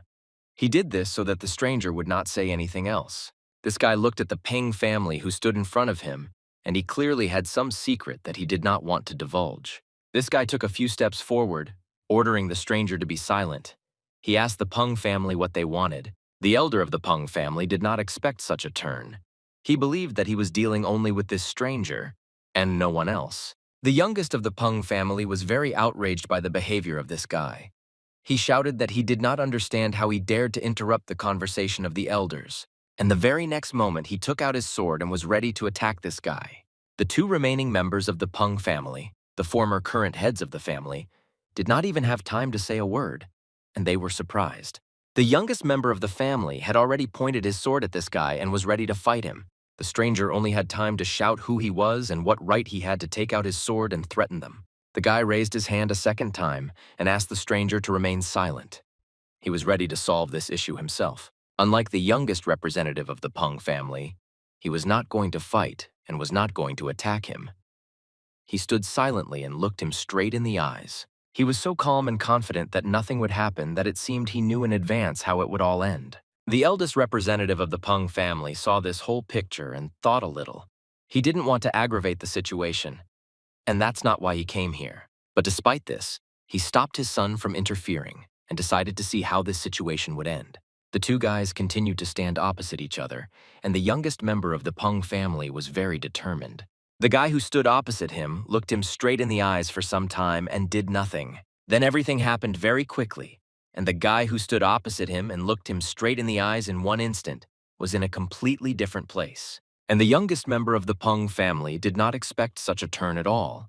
He did not even have time to strike with a sword. As this guy was already at a distance near him, he was moving at high speed. And all this time, this guy never took his eyes off him when they were nose to nose. Only at that moment, the youngest member of the Peng family realized that he was standing as if bewitched. So he swung and hit this guy with all his might, but the blow was successful. He couldn't even understand where his enemy was now, because he wasn't in front of him. The first thing that occurred to the youngest member of the Payne family was that his opponent was behind him from behind. His father stood and watched everything that was happening now. He didn't quite like the way his son looked on the battlefield. The eldest head of the Payne family thought about what was happening. He also didn't really like how their family was presented. The youngest member of the family thought that he was not quite able to read the movement of his opponent, and therefore he could not strike him. Then he decided that his opponent was behind him and he should strike the next blow because he was not as easy as he seemed at the beginning. The Peng family's one-sided sword was raised and had to attack its opponent. But this guy really wasn't that simple. He stopped that sword with 2 fingers. The youngest representative of the family was not ready for such a turn of events, and he did not understand what had just happened. Before his eyes, it was like a guy stopping a sword with 2 fingers and he couldn't do anything about it. This guy opposite did not need any weapons at all in order to enter into battle. The next moment, his eyes lit up with fire. And around the youngest representative of the family, a black force formed that surrounded him on all sides.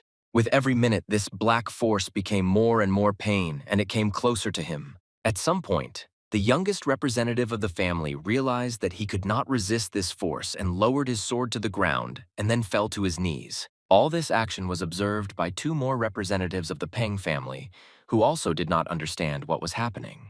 The head of the family could not understand who this guy was and why he had such power. He thought if he could bring the youngest of their family to his knees without a weapon, and if he remembered from the very beginning how he behaved.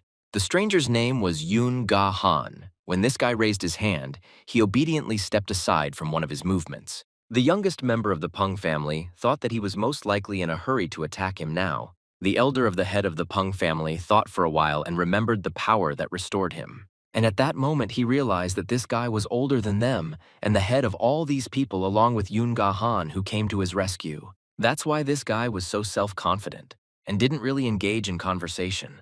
The elder of the Peng clan, I thought, did this guy really have such great power? It was definitely clear that this young guy is their head, and he has very great power. He was completely confident in himself and was able to very easily defeat an armed elder without a weapon. The elder thought that he couldn't believe himself that during his stay in the state of Chugvaim, such a powerful warrior appeared to us. Then he looked at him and once again felt this power. He realized what it was. Maybe it may very well be now, until the time has come for the Peng family. He had to come to terms with these thoughts. Not for the first time, he realized that his family did not have the strength to be the strongest. Looking at this guy again, he said that this fight should be ended because it is pointless. The elder told everyone that in his opinion, even more time and effort is needed now, and therefore they will provide them with the desired equipment with human resources, and also create conditions in which no one will suspect them of anything, and no one will become a hindrance. The current head of the Peng family tried to interrupt his father, but he told him to shut up. The guy stood and looked at them. Listen carefully to what else they will offer. His advantage over this family was clear, but the guy saw the dissatisfaction of the youngest member of this family, who could not accept the defeat received not a few minutes ago. He tried to draw his sword. This guy looked at the representatives of the Peng family and asked what this family wants then. The elder replied that his grandson had great talent in martial arts among their family members, so he decided to bet everything on him. And he asked them to carry out cleansing on him by applying ML. A representative of the Peng family was surprised why he needed cleansing. And even by applying, the guy thought for a few minutes, looked at the young man sitting on his knees in front, and made a decision. The rest of the Peng family were waiting for an answer, It was important for them that he agree to this deal. The guy closed his eyes and said that in principle this was a good deal, and he agreed, so they agreed. The elder said that in this case he completely relies on him, and Yoon Han wished him a successful journey. For the Peng family, this was the only opportunity to make a leap upward, so he left his junior representative and the rest left. It seemed to them that they had succeeded, and the youngest of the Peng family was even happy about it.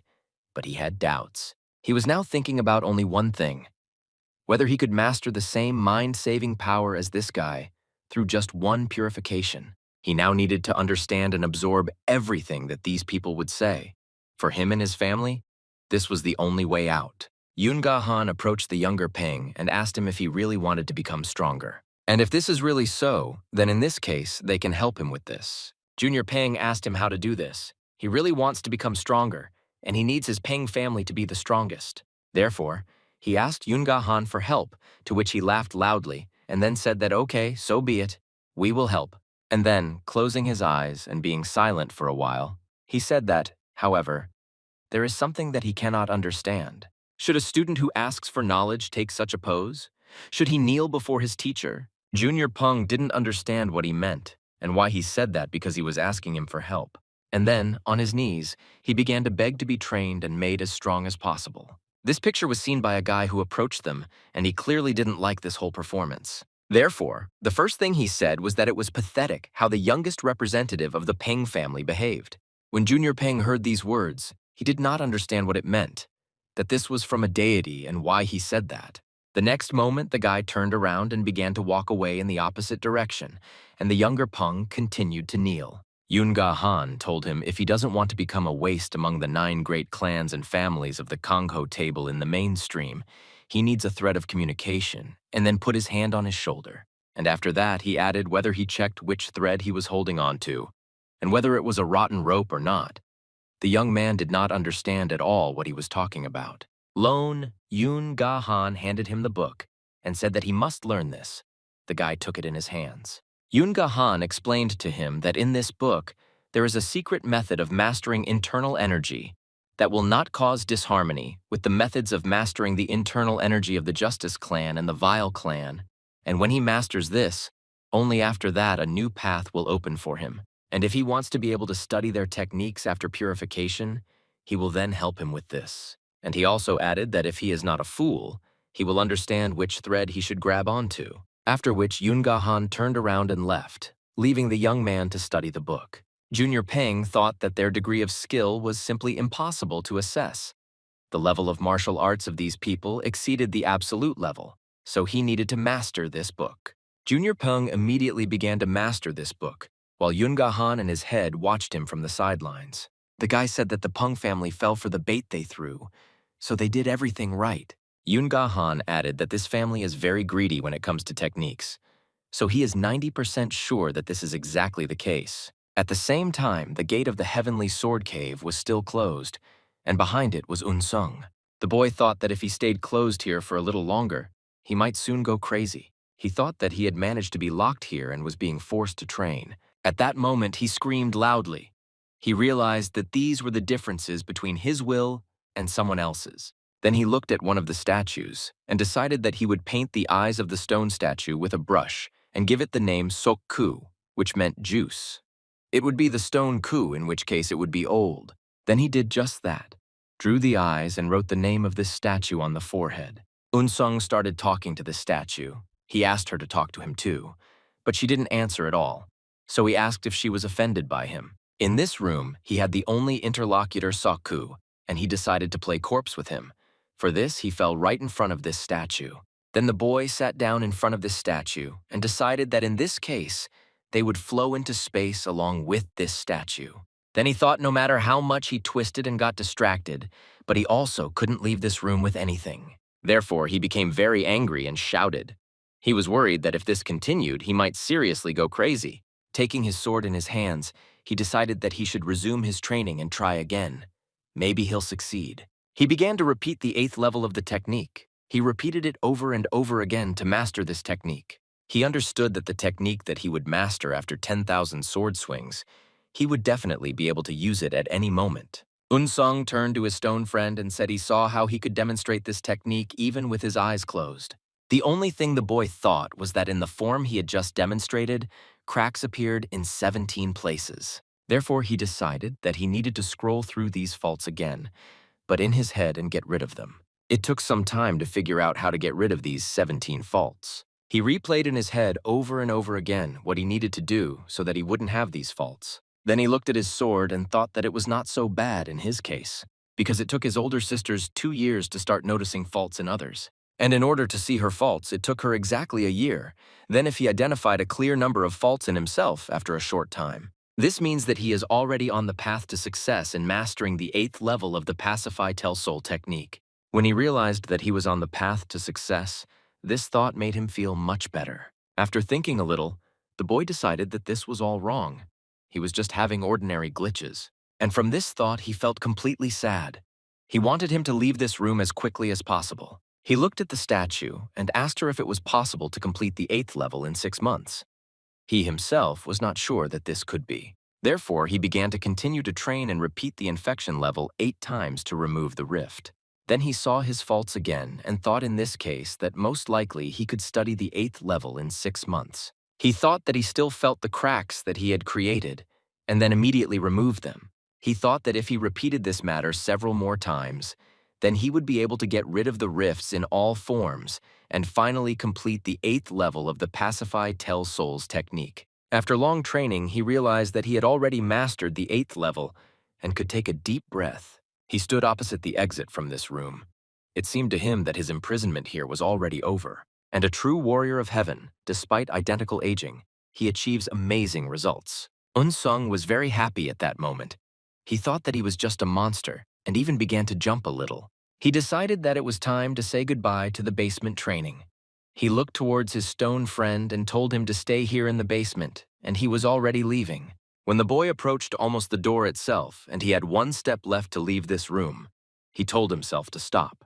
He thought that it was important for him not to go outside but to avoid being driven into the basement again. He remembered his father who said that in order to become the head of the Heavenly Sword family, he must master the technique of humble himself to the 8th level. Such were the traditions of their family. Even at that moment, he became a little angry when he remembered everything that happened to him and how much time he spent to study the 8th level technique. Despite the fact that the boy recognized the forms, he did not have enough inner strength to show them properly. But now his inner strength is enough so that he needs to complete the 8th level and get rid of this training once and for all. To do this, he decided that he needed to look again at the Kugel of the 8th level. Kugel is an explanation of the technique of how he needs to move and how to circulate internal energy correctly. In order to complete the 8th level of the Tame Tell Souls technique, you must demonstrate perfect ball movements without a single break. And he needed to do this so that between the movements of the ball, there was not a single drop of difference in the flow of vital energy. He thought that if you make a swing, put the ideal amount of energy between movements, the movement of the ball will become a thick chain. And in this case, it will be possible to create an energy chain only when energy flows throughout the body like a stream of water. This is the ideal 8th level. When he realized this, he put down his sword. Then I sat in the lotus position and concentrated all my strength. Now I needed to release my inner strength and bring it to the limit.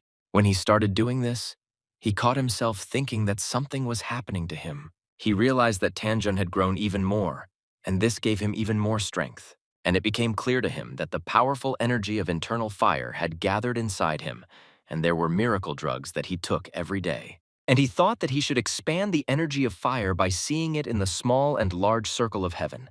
And then he realized that this condensed energy that he received as a result of his actions, he must use this energy to break through the artery of paired control in the body, breaking through which means that the warrior has reached the stage when his strength is pouring out of him.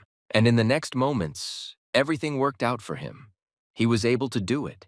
He broke through the artery of the pair control. His eyes at that moment were burning with fire, and that same energy was coming out of them. His pupil was fiery in color, and the energy that was inside Unsung came out from behind it. Unsung at that moment saw a clearing in the middle where there was only one tree, and he stood in the middle of this clearing. Clouds and small islands on which there was vegetation were flying around. The boy stood in this clearing and felt that there were some people behind him. It was feelings that he had never experienced before. One of these elders called him, and it was Chan Pun from the Wudong clan, and with him was Monk Tal from the Shaolin Temple and Hong Chil-gon from Kaban. All of them were great teachers and served the same era. When the boy heard his name called, he turned his head back to see what kind of people they were. One of the elders said that he also needed to follow this path that they walked, but some people disagreed with him and said that Nenny's youth had no dreams or aspirations. So he believed that the end of Kanho had come.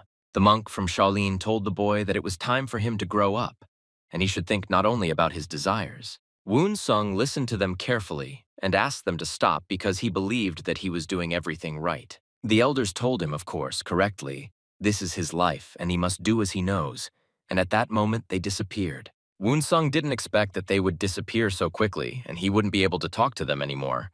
He was even upset, but he decided that he needed to act further. He closed his eyes and plunged completely into the state he was in before. His inner voice told him that he only needs to go forward. He felt the energy in his chest and felt that he could control this energy.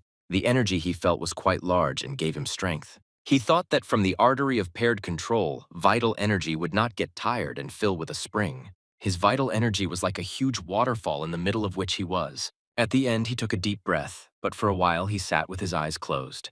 Then the boy stood up and thought that he had succeeded this time and was ready. With such inner strength, demonstrating the 8th level without a single mistake is now a piece of cake for him. He took his sword, looked at it, and decided that he should do it right now. He decided that now he needed to create an imaginary opponent for himself, and then he would be able to complete the 8th level. Closing his eyes again, he tried to create this opponent in order to complete the 8th level. When he opened his eyes, he realized that the enemy was right in front of him. And this opponent was the same Soku who recently became his only interlocutor. At some point, it even seemed to him that this statue came to life in order to fight with the boy. Unsung decided that he had a very successful opponent, and he knew how he could fight him now so as to show the 8th level technique, Pacify Tel Soul. The next moment, he shouted that he was attacking Soku and showing him the Soul Terrorist technique, first form. Unsung, without mistakenly showed the movement for the movement of the first formula to pacify Til's souls of the 8th level. When he started attacking, he showed every move without a single break. He really saw his opponent in the stone statue, and this gave him even more strength. The most important thing was to correctly strike blow after blow against the stone enemy. And at some point, he realized that he had already shown the first formula. So he thought that all the other statues should take turns attacking for him so that he could reach the end of the 8th level. At that moment, he realized that all the statues that were in this room were so that he could learn the technique, and one by one, he attacked the statues. The next statue was the Soul Suppressor technique, second form, and he also successfully passed it. This form was the third form, and he passed it without any effort. He realized that now he was left with the 8th level, fourth form, but he was not going to stop.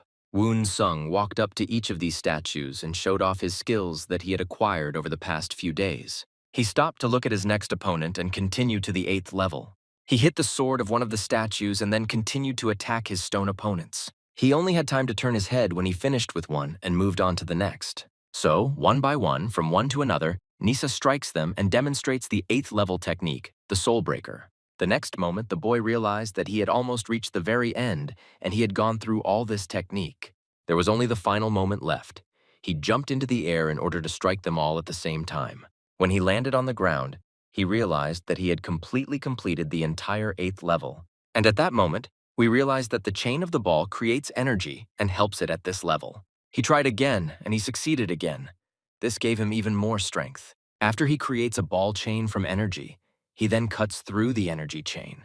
At that moment, he tried what he had now discovered on his stone opponents by turning around once. When he finished and returned to the starting point, he thought that right now, the 8th level of the technique of pacifying the Tell of Friendship was completed.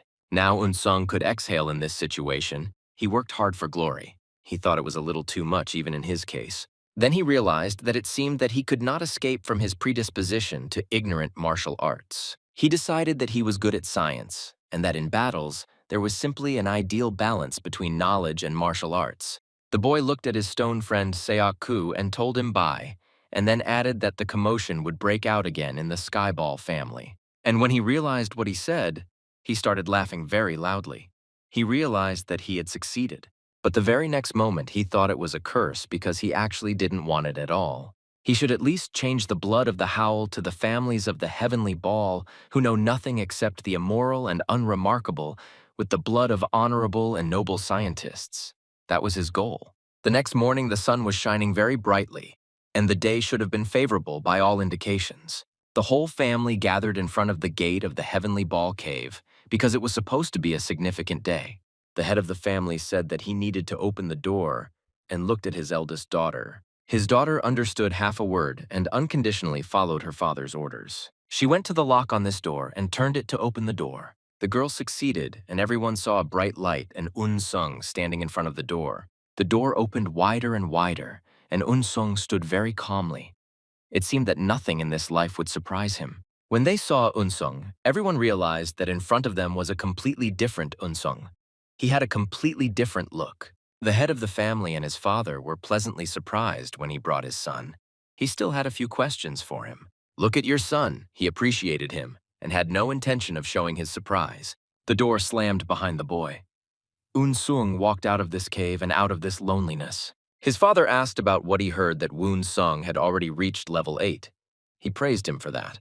Sung in turn spread his hands and laughed and answered his father, "Where will the pride of the heavenly sword family go?" His two other sisters began to say that he was behaving inappropriately.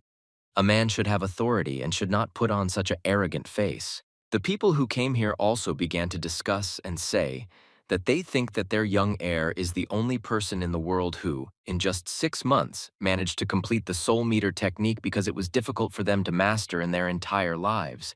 Is it really possible? People said that their heir was one of the biggest eccentrics, and another supported him in this. The head of the family turned away from everyone and started coughing. He did it so that everyone else wouldn't see. He then told Seong that a representative from their family should also participate in the current formation of members of the Murim Union. After these words, the boy's eyes widened. He couldn't even imagine that his father could entrust him with such a thing. The head of the family then called Heavenly Sword Squad leader Seok Han Dong and Deputy Commander Yu Gang Won. Immediately, these two stood in front of the head of the clan and asked if their master had called them. One of them was the commander of the Heavenly Sword Squad, Sok Han Dong. He was one of the warriors loyal to the owner. The second was his deputy Yu Gang Won, and this was also a person whom Mr. trusted. The head of the clan said that they would take charge of the 6-ball squad and go with the heir to the union. Woon Sung, when he heard these words, categorically shouted no and asked them to wait. The boy said that the head of the family should go from there as a representative, that is, his father. Why is he sending him? His father took a deep breath and then said that there was a reason for this because he spoke better than anyone in their family, and he doesn't see any other candidate to convince the leadership of Murim what is so replete with various statements.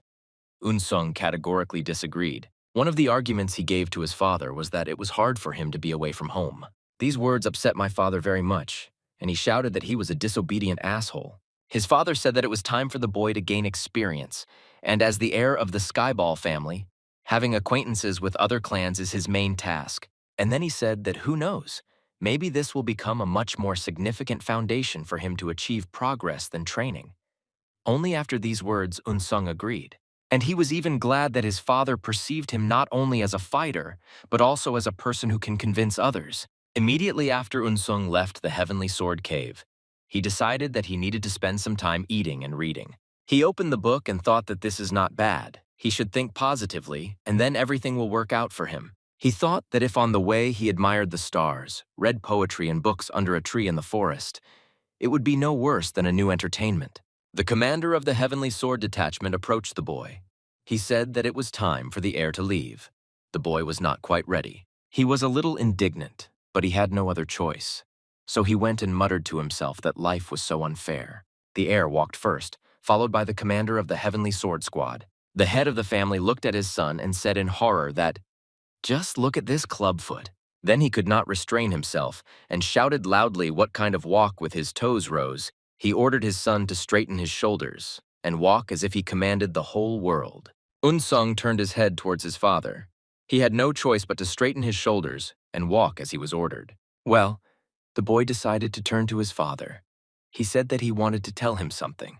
His father did not understand and asked what was wrong with him and what he wanted to say by this. His son took a few confident steps forward and stopped right in front of his father. He stood silently for some time, looking at his father.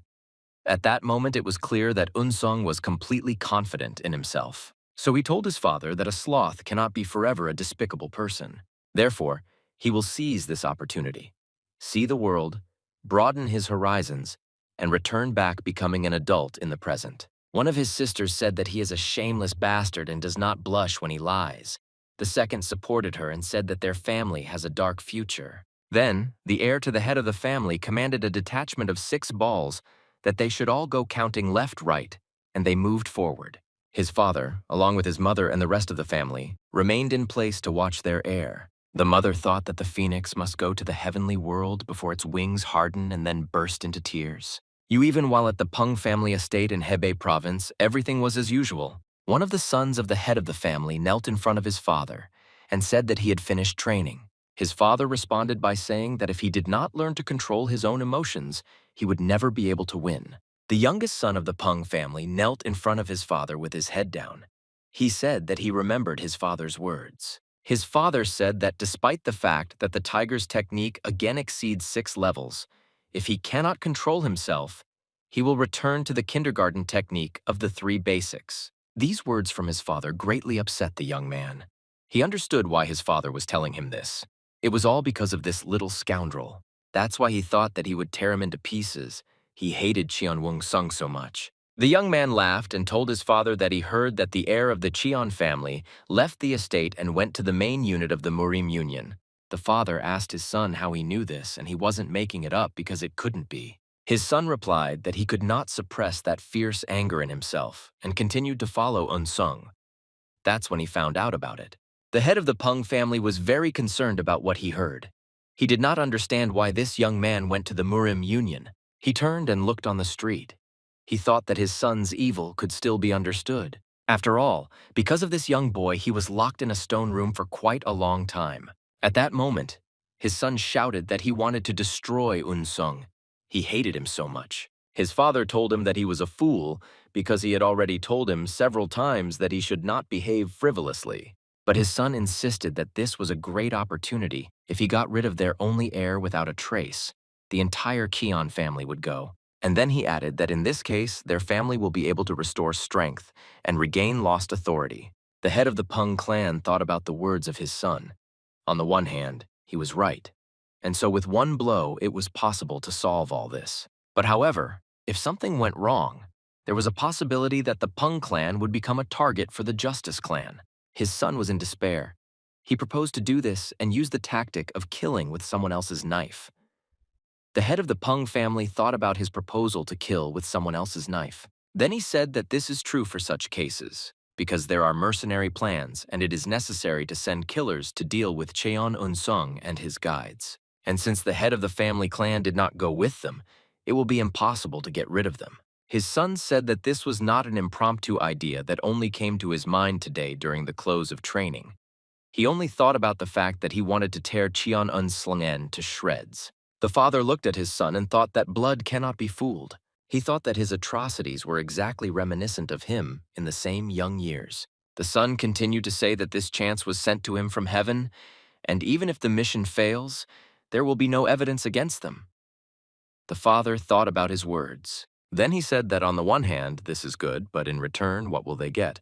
Then he added that under no circumstances should this be disclosed until death. His son was glad that his father heard him and agreed with what he offered him. He joyfully said that he obeys his father and promises him that he will cope completely. The road that the heir of the Cheon family and his entourage had to take was the most ordinary one.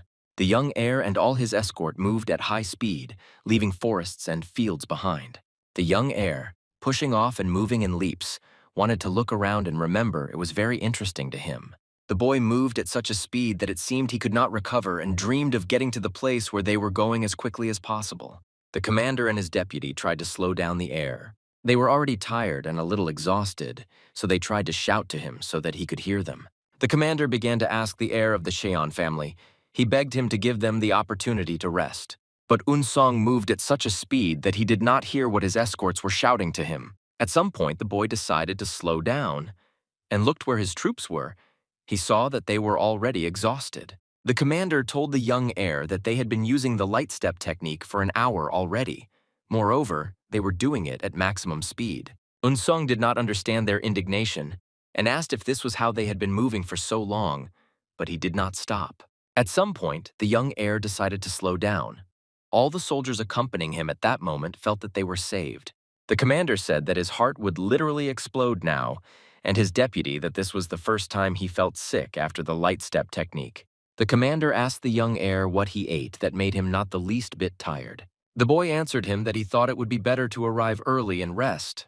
That's why he was in a hurry. The commander told him that he understood everything perfectly, but asked him not to overfuck the stick.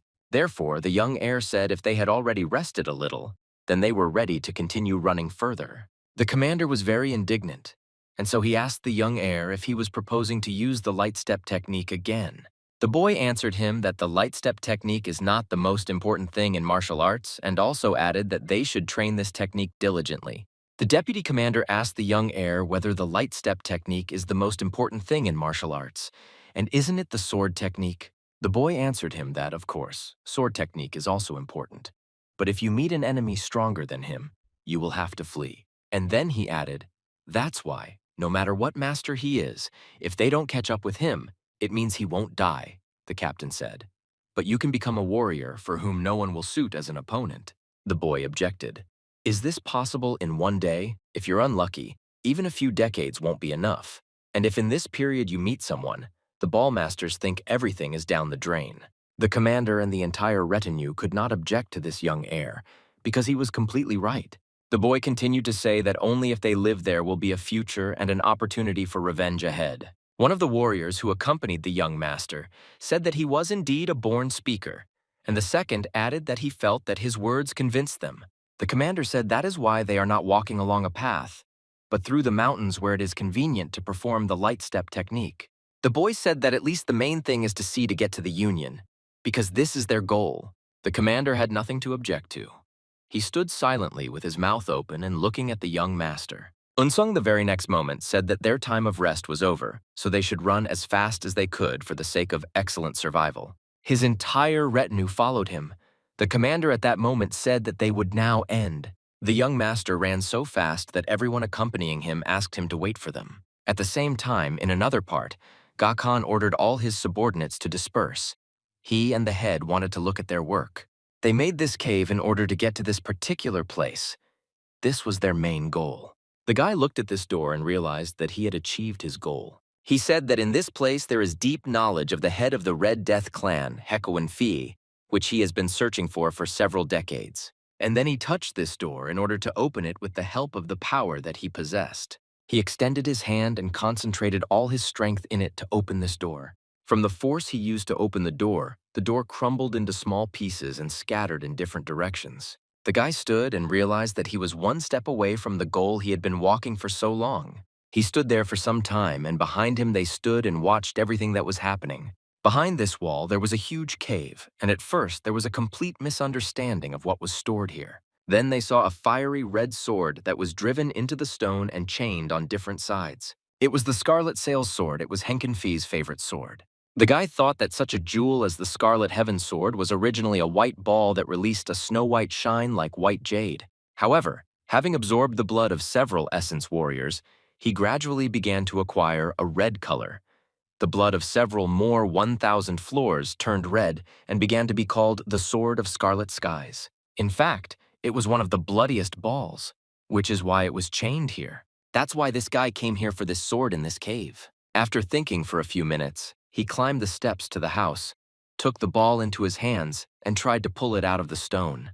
But despite all his expectations, he did not obey him in any way, and did not want to leave the stone and remained in place. He even started screaming for the sword to obey him because now he is its master. And he began to pronounce incomprehensible words that were more like spells. It was clear how the owner of this ball was holding it void, and the second was trying to become its owner, and pulled it out of the ground. In fact, it was a battle which of them would defeat them, who would become the current owner of this sword. But the very next moment the guy realized that the sword did not belong to him, but he just wanted to know why. Why did this happen, and what did all this mean? What he saw now in front of him. The real owner of the ball told the guy that he was a little late. The guy didn't understand what he was getting at. He turned his head towards the owner of the sword. He wanted to look into his eyes and find out why this was happening. The owner of the sword said that he deals with the scum of the Justice clan and the great clans and noble families of Kanho. If he is ready for all this, then they are on their way. The guy who came for this sword asked his opponent what he was talking about. The owner of the sword jumped up to be closer to the guy and look him straight in the eyes. The guy didn't understand this whole situation and didn't understand what he wanted from him and why he said that. Then the owner of the sword pushed this guy with both hands. He had such great force that at some point the guy could not resist him. At that moment, when the owner of the sword was caught in the trick of the Chegel and Namgun families and met his last moment of life under the attacks of the Justice clan, it was from the red hair that he tried to attack the enemy. Then he said that he had gained knowledge in true martial arts. A guy who was confident in his invincibility and strength could not resist him. And then the owner of the sword completely blushed, and this red energy covered his entire body, arms, face. And then he said that he hid this knowledge with the help of blood energy in his favorite sword, Scarlet Heaven, which he placed in a deep cave. But the guy stood and could not utter a word. He tried with his last strength to stop the energy that was trying to kill him. The owner of the sword told the guy that for the sake of his descendant, he is the head of the Red Clan, and the death of Hekrin Fi, you, washing away the last remnants of life from yourself, leaves this Yugel and strength to him. And then he added that with the help of this ball, he will gain true knowledge. Then the master of the sword, Scarlet Heaven, having completed his mission once his spell dissolved, was completed. And all the knowledge was transferred to the guy who came for this sword and wanted to get it in any way. When the owner of the sword had practically disappeared because he had transferred all his knowledge, the guy turned to him. He said even if he descendant turns to dust, he will still accept this gift no matter what. Then he pulled the sword with all his strength, and this time the sword obeyed him and came out of the stone. And then he broke all the chains that were chained to this sword. He did what he came here for. Now he has become even stronger with the help of the power of this sword. He, as a true descendant, had to obtain this sword with its knowledge and techniques. The guy looked at this sword and saw energy emanating from it. It was bloody energy that was inherent in the power of this sword. The goal was achieved, and he was glad that he was able to accomplish it. The guy thought that now the time has come for the Bloody Death Clan, and he is at the head of this clan, Henkrin Gi Hua. At the same time, it was already getting dark in the forest, and it was almost night. The young heir of the Cheon family quickly ran forward. His companions, as always, tried to stop him. This time, the deputy commander and the commander shouted to the young heir that it was already getting dark and asked how long they would still run. The night in the mountains comes quickly, but the boy didn't hear them. The commander tried to catch up with him and stop him. When the commander leveled with him, he told the young heir that they should stop here for the night today. Unsong replied to the commander that he agreed and was ready for them to stop here. They chose one of the tallest trees and decided to spend the night near it. The young master stood watching how tired his escort was. He just didn't understand why. The commander said that due to the fact that he only trained with the ball after such a marathon, his legs hurt very much. And he also added that the night in the forest is very cold, so they need to light a fire first. And they also needed to eat something simple, and only then they could rest. The first thing they did was light a fire. The commander knew how to do it in such conditions. Therefore, he asked the other warriors to find suitable twigs to keep the fire burning for a long time. While the commander was busy with the fire, he did not keep an eye on the air. At some point, he asked everyone where he had gone. The deputy commander told him not to bother him because the air was sitting on the side and was circulating energy. The commander was very surprised, because the young heir first ran all day long with a light step, and now the energy is circulating. He is not tired at all. Woonsung closed his eyes and sat to the side, circulating his energy. Lately, he has been good at it, and he could do it and enjoy it. The commander looked and said that the air was indeed a real object for study. Other warriors, looking at the air, said that he needed to eat first.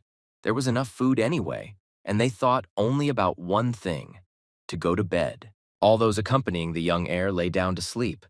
The commander ordered one of them to keep guard properly. He was the first. The young master sat and thought that the daily circulation of energy in the training room has become a habit, so now he is naturally circulating this energy. Moreover, the circulation of energy in the fresh air, which allows you to transmit the energy of nature through the entire body, fills the energy force even better. The young heir of the Cheon family decided that one peacock pill would be enough for dinner. Then he accepted it. He felt an even greater surge of energy. He caught himself thinking that he heard the sound of the wind and the rustling of grass. He also heard absolutely all grass insects and the sounds they made. Unsung realized that he felt all this and everything around him without opening his eyes. At that moment, he realized that this was not imagination at all, but a picture of an insect popping up inside the brain. Despite the fact that his eyes were closed, he clearly saw every movement of insects in the darkness. He realized that his third eye had opened and he could see it was the spiritual eye. The third eye, being a sense organ, is located on the top of the head and helps to capture light with temperature.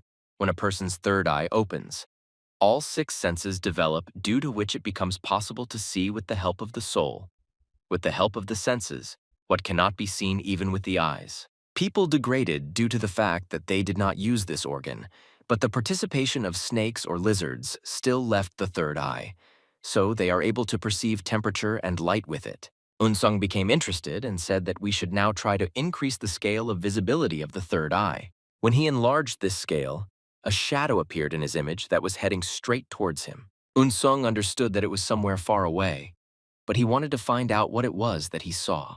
At first, he thought it was a panther, but then he decided that it wasn't her. This shadow moved very quickly and approached him, hiding behind the trees. And the very next moment, he made a big jump.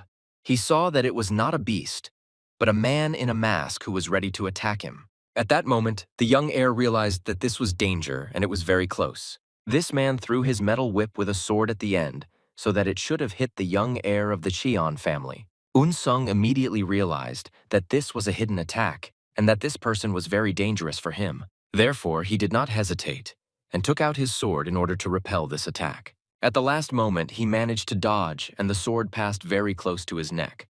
The assassin attacked the young heir, and did not give him the opportunity to use his knowledge. Unsung turned towards his entourage and shouted to them that they were under attack. One of the warriors who screamed loudly when he saw that they were mercenaries and there were many of them.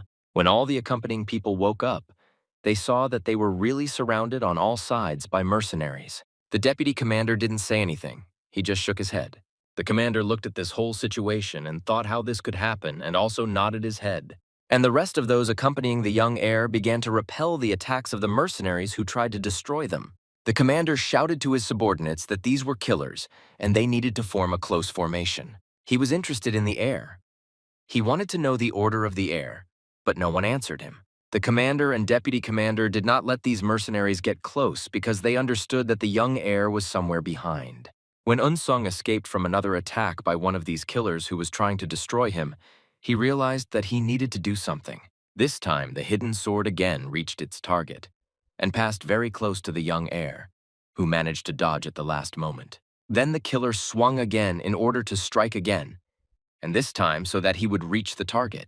The hidden sword was pointed straight at the young heir. At the last moment, he managed to jump back and repel this hidden sword this time again, but the killer's attack was unsuccessful. Unsung looked around and realized that his opponent was very dangerous and could attack him at any moment. He stood ready opposite the killer who was preparing for another attack. The killer told him that it wasn't bad at all, but they didn't want to finish them off slowly so that no one would know that they were going to die. This killer looked at the boy and thought that it was impossible that he sensed an attack. He then asked, "He is the heir and family of the heavenly sword." Unsung did not answer him anything but asked him a counter question. "Who is he?" The killer told him that he is a sucker and he has no manners and he does not know how to talk to elders. The young gentleman answered him that it was simply unthinkable if he talked to him in plain language. Would he really sit him down and get him out of here? The killer got very angry and told the boy that he was impudent and he would make him know what hell is, and swung his hand to strike the next blow. His hidden sword again did not reach its target. The heir escaped the blow in time. Well, after one attack, the killer immediately continued to attack again. So Unsung had to be as careful as possible. This time he repulsed his opponent's attack and his sword did not reach its target again. The killer was a little surprised that this kid was opposing him.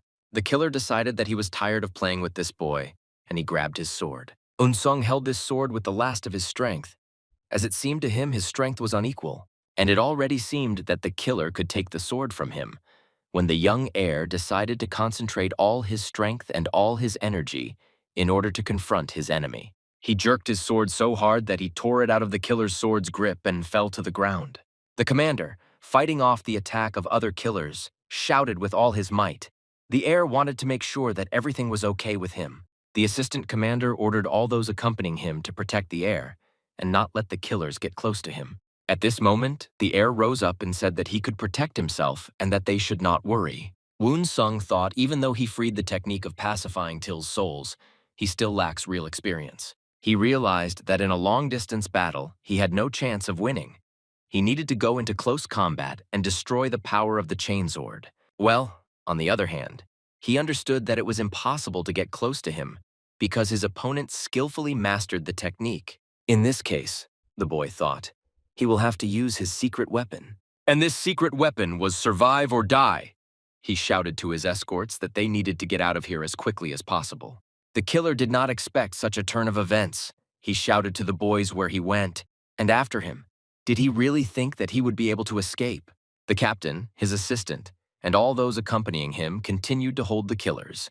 They saw the heir running away very quickly, and one of the killers behind him. The commander shouted to his deputy to protect the heir, and he would keep all the other killers here. The deputy commander swung and struck one of the killers. He told him to get out of his way.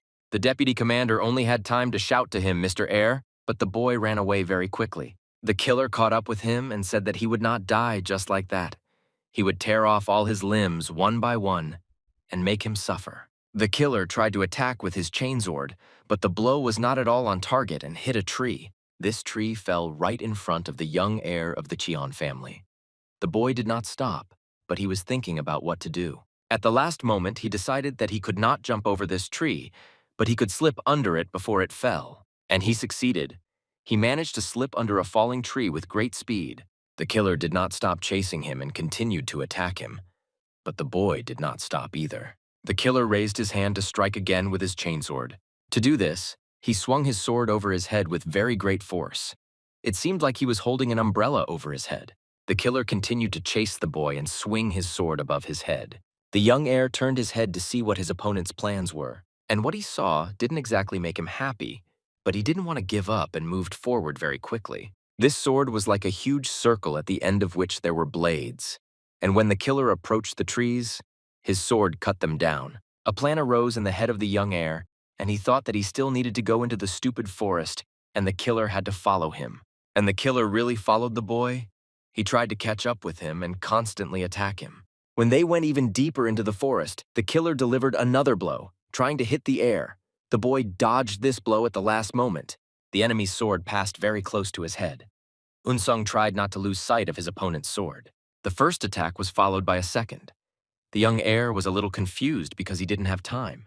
And because he lacked experience, he had never participated in real battles before. At some point, he stopped running, stopped and turned around.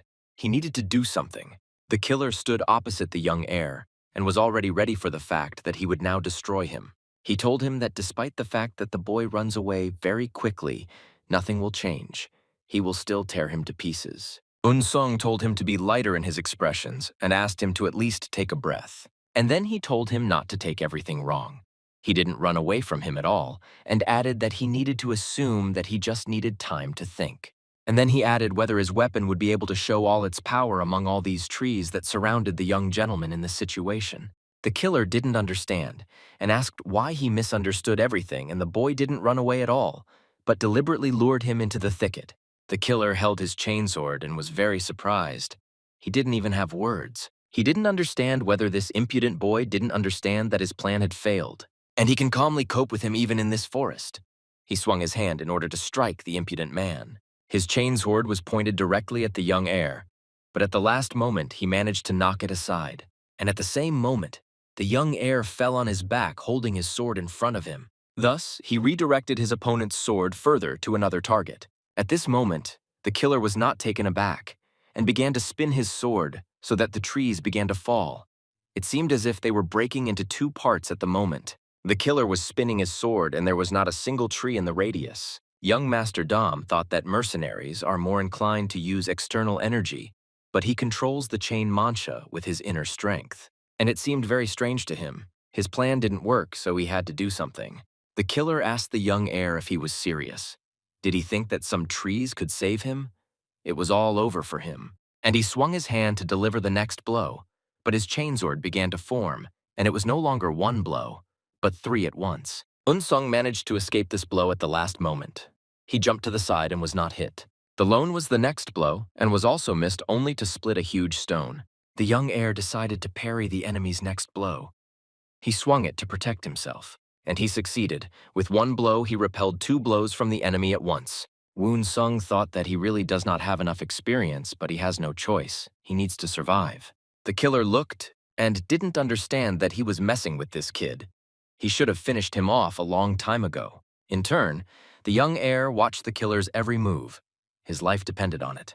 The next moment, the young heir pushed off from the earth and jumped as high as possible. He caught on one of the trees that were nearby and began to climb up. Then he began to move from one tree to another at high speed. The young gentleman moved around these trees so that it was unclear where he was. The killer looked at him and said that if he thinks that such a cheap trick will work on him, then he is deeply mistaken. The killer used his whip and filled it with magical power to hit his opponent and stop him. Unsung turned his head back and saw that the enemy's whip was already very close to him, and he understood that he needed to try to dodge the blow. At the very last moment, he was able to push off from the tree trunk and jump to the side, and the whip missed and broke the tree. He turned his head back to see what happened to the tree, and at that moment he was shocked because he did not expect that the power of this window was so great. And if he had been in the place of this tree, he would have already come to an end. He saw the whip flying towards him again and tried to fight it off with his sword. This knife was special. It was made of iron and had sharp spikes along the edges that could easily cut anything if used correctly. Unseo noticed that the whip was stuck in the tree trunk and thought that now was the right moment to jump forward and try to counterattack his opponent. Pososi couldn't believe that the guy decided to counterattack him, and he was now in a losing position because his whip was stuck, and all he could do now was retreat. Unseo understood that he needed to attack right now, and the killer's frightened eyes further confirmed to him that now is the best moment for this. The killer looked at the boy with frightened eyes and thought that this was some kind of curse, and he could not even imagine that such a situation could happen. He had no choice but to drop his weapon and burp back so as not to take damage. Unseo didn't have time to follow the assassin's movements and missed. Nevertheless, he managed to knock the bent one out of the hands of his enemy. He looked at this assassin and thought that now the course of the battle depends only on him, and he must not miss his chance. Unseo crouched to push off the ground and gain maximum momentum during the jump. I looked at him with frightened eyes. He couldn't even imagine what was going on in this boy's head and what he was going to do. But the boy was serious and ready to fight to the end because he understood that his life was on the line. He struck again with his blade and tried to wound his opponent, but at that moment, nothing was clear because Rahu managed to dodge at the very last second, and he still didn't understand whether he could hit him with his blade or not. For what moment did time seem to stand still, and the killer saw a blade in front of his face, and his mask began to disintegrate into two halves. He saw splashes of blood flying out of his face and couldn't believe that he had just been wounded by a blade from this boy. Unseo acted instinctively.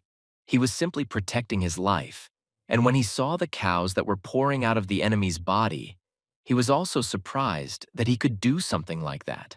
The killer fell to the ground and hit his head on the stone surface of the ground, but at that moment the boy tried to land and group himself. Unseo stood for several seconds and silently looked at his opponent, but after that he smiled and whispered that he managed to do it.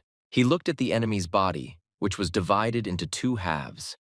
His hat, mask, and clothes were cut, and blood flowed from the body from a small line that left his blade on the killer's body. Suddenly, he was afraid of Vitya. He did not expect that he could do something like that, and his joy suddenly disappeared somewhere. He took a closer look and saw the bloody, long face of his enemy. This killer was lying on the ground and bleeding. He was already dead. Unseo felt a sharp and nauseating feeling, and he felt uneasy after what he saw. He felt creepy because he had just killed a man with his sword. Blood dripped from the blade of the blade and fell in small drops onto the floor. A small puddle of blood formed on the ground and flowed down the blade of the blade. He looked at his hands and saw that they were now stained with the blood of the enemy, who wanted to kill him. But he didn't succeed, and the boy killed him with his own hands. It was as if he was seeing blood for the first time in his life. But it was not his blood. It was the blood of another person, and therefore it was terribly restored to him. He turned pale and opened his eyes wide. He froze in place, as if his body had been cordoned off, and all he could think about was that he had just killed a man. But he didn't have much time to reflect on this event, because at that moment, he was attacked from behind by a second killer who wanted to kill him. The commander noticed in time that the air was being attacked by another pump and shouted to him to quickly get out of there. But Unseo barely had time to turn his head back to see what was happening. Unseo saw the commander suddenly appear in front of him, carry a blow with a ball and try to cut the body of the killer who wanted to kill him. He again saw a large amount of blood flying in the air and bursting in different directions. The joint venture commander asked the boy if everything was okay and how he was feeling. But the guy couldn't answer anything because he was still shocked by all the events that happened here, and his voice trembled, but he was still able to say that he was safe and that everything was fine with him. At that moment, they looked to the side and saw that the battle was still going on, and the battle was not over, and the accompanying people continued to fight with the assassins.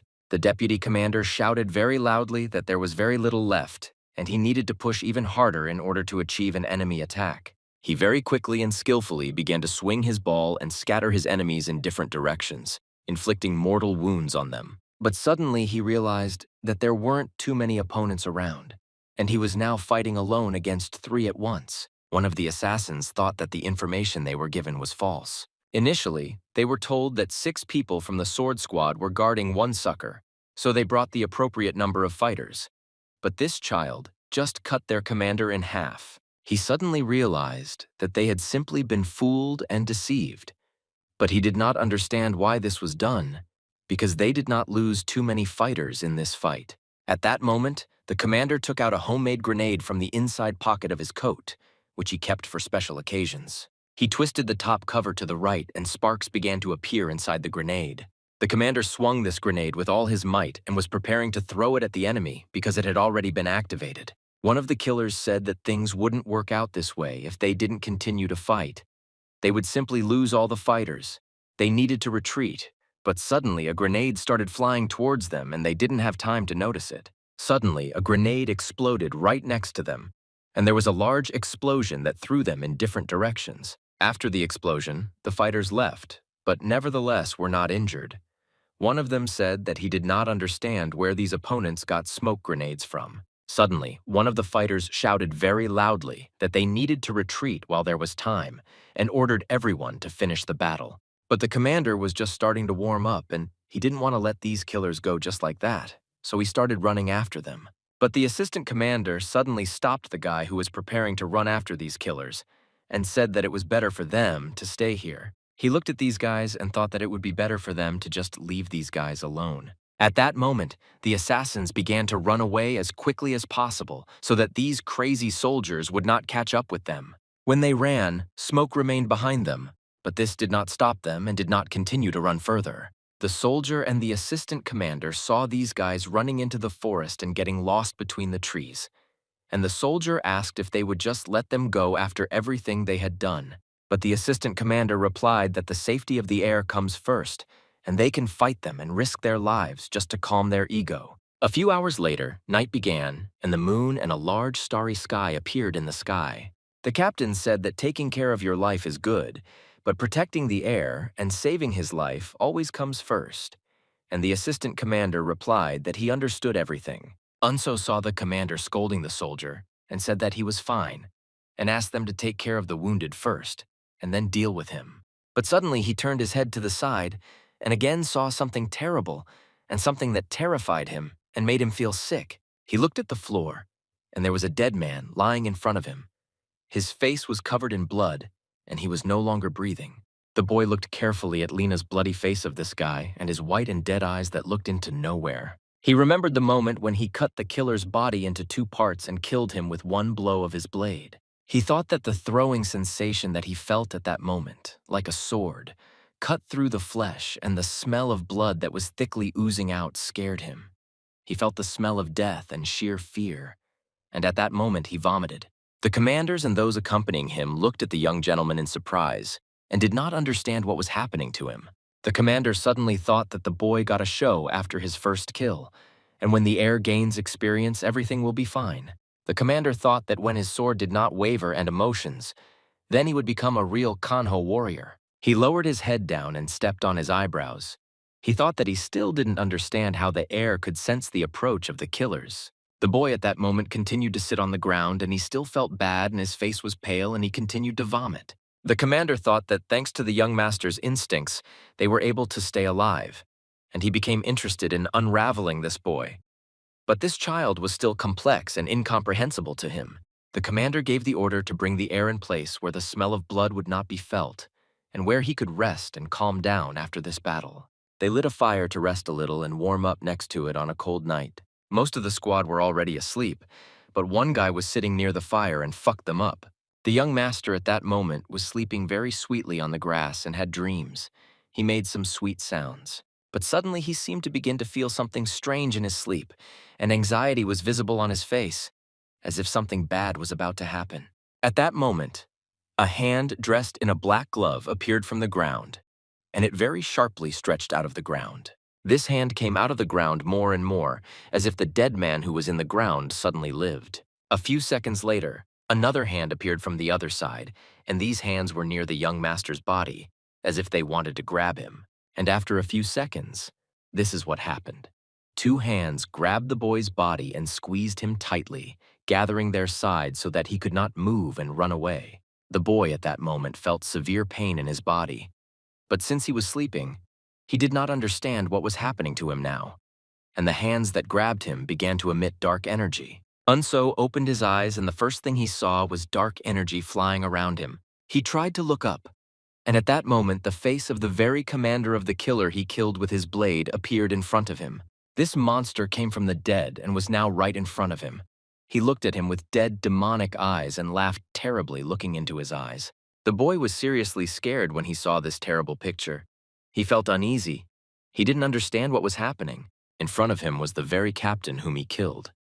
This captain looked at him with his terrible eyes and smiled with his vile smile. But suddenly this dead man seemed to get angry and began to scream very loudly and make an incredibly terrible scream. He opened his mouth to eat him. After a few seconds, this living dead made a swift dash with its mouth towards the boy and otherwise engulfs him and bites off his flesh with its teeth. The boy began to scream very loudly, and at that moment morning had already come, and the sun came out of the horizon and began to illuminate the clearing in which they were. He woke up and was breathing very quickly. His heart was beating at an incredible speed, and the boy realized that it was just a dream, and he shouldn't have been so scared. I thought that this happened because of yesterday's event, because he killed that person. This person came to him in a dream in order to scare him and take revenge on him. He felt the bright advice that blinded his eyes and decided to cover his face with his hands. He looked at the sky and saw the bright sun. Unseo thought that Kangho is a world where they play by the rules of the jungle. Things like this will continue to happen, and he just has to come to terms with it. He clenched his fists tightly, furrowed his eyebrows, looked forward with a confident gaze. He told himself that now he needs to overcome all difficulties. He clenched his fist even tighter and shouted very loudly that he had to survive, and for this he would have to fight. But then he immediately calmed down and took control of his emotions, and said that he would definitely do this and he had no other choice. But suddenly he heard the voices of the guys who accompanied him, and remembered that he was not alone here, and he felt uneasy. The assistant commander looked at him in surprise along with the rest of the guys and asked what was happening to the young master. What did he just say? But the boy felt awkward and said that he was just talking to himself. The team began to gradually collect things and prepare for departure. Apparently, it was already necessary to move forward. The retinue that accompanied him walked behind the young gentleman. The captain walked in front. The captain's assistant walked behind him. The boy asked if it was possible to find out the identities of the people who hired these killers. The witch wondered who now wants him dead and why these people hire killers to kill him. But the commander replied that, unfortunately, at the moment, it won't be possible to find out anything. He looked at the boy and said that they saved the weapons and clothes of the mercenaries so that later they could use it all as evidence and be able to help them figure out who hired these assassins. He said that he also released explosives along with a hidden scent of persecution that does not disappear for a whole month, and they will be able to recognize these people by the smell. Kadir said that if they are capable of tracking hidden scents using the secret techniques of their clan, then in this case it will be possible to find out the enemy base and understand who these people really were. The boy looked at the commander with a questioning look, and thought that this was all a very long time, and he would like to find out who these people are as quickly as possible. Unso said that Kaban Yi is the best at collecting and using information in Chunyuan, and suggested going down to the village and finding their unit to ask for their services, and the commander agreed with the boy's request.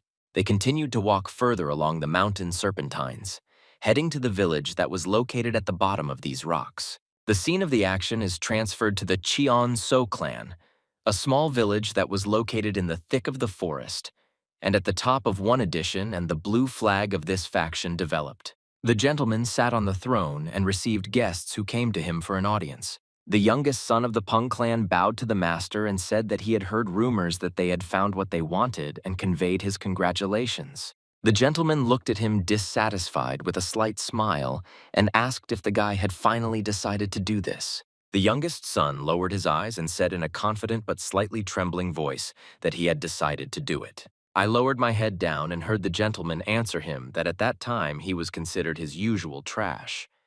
But still now he sees that the guy is good for something. Mr. reeled his eyes and said that the cleansing technique twists the muscles of the bones and removes blood vessels. All waste artificially changes the structure of the body and makes it suitable for mastering martial arts. He said that any warrior wants to master this technique at least in a dream. But if in the process he cannot withstand the accompanying pain, everything can lead to death. And the guy got scared when he heard this and began to tremble. But having overcome his fear, he fell to his knees and shouted very loudly that he wanted this and began to ask the gentleman to fulfill his request. The gentleman looked at him with a contemptuous look and understood that this guy was too weak for such a thing. But nevertheless, he decided to think about his request. He thought for a long time and did not give a quick answer because the decision he made could affect many processes. But after a few seconds, he still replied that he was ready to start doing this right now. And after that, he immediately stood up from his throne. The youngest son looked joyfully at the master and thanked him very loudly for agreeing to do this. The gentleman sat down opposite the guy, took his head with his hands, and began to emit very strong purple energy from his body. He used acupuncture techniques to press on the most important vital points in his body. The gentleman used his power to transfer it to the guy and activate all the necessary processes in him in order to feel this power. The pain that he experienced at that moment could not be compared with anything. It was not like everything else, but nevertheless, he had to restrain himself, and his fortitude manifests itself. He himself asked for it, but at some point the pain became unbearable, and he felt the veins on his face getting bigger and bigger, and there was a feeling that he was about to explode. His veins would just burst and blood would start jumping out of them. His eyes began to glow with a violet light, and for a moment he stopped seeing anything other than this violet light. He screamed very loudly and felt incredible pain. The veins continued to bulge on his face, and it was all so spontaneous that he didn't even have time to understand what was happening right now. At this moment of the publication in which the ritual of transferring power took place, a very loud cry of the young master was heard. In the city at that moment, everything was calm. People were walking the streets of the city, walking through trade markets and going about their business. One homeless man was sitting on the floor and sleeping in the lotus position. He slept so sweetly that snot was leaking from his nose. But suddenly he heard the clink of coins that fell into his bowl. It was as many as 6 bronze coins. He immediately opened his eyes and looked down in surprise. He couldn't believe that at least some little thing had finally appeared there. The homeless man bowed. The gentleman said that he wished him health and blessings for centuries for such a mercy that he had just done. But the boy who sat in front of him was not so simple. He said that he would like to get some information through the cabin division. The homeless man looked at him in surprise and said that I don't know who this boy is who is sitting in front now, but this is beyond his powers. He is unlikely to be able to help with anything.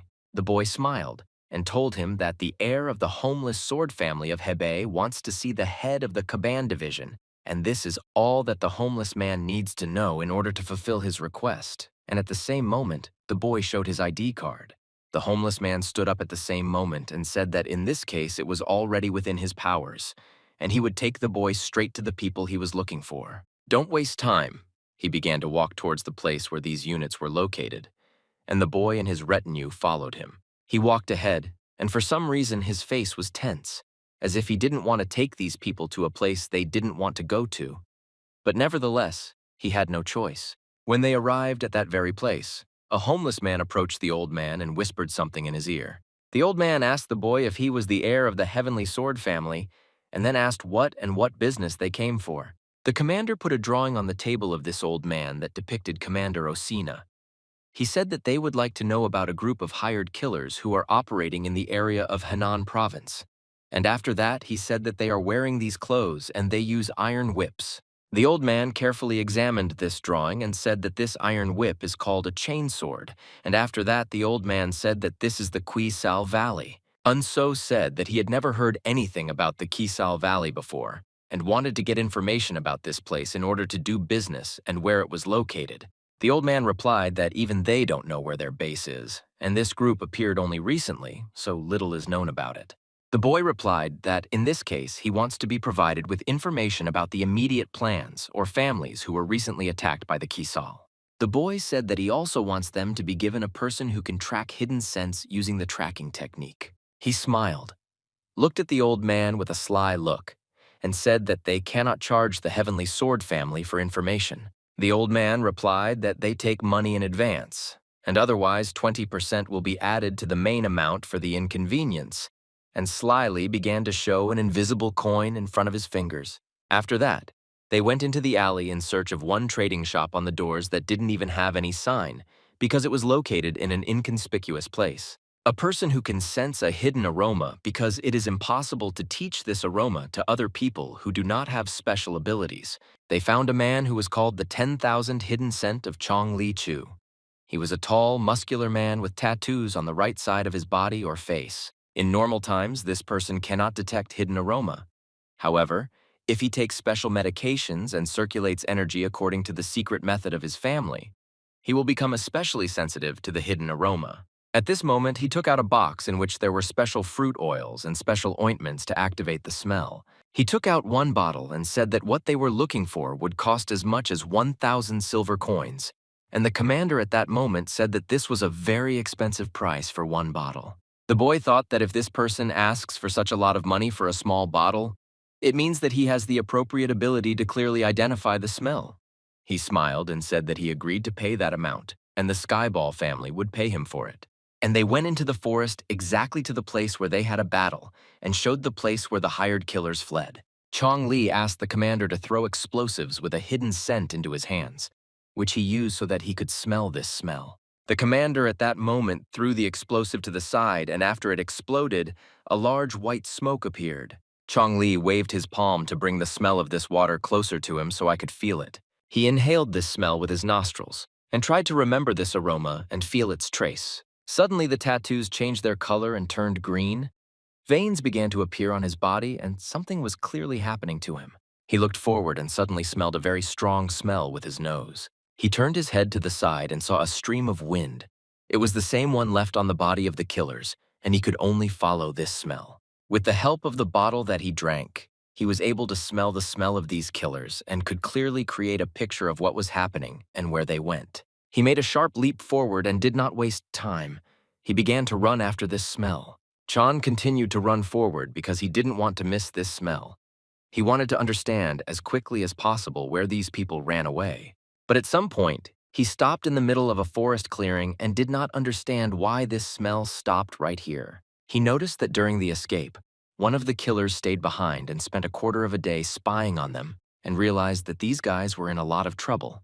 Thanks to this, the traces remained much stronger, so it would be much easier to pursue. He took a deep breath through his nostrils again and tried to smell more of the scent they left behind. The scene moves to the city. A guy is running on the roof of a building. He tries to be very quiet and inconspicuous, but at the same time leaves his fast speed. This guy stopped at the edge of the roof and carefully looked at everything that was below. He felt a large number of odors, as if they were trying to scatter in different directions in this place. But he still managed to figure out the correct smells and the directions in which they were moving. He saw the entrance to one of the buildings. The commander asked their guide if this palace was their base, and the man with an incredibly strong sense of smell replied that he was absolutely sure that this place was their base. The assistant commander said that these guys were very brave freaks. After all, they turned the palace but busy streets into strongholds, and no one even suspected that these monsters were here. The boy said that even their name of the Kisal Valley was invented to deceive the people of the extraction and falsely thought that the base was located in a mountain valley. He looked at the commanders and asked if they knew which clans had recently been attacked by killers of the Kisal Valley. And the commander answered him that Baekwan Seok, the second younger brother of Baekwan Heng, the head of the Baek family, which is one of the 10 strongest families in Henan, was attacked by the Kisal Valley, and as a result, that's why he died. He said that the head Baekwan Hyun found out that the attacker was Kisal Valley. Well, they still don't know who hired these killers and why they did it. The commanders said that they were never able to find out where their stronghold was. He looked forward warily, squinting his eyes, and said in a quiet voice that the warriors of the Baek family would soon appear. So thought about what to take from each other. But to kill a person is a very low act, and they bear the blow to the Kisal Valley by borrowing the strength of the Baek family. Armed soldiers walked around the building and guarded the perimeter of strangers who could accidentally sneak in. On the throne sat an old man with black hair and long thin hair like a Chinese dragon. It was the head of the Kiskel Valley named Imka Dok. He was very dissatisfied with the news that the killers brought him because they said that their mission had failed and they could not defeat their opponents. One of the guys told the gentleman that the heir of the Heavenly Sword family and his guides were not at all the snot they thought. The gentleman was not satisfied with this answer, and he became very angry. He said that in this case, they did not think that the fact of their survival could turn out to be the most common trap. The guy replied that they looked back several hundred times on the way back and checked for 24 hours that they were not being followed, and that is why the journey back, which is a quarter of a day, took them 3 days. The gentleman calmed down a little when he heard this answer, but nevertheless he felt some kind of catch and could not just let go of the situation. Otherwise he felt that everything here was not just like that. He stood up from his throne and shouted loudly there that for some time all the killers under his leadership should refuse any tasks.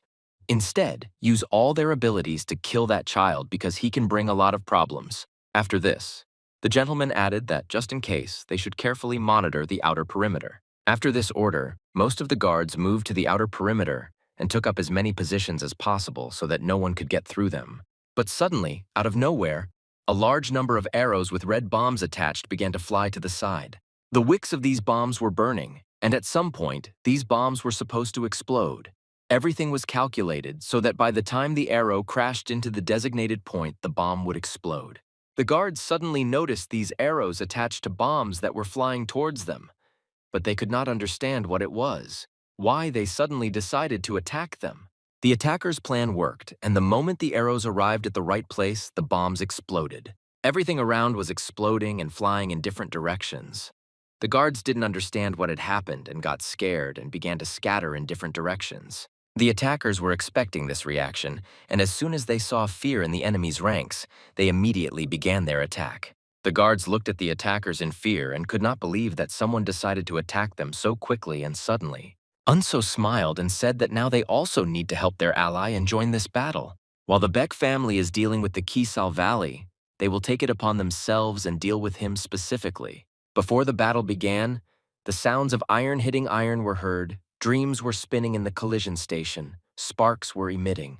The guys started shouting very loudly that they needed to be stopped immediately, and the opponents attacked suddenly, so you can't let them get into the building. At that moment, Aspens and killers in purple clothes appeared. They heard him in a sudden attack and decided to help their guards. On the other side of the entrance stood the head of the attackers. He had white, long gray hair on the cheeks of his face. This man was the head of the Baek family, and his name was Baek Wan-han. He shouted very loudly that the characteristics of hired killers are hiding and hidden attacks, so there is nothing to be afraid of those who are tightly surrounded on all sides and ordered to destroy every single one. The gentleman approached the door and saw that real chaos was happening on the street. Everything was burning and exploding, and at that moment his soldiers were fighting with some strangers. He looked at these attacking people from the Baek family and wondered how they knew about this place. He began to feel very angry and an eerie feeling of weakness. He thought that they had recently received this palace for sale and made a base out of it, so they had not yet installed any lava sheik or defense devices here. He clenched his teeth tightly, and you could hear his teeth clenching very tightly and making a disgusting sound. He waved his hand and quickly began to walk towards the door in order to close it. After the door was closed, he immediately took the red bag and began to put all the money that he had hidden in the cabin and the precious gold coins that were in the box. But suddenly I heard how the door was broken during the day and 3 people flew into the room, some child in a green suit with a blade and 2 accompanying him. The gentleman got scared, started screaming very loudly like a little girl. He asked no one, "What are they doing here?" Unseo smiled and said his name. He explained that he is the heir of the Hebei Heavenly Sword family. Mr. Thunder shouted that he was trapped and said that he did not have time to deal with them. So he threw an explosive bomb and said that he needed to run away from here as quickly as possible. The commander covered his face with his hands and ordered everyone to do the same, because the shell could be poisonous and no one should breathe while in this room. The assistant commander once developed smoke in front of him and said that it was just an ordinary smoke screen. When the smoke cleared and they didn't see that this guy had run away and they didn't understand where he had disappeared, but they saw a broken window on the wall. The assistant commander said he thought he had followed the head of the Quisal Valley. The commander got angry and said that this guy is really stubborn and you need to quickly follow him and not let him get away. The heir ran away very quickly along the forest and didn't even look back because he understood that there might be a chase after him. He ran as fast as he could, but he was already quite old, and it was difficult for him to move with speed for a long time. While running, he constantly repeated the same thing about the people who attacked him being real freaks. He thought that even though he had recently shown real activity under the name of the Quisal Valley, how much time he had endured difficulties in order to achieve all this. He could not come to terms with the fact that he had been working on this project for 20 years to create this valley in such a short time, which was not even a quarter of a day. Everything collapsed like a sand tower and now he must be on the run. He suddenly recovered and said that he could no longer run forward and that he was tired and needed to rest. The heir lowered his head down and was breathing heavily. He said that he couldn't believe that he had come to such a life. Suddenly he looked up and thought that this was all because the heir of the Heavenly Sword family gave his soldiers to kill, and they failed the task and ended up at the very bottom. He promised that he would finish off this child. But suddenly behind him, he heard the crunch of a branch that was sawed with a blade. He turned his head back and saw the very child who was to blame for losing everything. This child stood with his sword raised up. Unso looked at him and smiled because he was finally able to catch up with him and find him in this forest. And for him, it was no problem. The doctor's heir was looking in different directions and couldn't understand what to do and where to run. But I didn't realize that the guy was here alone and asked him if he really decided to fight him one-on-one and didn't take help with him. The boy smiled, and with a tricky voice said that he was not sure that now it was worth acting so carefree, because on the way here, he was growing trees and left notes. The young master said that it was the poets who would soon accompany him, and he would no longer be alone. At that moment, the heir realized that he had serious problems and cursed the boy. He began to run away from here. At the moment of running, he thought that he mastered the skill of a light step and would be able to quickly run away from the guy. But the reason why all this time he managed to break away from his pursuers and stay alive lies precisely in the light step. Suddenly, he looked to the side and saw a boy running parallel to him. He realized that cover skills are also important. The most important thing is the skill of a light step, but the guy still caught up with him. He didn't understand how it could run with him and keep up with him, and how he could even find it. Suddenly, the heir thought that he was already old, and because of this reason, the child found him so easily. But suddenly, he was still able to break away, using all his strength. He said that after all, his brilliant light step skills were still alive, and he could escape from here. He used his internal energy to apply a new technique. At that moment, his body was divided into several parts, and he created his own clones that ran in different directions. Malchi saw such a technique for the first time and didn't understand what was happening now. He didn't know which of these clones he should run after. For a moment, he stopped to think because he had never seen anything like this before. This technique was new to him. One of the slopes ran forward along the forest along a path that had already been trodden. 2 other clones began to run in different directions, one to the right side of the forest, the second to the left side of the forest. He understood that he needed to get his bearings very quickly and understand exactly what slope he needed to follow. At that moment, the old man pushed off the earth and made a rapid leap forward. He tried to break away from this young pursuer as quickly as possible and lose sight of him, pushed off the stone and took a leap forward. Well, there was a grimace on his face of no understanding. He felt that everyone was watching him. The cloak left traces in the air and scattered from the wind. What a moment he stopped and stopped running, he saw some bright flashes of light in front of him. The old man stood up and carefully began to examine these flashes of light flying in the air. He smiled and said that now even this child will not be able to catch up with him because his technique is excellent. No one will be able to unravel its secret. He thought that it was inevitable to be pursued after an assassination attempt, and he ran away from such pursuers and survived thanks to the skills of light steps and shelter. But as soon as he relaxed and thought that everything had already passed and he was able to run away from this guy, suddenly he heard the voice of this boy. Unso landed on the ground next to him and was able to figure him out among all these copies. The old man did not understand how this happened and was simply hiding behind a tree. The old man was angry.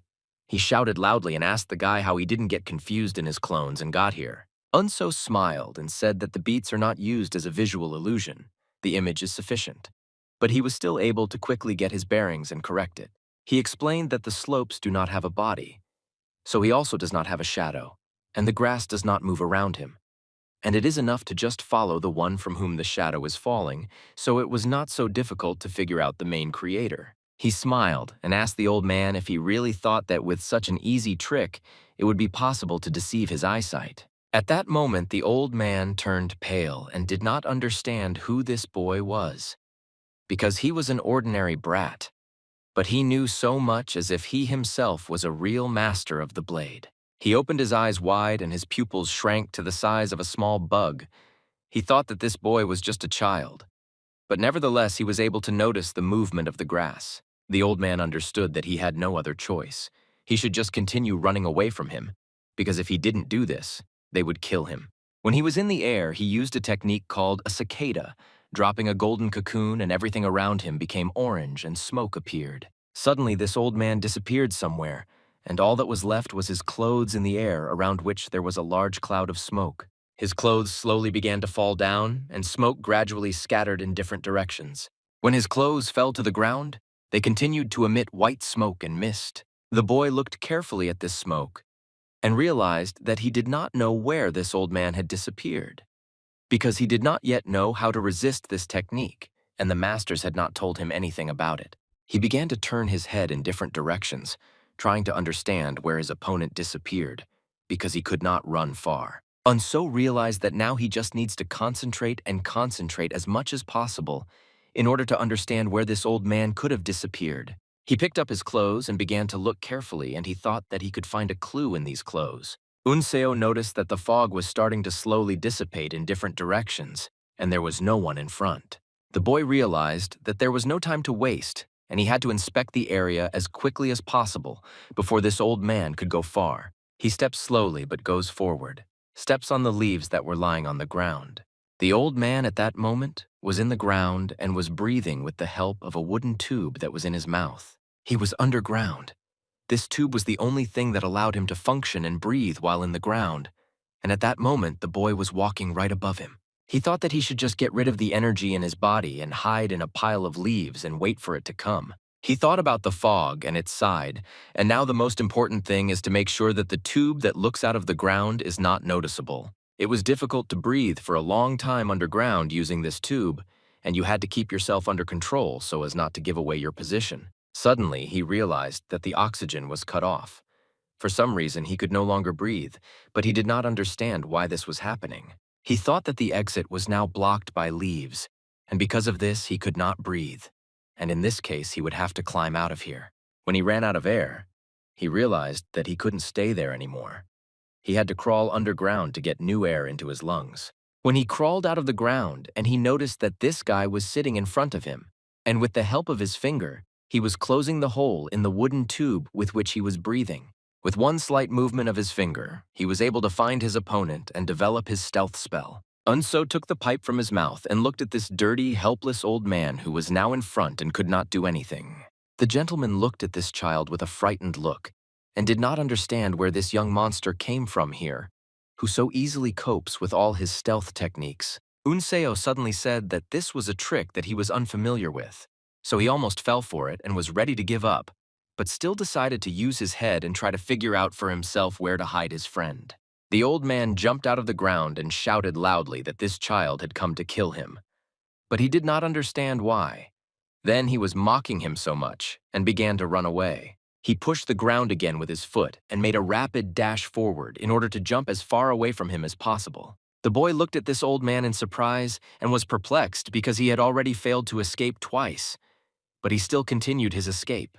The gentleman flew up very high and moved with the help of tree trunks, pushing off from them. At what moments did he have to land on the ground and push off from the ground? The boy continued to chase him and did not lag behind him for a second. The gentleman sometimes turned his head back to see where this guy was now and how close he was now approaching him. He continued to run away despite the fact that his strength was running out. He thought that this boy would not unhook from him just like that, and he would continue to chase him until he finally caught him. He saw a large tree branch in front of him and decided to grab it. But first, he needed to jump as close to it as possible. When he found himself next to this branch, he grabbed it with his hand and tried to use it as an auxiliary object for escape. He began to spin around this and the branch at an incredibly fast speed, as if he wanted to show off some kind of trick. After he scrolled around this branch several times, he landed on it and sat with both feet on this branch, trying to catch balance. I put my hands to the side. The gentleman took his hands to the belt that was on his belt and took out some kind of box. He pulled it out, and it turned out to be a leather bracelet with a small box in the middle. The gentleman said that he had nothing more to lose, and after that he put the bracelet on his hand and tightened it very tightly so that the bracelet would not fall. The boy continued to approach him and did not understand what this crazy old man was doing now. But nevertheless, he understood that he should not let him go. The gentleman put his hand forward and slammed the lid of this box. He shouted that even if he dies now, he will take this child with him to the afterlife. After he pressed the lid of this box, sharp needles began to fly out of it. There were a lot of them. They flew out at the same time. Unso saw a large number of small and dragging people approaching his side, but he didn't understand how he could now properly dodge these needles, because they were already too close. One moment later, these needles hit him directly in the body and began to leak through his body, getting into the vital organs, and the boy began to scream. But suddenly the gentleman gave me a frightened face and could not understand what had happened so much, because he was supposed to kill this child with the help of his weapon, but his plan apparently did not work. As it turned out, the boy used his shadow column instead of himself, and the needles pierced an ordinary pacifier, so the boy himself remained unaffected. He watched as the green frock coat fell down along with the cloud of smoke from which the phantom clone consisted. He said that this technique was called throwing away the golden thread. But he could not believe that a boy at such a young age could master such a technique. At that moment, he heard behind him the sound of a blade cutting through the wind, which was already very close to his head. The gentleman understood that he had become the prey of this child, and it was too late to do anything because he would not even have time to dodge. This child was able to deceive him and uses such a banal trick. A moment later, the blade cut his back with a sharp blade, and the master felt very strong pain. The blood behind his back would begin to spit. The deceiver launched his attack with a strong chopping blow. The coffin flew in different directions, and on the red background you could see the splashes that splashed out of his body. After such heavy damage, he was unable to stay on the branch and had to fall down to the ground, after which he received severe damage when he collided with the ground. And so that this gentleman is still alive. But nevertheless, he was in pain because the lesson he had just learned was almost fatal. The master looked at this boy with frightened eyes. It was as if he had just seen death in the face of this young warrior. He could not believe that this little monster was able to steal his equipment at the same time tracking him down, and he should have immediately stopped breathing. But he was used to the cold when the sword cuts him flesh. Unso stood near the wounded enemy, and he again felt terrible fear and these terrible sensations that he felt yesterday. But nevertheless, he understood that he had to control his emotions. In front of him lay the infiltrator bleeding, and his enemy could no longer move because he had received critical wounds. The gentleman thought that this child was crazy, and this is the situation in which he found himself today. This is madness because his life is now going to end due to the fact that he was simply asked to kill Little Master of the Heavenly Sword family. He tried to crawl and somehow leave this place because he knew that if something went wrong, there would be serious problems for the group of shadows and killers. He leaned his back against a tree trunk and thought that he could not complete the task and end his life in such a shameful way. But suddenly the boy said that he would jail him if he told him who ordered the murder of the second brother of the patriarch of the Beck family. But the gentleman looked at him with a frightened look and said that this boy is a crazy idiot because his life will end if he says this. But Unso decided to remind him that if he doesn't say this, then his life will end right now, and he's unlikely to like dying at the hands of a child. The boy said that the group of shadow killers has already been destroyed, and there is no point in following these rules because no one will appreciate such a sacrifice. The gentleman looked at him in surprise and asked if he really thinks that it is so simple, because even those who make requests often hide their identity, and they also don't want to know them because they will have a lot of problems because of this. Well, the guy answered him that he doesn't think that the other killers know about this, but he is sure that their leader should definitely know the answer to this question. The boy looked at him with a sly look and said that it would be difficult to live with such a large wound on his back if he didn't stop the bleeding now, and this path would be better for him even if it made him wallow in dog shit. The gentleman got angry and shouted very loudly that he couldn't believe that they would spare him if he revealed the identity of the customer. This all looks like some kind of absurdity to him. But the guy took the blade and ran his index finger over it. He said that he promises, as the son of the head of the family of heavenly swords, to fulfill his promise. The gentleman looked at him contemptuously at that moment and thought that it was important for him to live, even if he had to roll around in dog shit. He averted his eyes to the side and said in a dissatisfied voice that the one who demanded the death of the second brother of the head of the Peck family was the Seojin sword, and the same person ordered the murder of Unso. And now he demands that he be released. The boy could not believe that this man decided to order his murder. For him, it was all very wild, and he could not understand why these people decided to give him. Well, the gentleman said that he does not know the answer to these questions, but he can vouch for the fact that this information is true, and these people decided to order his murder. The boy said that he requires proof. He cannot just take his word for it, because this man can say anything in such a situation. The gentleman thought for a while and then put his hand into his pants to get evidence confirming this murder order. He pulled out a piece of paper from a red bag that was a letter and said that this letter could be evidence. Unseo closed with his ball and hit his hands with all his strength. He knocked the red bag out of his hands, and the pieces of paper began to fly in different directions. The old man did not understand what was happening now. The boy's face at that moment was very angry, and rage enveloped him. At that moment, pieces of paper with orders were scattered next to him. The gentleman began to shout very loudly that the boy promised him to spare him and did not understand why he was so angry now. Unso took this piece of paper in his hand and began to carefully examine it for a moment. He even smiled at the corners of his lips. The gentleman screamed very loudly that the guy was breaking his promise when he looked at him so angrily. Unseo smiled and asked him not to be a coward. He said that no one can see them now, so there's no point in worrying. The gentleman did not understand what exactly this child had, and he became even more scared. Because of this, he began to bleed under the tomato from fear. The boy sat down and began to lay out pieces of paper on the ground. He said that there was no need to worry, and if he promised to spare him, then he would do it.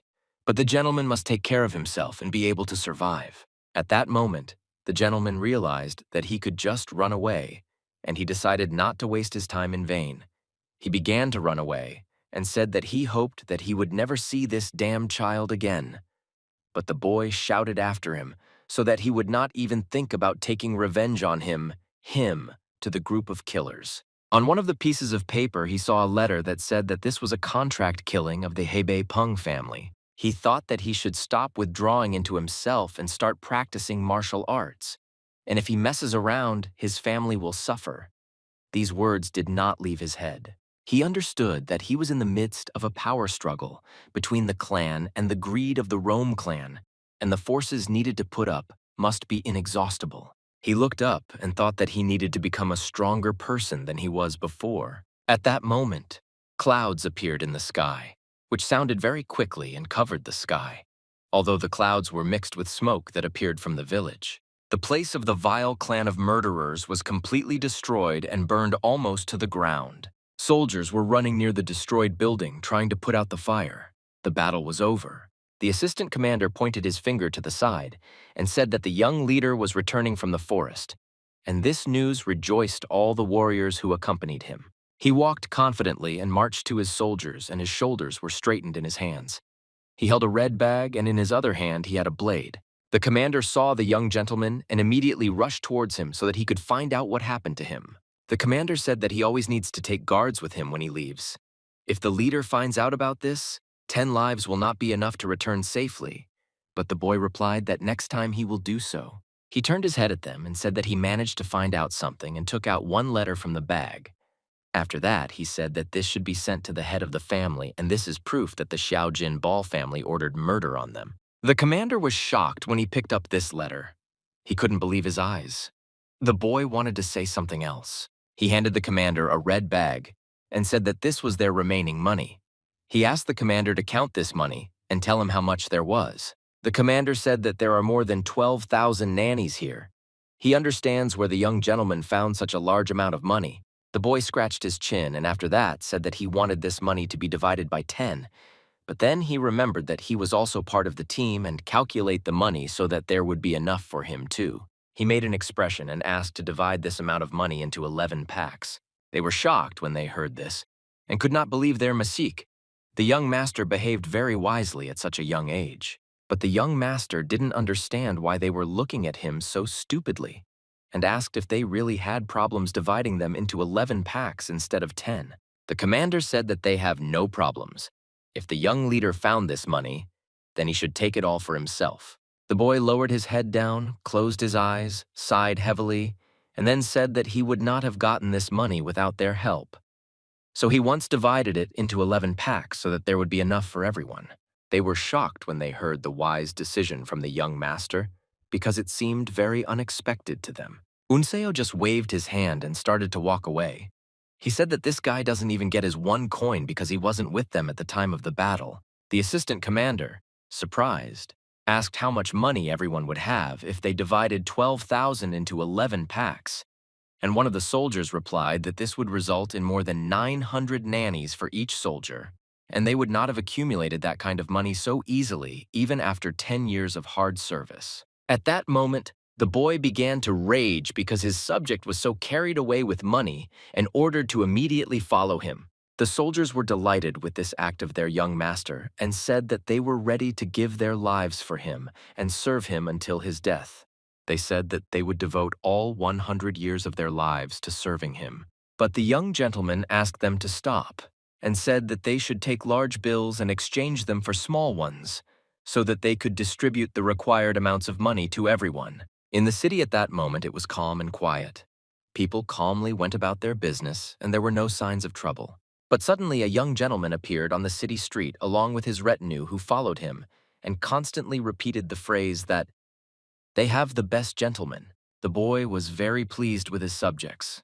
They were incredibly happy, and he couldn't even believe that with such easy actions he could make all his subjects happy. He whistled a melody with his lips and thought that apparently the heavier the money, the easier the steps become. He was born as the young head of the Hebei Peng family, so he never had to save money. But it is still money, and his parents, as soon as he earned some money, Zhong Wusong took it all from him. Suddenly the boy turned his head back with a sharp movement and looked at his servant. He said in a dissatisfied voice that when they look at them, they come up with the idea that they have lung diseases, and asked him to remove his arms from his chest because they behave very strangely. At this moment, the commander, all the other soldiers immediately removed their hands behind their backs so as not to irritate their young master. It seemed that they even stopped breathing for a moment. The boy ordered them from now on not to touch his chest anymore. It literally screams to people that his money is here. The commander nodded his head along with all the soldiers, and at that moment, they realized that the young gentleman was right, and if they behave coolly, then all the scammers and robbers will know that their money is here on their chests. One of the guys still kept his hand on his chest, and the second soldier reprimanded him not to immediately remove his hand from there, because this is the order of the young master. The boy narrowed his eyes and said that it shouldn't be like this, and that they should be forced to stop thinking about money until they get to the mountain path. After some time, they left the city and went to the forests, and after that, they would begin to wait for the police more often. The commander said that he thought it would be better for them to eat well first, because they had to run along the uneven mountain path. But the gentleman did not listen to their words and continued to run forward. He wanted them to run after him and stop thinking about their money. For yours, it was necessary to distract. The young gentleman said that drops of sweat that are not now actually felt can suddenly turn into drops of blood, and that's why he wants them to run here and breathe the mountain air. At some point, he stopped at our place and decided to take a break. He smiled and felt satisfied. The boy looked up and smiled. He said that in front of them was now Mount Song, but the soldiers who ran after him were very exhausted and tired and began to fall. They did not expect that they would stop so abruptly.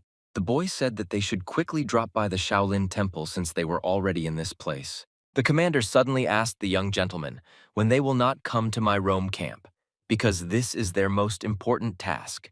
The boy raised his head up, looked at the leaf that was flying near his face, and said that if they get there, he will only get the headache of a conflict between political groups. He turned his head back and said that he wanted to stop at the Shaolin Temple to learn something new and light incense after that, to pray for the health of his family's development. The assistant commander looked at him joyfully and said that the martial artist should visit the Shaolin Temple. The soldiers' morale suddenly rose and they began to discuss the fact that he is a young gentleman. He has outstanding talents and in the future he will be a real legend. But the boy became embarrassed and just started scratching his head. They say that they are just joking. When they went up and they saw strange statues that were several meters high, there were a large number of these statues. Unso smiled. I said that this place is called the Forest of the Year, created in memory of the monks, and this place actually looks great. He said that the larger and higher the status of the monk who was here. But suddenly his nose smelled an incredible smell, and he immediately felt a pleasant sensation. He couldn't believe that he was feeling something like that with his nose. The soldiers said that they smelled alcohol, and the boy said that in addition to alcohol, he smelled delicious meat. The commander asked the young gentleman in surprise if there really were such things here, and the smell of alcoholic meat could be heard very clearly by their noses. They approached a statue that emitted a smell, but there was no one here, and they weren't sure that the smell was coming from here. The assistant commander said that there were signs of this, and no one could get inside since the tower was carefully thought out and built. There was not a crack in it where even a small finger could get through. But suddenly a man appeared in front of them, opened the flask, and then drank the contents from this flask. It was an adult bald man with large red beads on his neck. He was holding a bottle of alcohol in one hand and in the other hand a painful piece of meat. The young master immediately paid attention to this man, and he saw this monk sitting and looking straight at him. He realized his hand up and pointed his finger at that guy. He asked everyone to pay attention to him. At that moment, the monk jumped from the top of the monument and disappeared somewhere. They didn't understand where this guy had disappeared, why he was moving so fast. When they looked at the monument, there was no one there. The young gentleman thought that this guy was hiding somewhere behind the monument so that no one would see him. He decided that he was now concentrating on the stone and would find this monk with the help of his third eye. His eye expanded more and more every second, becoming so large that he could see the space. He looked at this stone monument, and his eye was directed specifically to this point in order to find the monk. He saw this bald monk sitting behind the monument and drinking alcohol so that no one would see him. But suddenly this monk felt someone's gaze on his face. He realized that someone was spying on him and could not believe that someone saw him. A few seconds later, he made a rapid jerk from the steps of the monument and somewhere else again. The young master couldn't believe that this monk could sense his hidden eye and immediately leave him. He thought that this mysterious man had not awakened the third eye before, or he was a master who could detect other people's eyes. The boy thought that it was very strange that this monk was drinking and eating at the top of the tower, and the commander decided to ask what was wrong with the young leader. The boy threw his cloak aside and said that he wanted to climb to the top of Dongjeon and light incense so that it would smell. We didn't approach the small red building and saw the inscription on the gate of this building and realized that this was exactly the place. But suddenly, some people appeared in front of them, and the soldiers began asking each other who was standing in front of them now. They stopped and saw that 3 monks were approaching them. One of them was clearly the main one, and during the day, 2 young monks entered. The head monk smiled and said in a friendly voice that Quan Wen's only unique grandson was now standing in front, and he could not believe that the young master of the Heavenly Sword family had now come here. The boy looked at this monk in surprise and said that it seemed to him that they had met at his grandfather's birthday, but he was not sure about it. The monk smiled, narrowed his eyes, and greeted. He said that the boy always understood, and in any case, 1,000 people came to his birthday, so it was impossible to remember everyone. Unso said that he saw a monk drinking a bottle of liquor on top of the monument in the stone forest, and he did not dare to guess his level, but I think that Shaolin has a headquarters in Muhak. At that moment, the monk looked at the boy in surprise and asked him what he had just said. He thought that Wojin Sabayak was a talented young man with great potential, but left the temple due to an accident. He secretly returned 50 years ago. He smiled and said that the young master could not see Wojin Sabayak drinking and hiding in the stone forest. But the boy looked at this monk with a dissatisfied look because he doubted his words. He didn't like it. He asked this monk where Wojin would go. The monk answered him that Wojin Sabayak only spoke with the head monk a few times. He behaves like stones of a tree, and they cannot predict his actions, so they have to understand where he is now and where he will be later. The young master began to laugh and said that if they could not meet him now, they would surely meet him later. He immediately turned around and began to walk with quick steps. He said that in that case he wanted to inspect everything here. But he sighed, and then looked where this boy was going. He understood that he was still very smart and hot-tempered. Young Master, yes, Hammer. What if they don't want to meet the Peng family? He should become stronger. His dream of becoming a scientist is leaving, and further away from him, this was most likely a sign. He thought that they could come from the back of a tiger only when things get worse for us. But for now, we need to try something else. The young gentleman said that at least look around here, and his soldiers agreed with him. He turned to the commander and assistant commander and said that I am the only place where he should go alone without an entourage. The commander liked them and said that they couldn't just leave one, and sighed heavily when he heard these words. Unso knew that they would answer like that. So he explained to them that they are now in the Shaolin Temple, and this is not the place where martial artists would go to fight him, so they should stay here, and he will return soon. The commander asked him to stop and said that they still had to stick together. She was already starting to stress him out with the insistence of these commanders, and they were irritating him with their tutelage. He looked at them with an angry look and ordered them not to pursue him under any circumstances, because in this case he would become very angry. They had no choice but to listen to the young master's request, and they simply remained waiting for this place. The commander did not know what to do. He stood in a daze and said that this should not be the case, and the assistant commander replied that this young gentleman will create serious problems if he constantly leaves alone. The area was very quiet and peaceful, and the large mountains created a beautiful view. The Shaolin Temple is the source of Buddhism on the Central Plains. The boy thought that he wanted to know where he got so much alcohol and meat in such an area. He knew that in the Shaolin Temple you couldn't buy alcohol or meat, and therefore he concluded that he either buys it here from someone or gets it himself. It was a riddle that he had to solve, but the answer did not occur to him, and he began to get angry because he did not know where to get such things in this area. He scratched his chin and thought that this monk moss catches his stomach and makes alcohol from fruits. He began to run forward very quickly and thought that he needed to find a place in the forest where he could find them.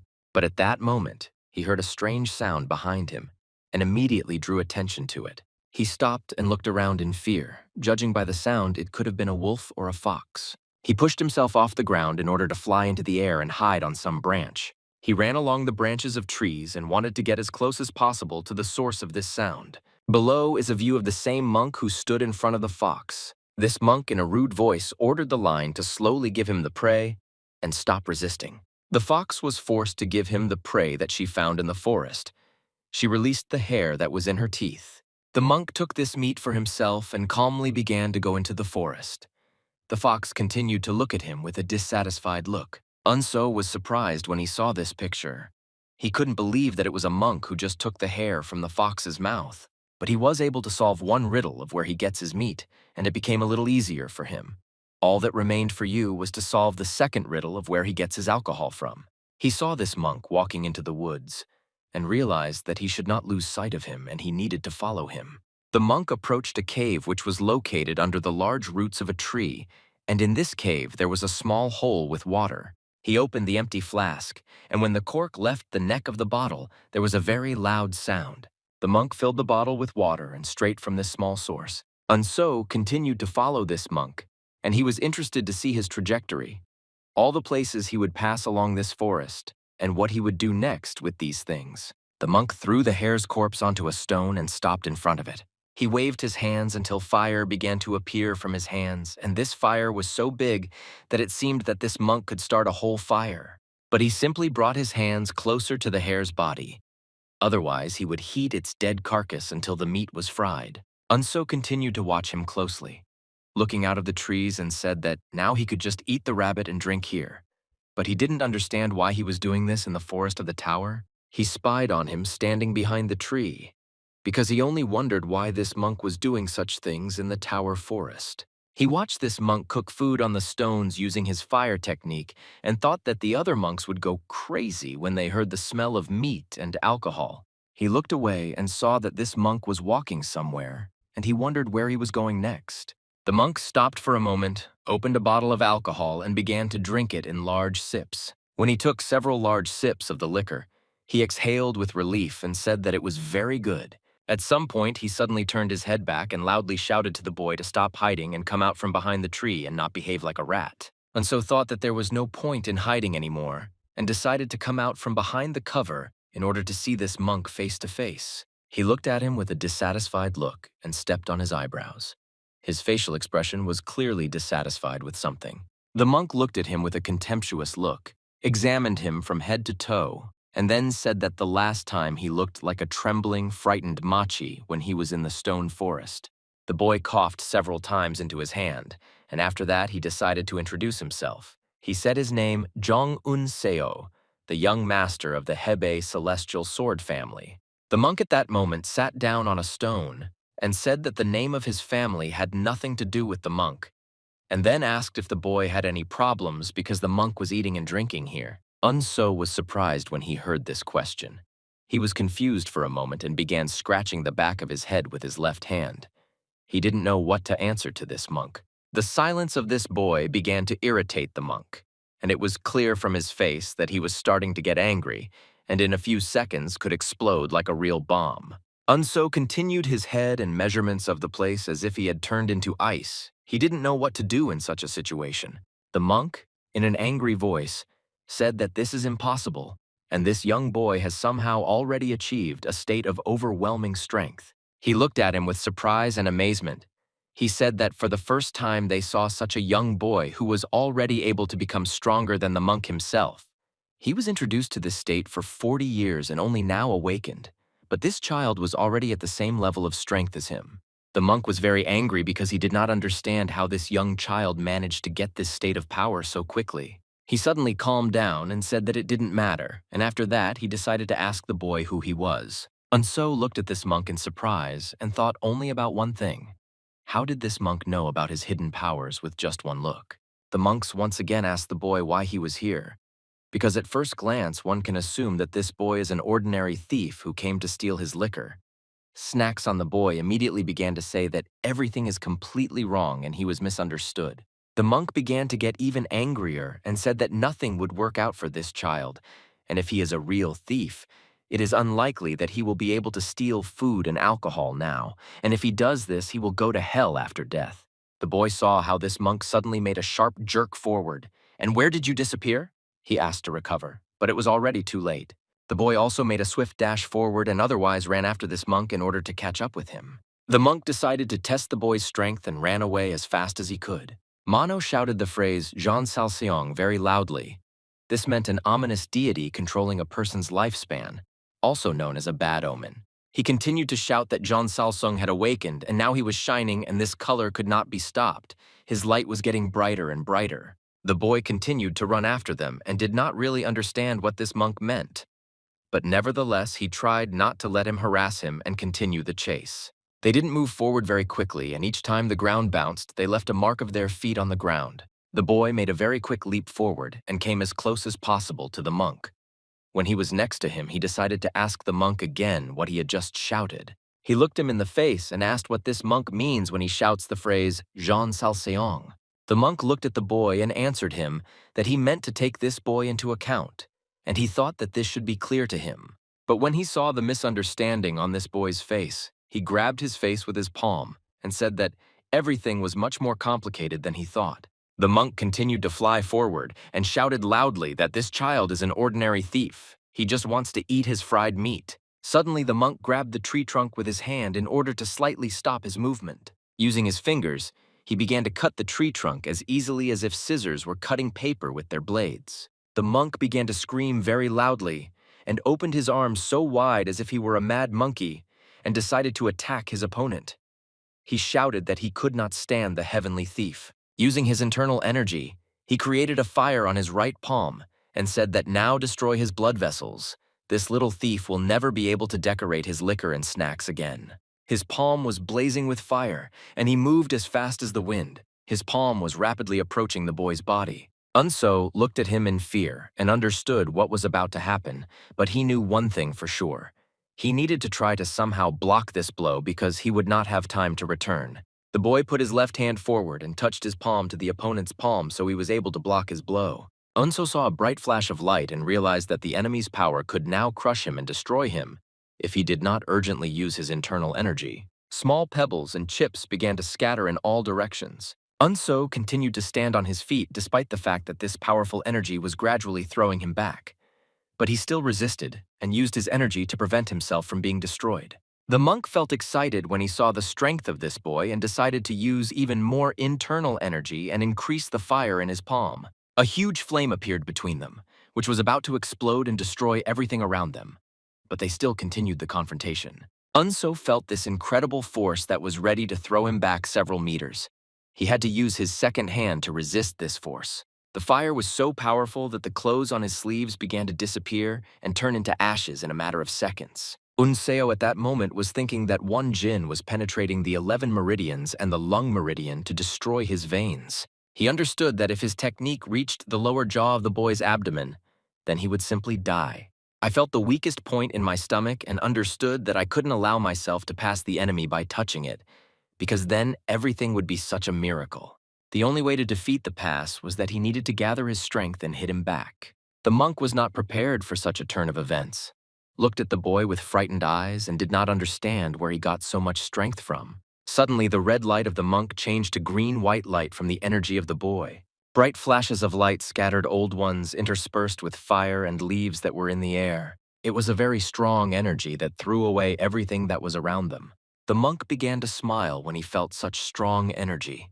He had not fought with anyone with such incredible strength for a long time. But suddenly, he looked at this young guy in surprise and said that he could not believe that the boy had a divine body. Unso felt like the veins of evolution were inflating, and if he used a little force flowing, they could burst at any moment. The monk suddenly said that this guy's veins are as strong as skin. Suddenly, the monk raised his other hand up and used another fire fist technique, and then said that it would not be difficult for him to destroy this child's divine body. Unso understood what was happening to this monk and why he was behaving so cruelly. He reminded him of some real monster. The monk used his second hand to put as much energy as possible into this confrontation. The guy opposite him still withstood this pressure, and his strength was enough to resist.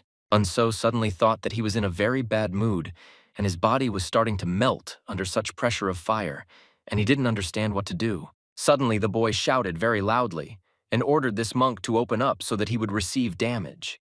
But the monk was so consumed by the desire to win that he heard absolutely nothing and would continue to splash his large amount of energy. Suddenly, the monk screamed very loudly. His pupils were furious.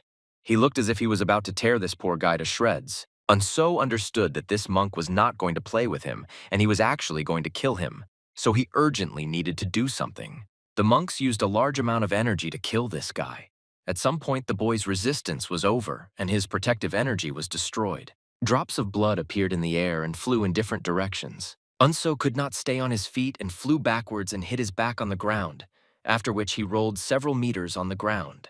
The blood continued to fly in different directions, and it seemed that time stood still as drops of blood flew in the air. Unso Erjan was on the ground and coughing up blood. The veins on his face were swollen, and it seemed to him that just a little more and he would die. The monk stood near his body and looked at him like a predatory beast watching our killed prey, waiting to tear it into pieces and profit from its flesh. Suddenly, the monk stopped, took out his bottle of alcohol, opened the cap, and smiled very joyfully. He immediately began to drink liquor from his bottle and took very large sips as if it were not alcohol, ordinary water. He looked at the boy with his strange eyes and said that the problem was Cheon Salsung.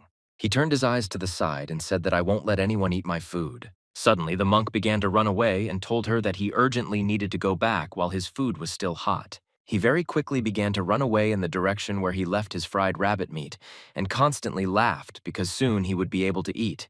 But Unso lay wounded on the ground and could not move. He felt incredibly strong pain throughout his body, and his eyes glowed yellow. Suddenly, he opened his mouth and smoke began to emanate from his mouth, as if his soul was leaving his body. His eyes began to sparkle even brighter. Suddenly, he felt pain all over his body, and this pain was impossible to bear. But this pain did not last long, and almost gradually it began to end, and only a couple of points on his body still hurt. He closed his eyes and heard slight crackling sounds in his body, but his skin still continued to smoke as if he had just been burned. He was lying on the ground in the forest, and no one could help him because he was absolutely alone here. Evening came. Hid behind the roofs of houses, there was an orange sunset. Apples were calmly flying across the sky. The next morning, the sun reappeared in the sky and illuminated the morning roof of the buildings and this village. Unseo was already lying in bed, but he was still unconscious. He was alive after such severe damage that he received yesterday. His lips moved during sleep. He clearly felt some kind of pain. The captain and the captain's assistant stood next to the bed. They suddenly saw the boy open his eyes and in a joyful voice asked if the young master had woken up, and so immediately sat down on the bed and looked at one point on the wall in front of him. He asked what happened.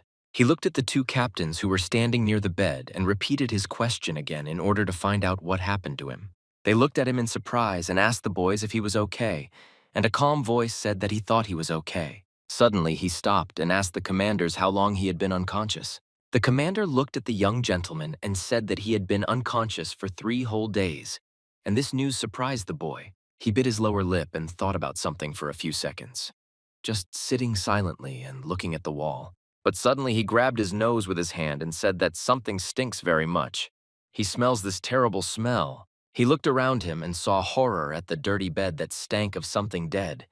He said that the commanders should have at least given him a clean blanket. But the commander put his hands forward and tried to calm the young gentleman. He said that they had already changed the blanket 4 times while he was unconscious. The boy asked them if they really wanted to tell him that it didn't leave his body. The captain's assistant said that after they found the young gentleman unconscious, they immediately put him on the bed and black sweat began to flow out of the young gentleman.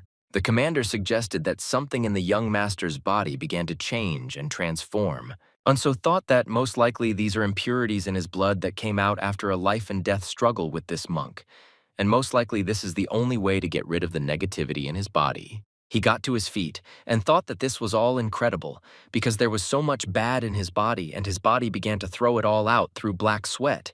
He said that he urgently needed to take a bath. When he went outside, he saw in front of him a large red palace with 2 red columns on either side. The boy saw the senior monk in front of him and decided to approach him along the coast. The monk greeted the boy. The monk said that it seemed to him that the boy's meeting with Wojin was still not over, and they would certainly meet again, and asked the boy if he wanted to stay here longer to check it out. So thought about the words of this monk. He couldn't believe that they wanted him to meet with this madman again. But at the same time, he thought about Wojin's words. He thought that if what he was talking about was true, then he shouldn't be offended by this prediction. The boy folded his hands in front of him and agreed to the request. The monk said that he would stay here for another 10 days. After he came to his senses, he went out into the forest. He walked along the forest path and thought that it doesn't matter what bad things you have to go through in life, because fate will always hit him in the back of the head at the most inopportune moment. He needed time to think about everything and thought that the only reason he was doing all this was just because he wanted to find out as much as possible about Wojin. He didn't understand why Wojin used so much of his energy during the battle. He wanted to find out whether this monk wanted to kill him or teach him something very important. But he had a feeling as if he knew the answer to this question today. The clouds began to scatter in different directions and made more room for clear skies. Unso suddenly stopped in the middle of the forest and began to turn his heads in different directions. Try to look around. He felt the presence of someone next to him. Wojin ended up behind him and in his rude voice asked this brat what he was doing here. They looked at each other. There was a tense pause between them. The boy cleared his fist and then said that he came to this forest again to see him. The monk involuntarily looked at the boy, waved his hand and said that there was no time for all this. And if the boy wanted it that way, then they better just take it and fight right now. Unso looked at this monk in fear and thought that he was completely crazy and he was scared to even imagine what came into the head of this crazy monk. Unso suddenly said that unfortunately he was only familiar with the technique of holding the ball, and the monk began to shout at him that this stupid child had gone completely crazy because he was going to use the ball, even though he didn't even know how to move his arms and legs correctly. Suddenly, the monk punched him in the chest with all his strength and threw him back. He said that this stupid child cannot even block the most ordinary attack. Unso began to cough, and it became very painful for him. He said that the problem was that the questions were not prepared for this blow, but it didn't matter how his reservation was. But he got into a fighting stance to start the sword technique as strong as any sword strike technique when used by a world-class master. But the basic technique that Wojin is using right now can be more terrifying than any other in the entire world. The monk suddenly lunged forward to launch an attack and said that the boy must react the moment he was about to be hit. He immediately struck hard with his elbow and tried to throw the guy back. He punched him in the chest with all his might to show him his own weakness, and said that her boy needed to work on his vigilance. After that, he immediately made another blow with his hand to his face. After this, the monk quickly began to run forward and the boy fell to the ground. The monk turned his gaze on him and said that the boy should train his body to look like he had never trained beyond his capabilities and feel sorry for himself all the time. Unso just came to his senses after the damage he received and looked at this monk.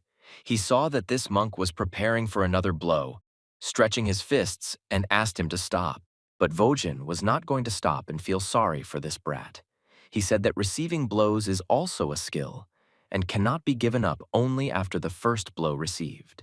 In the forest, the screams of Kanso were heard. He asked me to stop and help him. Unfortunately, no one heard me. A few hours later, night fell, and the moon replaced the sun in the sky. When night fell in the lame monks, there was light in the upper windows. The captain and assistant captain looked at the young gentleman in fear and did not understand what was happening. Unseo was lying on the bed and writhing in pain, constantly talking about how his whole body hurt. His face was pale and he screamed very loudly that he was dying, and now his body seemed to explode from this pain. The captain, in a frightened voice, asked what happened to him and why he looked so terrible.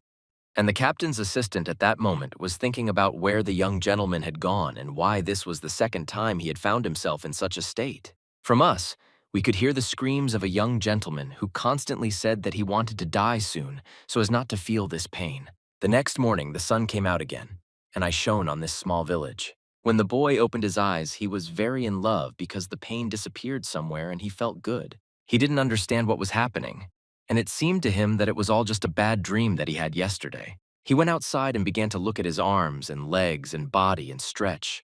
He thought that his body should be bruised and hurt from the inside, but the places where he received blows are now full of energy. He feels healthy.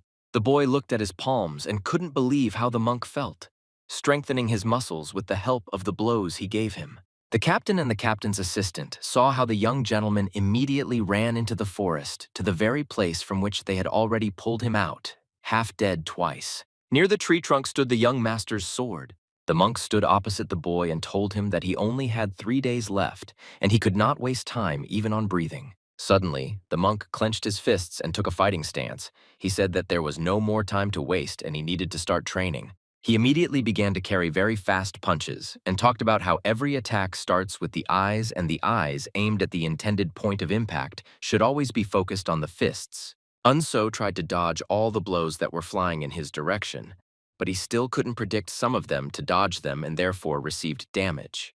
The monk shouted loudly that he sees that yesterday's beating is working. His body reacts instinctively, trying to dodge the blows. He continued to strike the boy with a strong blow, and Unso did not have time to dodge them and receive damage. Monak said that after the eyes, you need to concentrate on the shoulders, and he can predict what the next attack will be if he looks at the movement of the enemy's shoulders. Unso didn't want to fall to the ground. He would be in a weak position, so he tried to stay on his feet and listen to his mentor's advice. The monk said that the boy was thinking about how to keep the eyes in his head and let them atrophy. He ordered to immediately use this to read the movements of his opponents and prevent himself from being damaged. Unso understood that he needed to react very quickly and use the third eye technique in order to see all the enemy's movements faster than he could make them. With the help of his third eye, he sees the energy inside the body of his sweat, and thus he tried to predict the next blows. He saw a fist flying towards his face at an incredibly fast speed. But he learned very quickly, and with the help of his technique, he was able to dodge this blow and not take damage. He saw the enemy's hand miss and fly near his face. Vojin realized that he needed to speed up his attacks so that the boy would react to them as quickly as possible and try to dodge all these blows, and the boy began to succeed. Voyin continued to inflict a series of quick hodos and told the boy to look at him and not even think about closing his eyes for a second. Unso felt his eyes starting to hurt. He wanted to close and blink at least for one moment, but he couldn't do it. In this case, he would get a very strong blow. The monk began to use his legs to attack the boy, and missing one such kick could be very, very painful for him. But Unso can bend even from a kick, and it was not difficult for him. He opened his eyes and his mouth in surprise and said that this is a six-direction fist, and this is the first time he has seen such a technique. But Vodkin stopped for a moment to tell the boy that there is no such fist fighting and art that changes direction. Unso told the boy that it does not change direction, and he understands this, which means it is a completely different art. He does not know what this art is called. The monk continued to quickly attack and said that the boy must learn to control his body correctly, especially with his arms and legs, in order to be able to evade such techniques. Unso was already starting to get tired of constantly dodging such fast ones, and nevertheless understood that there was no other choice, because he no longer wanted to feel the pain that he felt last night. He lunged backwards and forwards and jumped up or squatted down so as not to take damage. Some of the attacks were very sudden. It was no longer possible to evade them, so I had to block them with my own hands and hold back these attacks. He saw a bright flash in front of his eyes. It was a flash after the impact, as if two balls had touched their blades, and from this contact, sparks began to fly. Mina hit this boy with all his strength with his leg and dealt him a very powerful blow, but the boy was able to block this blow with his own hands. Wojin beat him and said that the boy had very little time and only 2 days left to learn the art that people learn throughout their lives. Unso asked the mentor in a surprised voice what he meant by saying that there were only 2 days left. The monk replied that he would explain to him what he meant, but only if the boy could improve his skills. It had already begun on the street. The sun was hiding behind the mountains, creating an orange sky. Unseo dodged his opponent's blows throughout the day. He felt the strength in him running out. At some point, she jumped back and could barely stop and stay on her feet. Vojin again stood in a fighting stance and for some time stopped striking. He said that there is a heavenly connection. Martial arts when a person becomes one with the heavens. If the boy applies it to the ball or dagger, then he will become a sword or dagger technique, respectively. The monk said that the boy who is now standing in front is half determined, but he lacks the sense of power to reach the next level. The monk looked at him with a contemptuous look and touched his abs on his stomach with his hand. He looked at the sun, which was now far from them, and said that despite the fact that the monk's life was full of regret, he was able to meet a guy like Un from the last minute of his life. He took a stick that was not far from him and said that the boy had only 1 day left, and he must immediately take his sword. Unso immediately ran to the tree near where his sword stood and grabbed him by the sheath. He took his sword out of its sheath and didn't understand what training would be next, but he was ready to go through this training. Unso suddenly heard a completely different sound from his ball when he took it out of the case. He did not understand why this sound changed. The monk suddenly said that the boy is very stupid, and the monk had already told him that the master is different from those who are below the master the moment they draw their sword. And Unso asked him if this really means that he has already achieved the title of master. But Voyin got angry and shouted that the boy had only learned how to correctly draw a sword from a sheath and nothing more. He lunged and stabbed the enemy with his weapon, but the boy was able to parry this blow with his blade. Unso saw the quick movements that the teacher made with this stick and was not prepared for the fact that he would control this weapon so quickly. Suddenly, he felt a very strong pain in his left rib. This pain was due to the fact that he had just received a blow to the ribs with a large, long stick. Vojin asked the boy why he trained all night with his body if he can't even use his sword correctly. He said that everything the boy learned is worth nothing if he cannot handle his ball and fight at the moment when he is most tired. Suddenly he jumped and swung his stick to deliver a strong blow from above. He hit with his stick, but the boy managed to dodge this blow and jump back.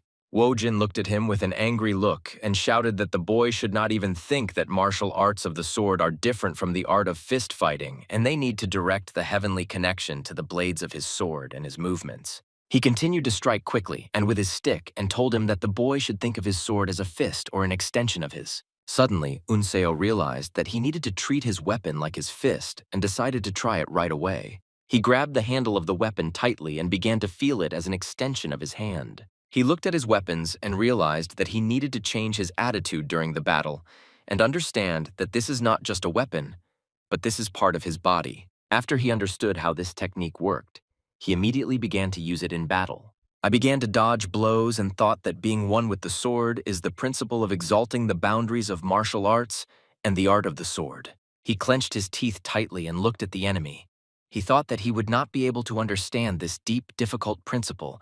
Just think about it, and he needed to see and try it. Unso made a quick lunge to the side and thought that when his fist becomes one with his weapon, martial art and art with weapons will become the same. His sword began to move not with the help of his hand, but by finding its own path and cutting through the air. He realized that the blades of the sword were his fist and tried to strike his first blow and counterattack the enemy. His blow was incredibly powerful. He immediately made a series of attacks using his weapon, and these attacks forced the monk to jump on. Vojin thought for a moment that his young student understood the principle of working with weapons and was finally able to apply it to his sword.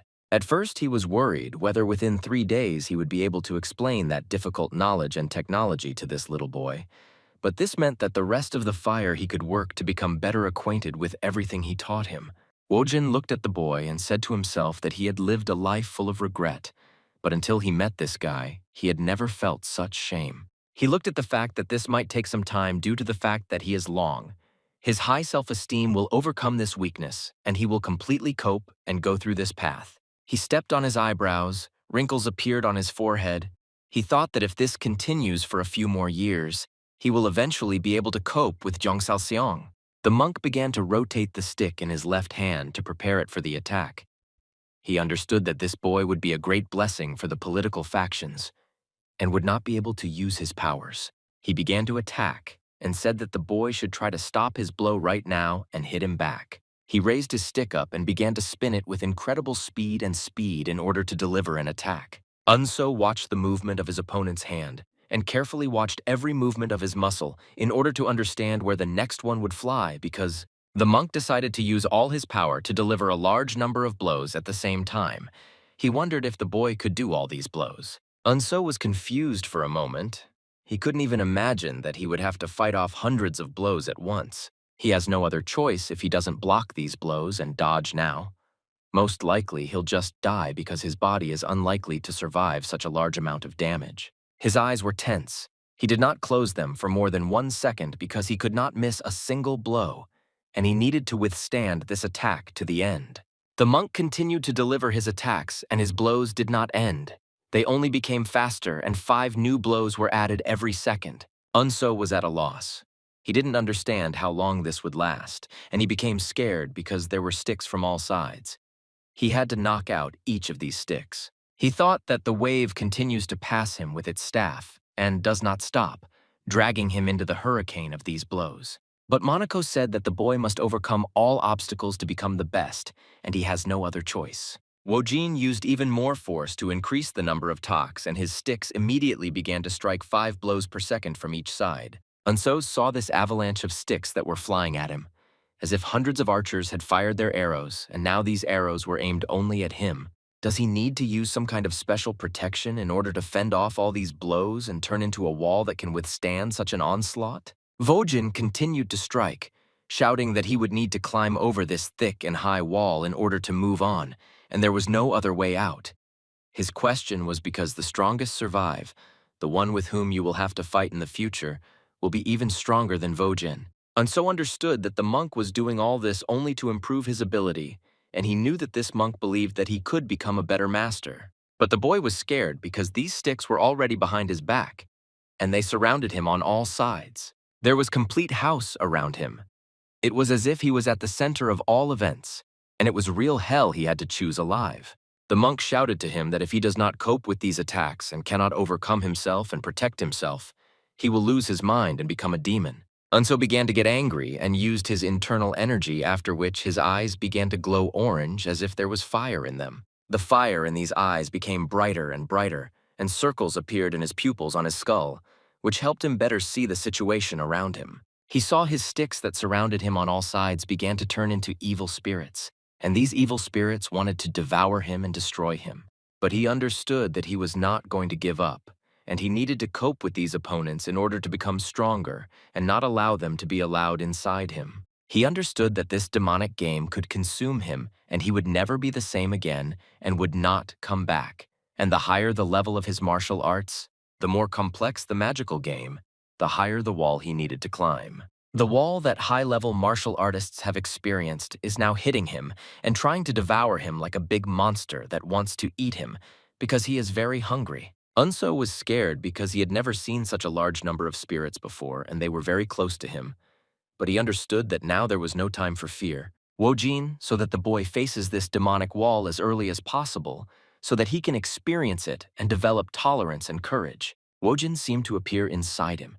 He appeared in his eyes. He existed inside his head. He no longer looked like a monk or a man. He looked like a real demon ready to devour everyone around him. He shouted that the boy should think about the time when he was full of self-confidence, and the energy inside his body circulates properly when he moves correctly. If he is used correctly, it can even break an entire mountain with one blow. Unso listened to him with his mouth open and tried to delve into every word he said, trying to understand what he wanted to convey to him. Suddenly, he noticed a bright flash of light. It was as if there was an impenetrable hole that now surrounded him. He saw a huge night sky with an incredibly large number of stars. At that moment, he was thinking that if his work and brains also work, and the brain is there, and that means he must control himself. He lived tightly in his hands and said that since the hand should not move the sword, it should move independently, and it is just a part of his body. He swung his ball and tried to hit his opponent with a sidekick. His ball began to emit very strong energy that surrounded his body and the blades of his weapon. He made swift fish forward towards the demon who was attacking him, and at that moment he was no longer afraid of these monsters and was ready to fight him. He forcefully made the first blow and split the skull of the evil spirit into many small pieces. After this, the evil spirit was visible in the sky and a bright flash appeared somewhere in front. From this bright flash, a moment later, his mentor, the monk Wojin, appeared who stood in front of him and looked at him with a weapon. Unseo continued to run forward and was ready to tear his opponent apart and destroy him forever. A very bright flash of light appeared in front of him, and it seemed that everything here would explode into pieces. Wojin saw the boy cut his stick into two halves using his blade. He did it with one long blow. It took a moment for him to catch his breath and look at his enemy. Wojin looked at the boy and couldn't stop. He laughed and thought that he had never seen anything like this before.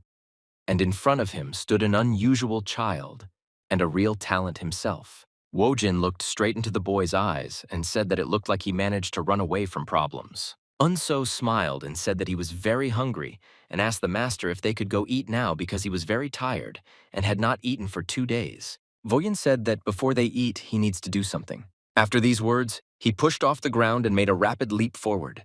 The monk touched the boy's head with his palm and squeezed it tightly. Unso watched his master and saw how he now flies over his head and makes a very fast movement. Suddenly, the monk found himself on the head.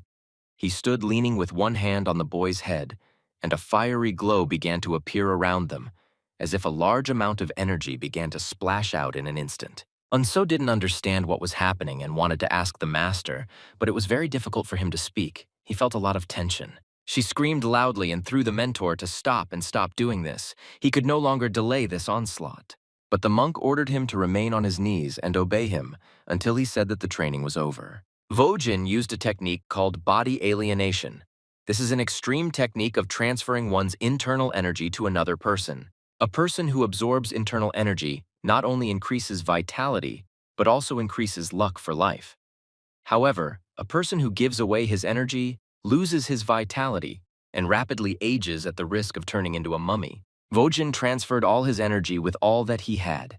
He was ready to give this boy all his life's energy. At some point, he stopped transmitting energy and jumped to the side, and the boy continued to receive incredible powerful energy from himself. The monk landed on the ground and looked at the boy, watched him, and tried to see what was happening now. Suddenly the monk said that his time had come, and he did everything in his power. He thought that it was very good that he met this boy, and for the first time in his entire life he was lucky, and he completed his mission, and at that moment he grew old very quickly and turned into a grandfather in seconds. Wojin asked the boy to protect Shaolin, then he would be in danger, and now this is his mission. He was aging faster and faster every second, and wrinkles began to appear on his body. He said that it was all the will of the Buddha. Wojin slowly began to walk away into the sunset and said that because of his pride, Wonho's brother once gave up his life after losing a duel, and he still can't come to terms with it. To atone for his sins, he left Shaolin and meditated in a cave for 5 years without leaving it. At the moment when he was almost teaching the Buddha, the evil forces overtook him, and it was a terrifying demon with which he could not fight.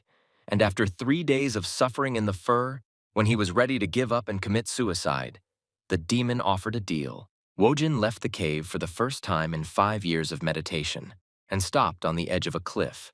The demon appeared behind him and ordered him to stop and move immediately. He appeared before his eyes and looked at him. The demon said in an angry voice that if he gave up his desire for a deeper understanding of Buddhism, the demon would stop trying to turn him into a demon before the end of the month. So he became crazy, and after that he went back to Shaolin and spent a month there trying to find gifted people. But all this time he just drank and ate meat. And 3 days before the end of this month, he was still able to find his very chosen boy. He was annoyed that this boy was not a monk. But nevertheless, he decided that it was to this boy that he would give all his strength and teach him everything he could do. Voyin raised his head up and looked at the sky, and he said that he had no more time left and his time had expired. The monk made a rapid leap forward and disappeared somewhere, but the boy remained in the same place, continuing to emit a strong flow of energy. The monk was jumping on the rocks, rising higher and higher, and thinking that before the demon takes control of his body, he must get to the cave and hide in it. When he was at the top of the mountain, he saw a gate in front of him. It was a stone gate that closed the cave. His eyes began to glow with a bright light, and he said that now he must release the last grain of soul and internal energy from himself so as not to turn into a demon, and began to emit incredibly powerful energy. He broke the stone gate with the help of his energy and wanted to rush to his ancestors as quickly as possible. I make my way through the scattered stones that he broke with his own hands. He quickly flew forward. After he got into the cave, the stone gate was broken and littered with large cylinders of stones.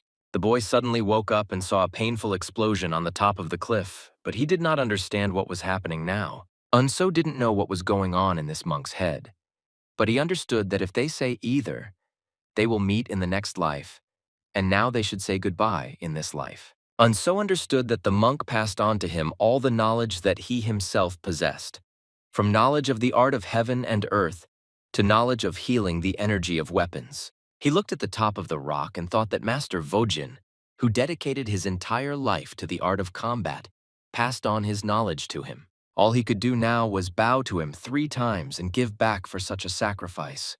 Although he taught him for only 3 days, the boy realized that in front of him was a great master who showed him a secret technique. It was already night outside and gray clouds appeared in the sky, covering the sky. Unso was returning back to the village, and near the village gate stood his subjects who were waiting for the young master to return. Everyone was wondering where he had been all these 3 days and why he didn't return back to the village. They wanted to know what was happening to him. But the boy simply waved his hand and said that first he wanted to eat something because he was very hungry, and his stomach was grumbling a lot. When they arrived in the village, they brought him a large amount of food to feed the young master, and he ate in silence for several minutes, not talking to anyone. The captain told the boy that if you eat quickly, your stomach may hurt, and therefore the young master needs to curb his ardor and eat a little more slowly. But the young gentleman answered him with a saying that one should not provoke a dog when it is hungry and busy eating. The captain decided to ask the young master why he was talking like that, and asked him to drink some water, offered him a cup of water. He said that the young master's speech had become very rude. But the boy had no time for that now, and he continued to stuff his mouth and stomach with rice and vegetables because it was very tasty, and he wanted to calm his hunger in this way. The scene shifts to a city called Wuhan. A joyful voice shouted that they had finally reached this city, and after a long journey arrived in Wuhan. The young gentleman walked down the street, accompanied by his subjects, and said that even though they didn't expect to lose so much time in Shaolin, they got here without any problems. The captain looked at the young master and said that it was a miracle they could reach the formation of members of the Murima Union in 3 days, and the boys averted their eyes to the side. He answered the captain that it was better for them to stop at a tavern to rest after the journey and then go to the Murim Union, and the captain's assistant said that he also really wanted to have something to eat first. The young gentleman walked up to the shop, lifted the curtain, and greeted the man who worked there. The man greeted the young gentleman with surprise. The assistant captain asked if they wanted to go to another place, because in this establishment all the tables were occupied. But the tavern worker looked at them and turned to the gentleman. He said that they would definitely like it in their establishment, even despite the fact that they had practically no empty seats. The commander took out a silver coin from his coat and asked if they could find free tables for them because they were very hungry. The waiter approached one table and pointed to the table that was intended for them and said that they could sit here. He pointed his hand over another table and said that these people can sit down and join the people who are already sitting at this table. The captain said that this scoundrel knows how to charm his teeth and he won't be surprised if someday the guy opens up, but he has the potential for this. Unseo smiled and thanked the waiter for allowing them to read for it, and thanked the people who were already sitting there. The man who was sitting at this table said that everything is in order, and because of the formation of members of the Murim Union, there are always a lot of people here. He smiled and greeted them. He said that fate brought them together and invited them to introduce themselves to each other and find out who they were. The captain smiled and bowed to this man. He said that his name was Seok Handong, and he didn't do much of his kanho, so unfortunately he doesn't have a title. The young master also bowed and said that his name was Cheon Unseo. The man in red clothes scratched his beard when he heard the name of this boy. I said that he had a feeling as if he had heard this name somewhere before. Another person who was already sitting at this table suddenly said that if he is not mistaken, this boy belongs to the Heavenly Sword family. Unso turned his head at this man and asked what he meant. The man with a smile on his face explained that people say that the young master had perfect control of the three-axis ball. That's why they call him that, and he can't say that he didn't know about it. So at that moment thought that he certainly doesn't mind that it is called the Heavenly Sword. But the three basics ball technique is the very basis that cannot even be called a third-class technique. So no matter what is attributed to it, it still remains a low-class technique for him I do not like. This man raised his glass to drink and said that this is a great title for a young man. The waiter at that moment looked at the boy in surprise and thought that it couldn't be that the sword of the three fundamentals was now sitting in front of him. Unseo smiled awkwardly and looked at all these people. He felt uncomfortable because they only knew him because of his title.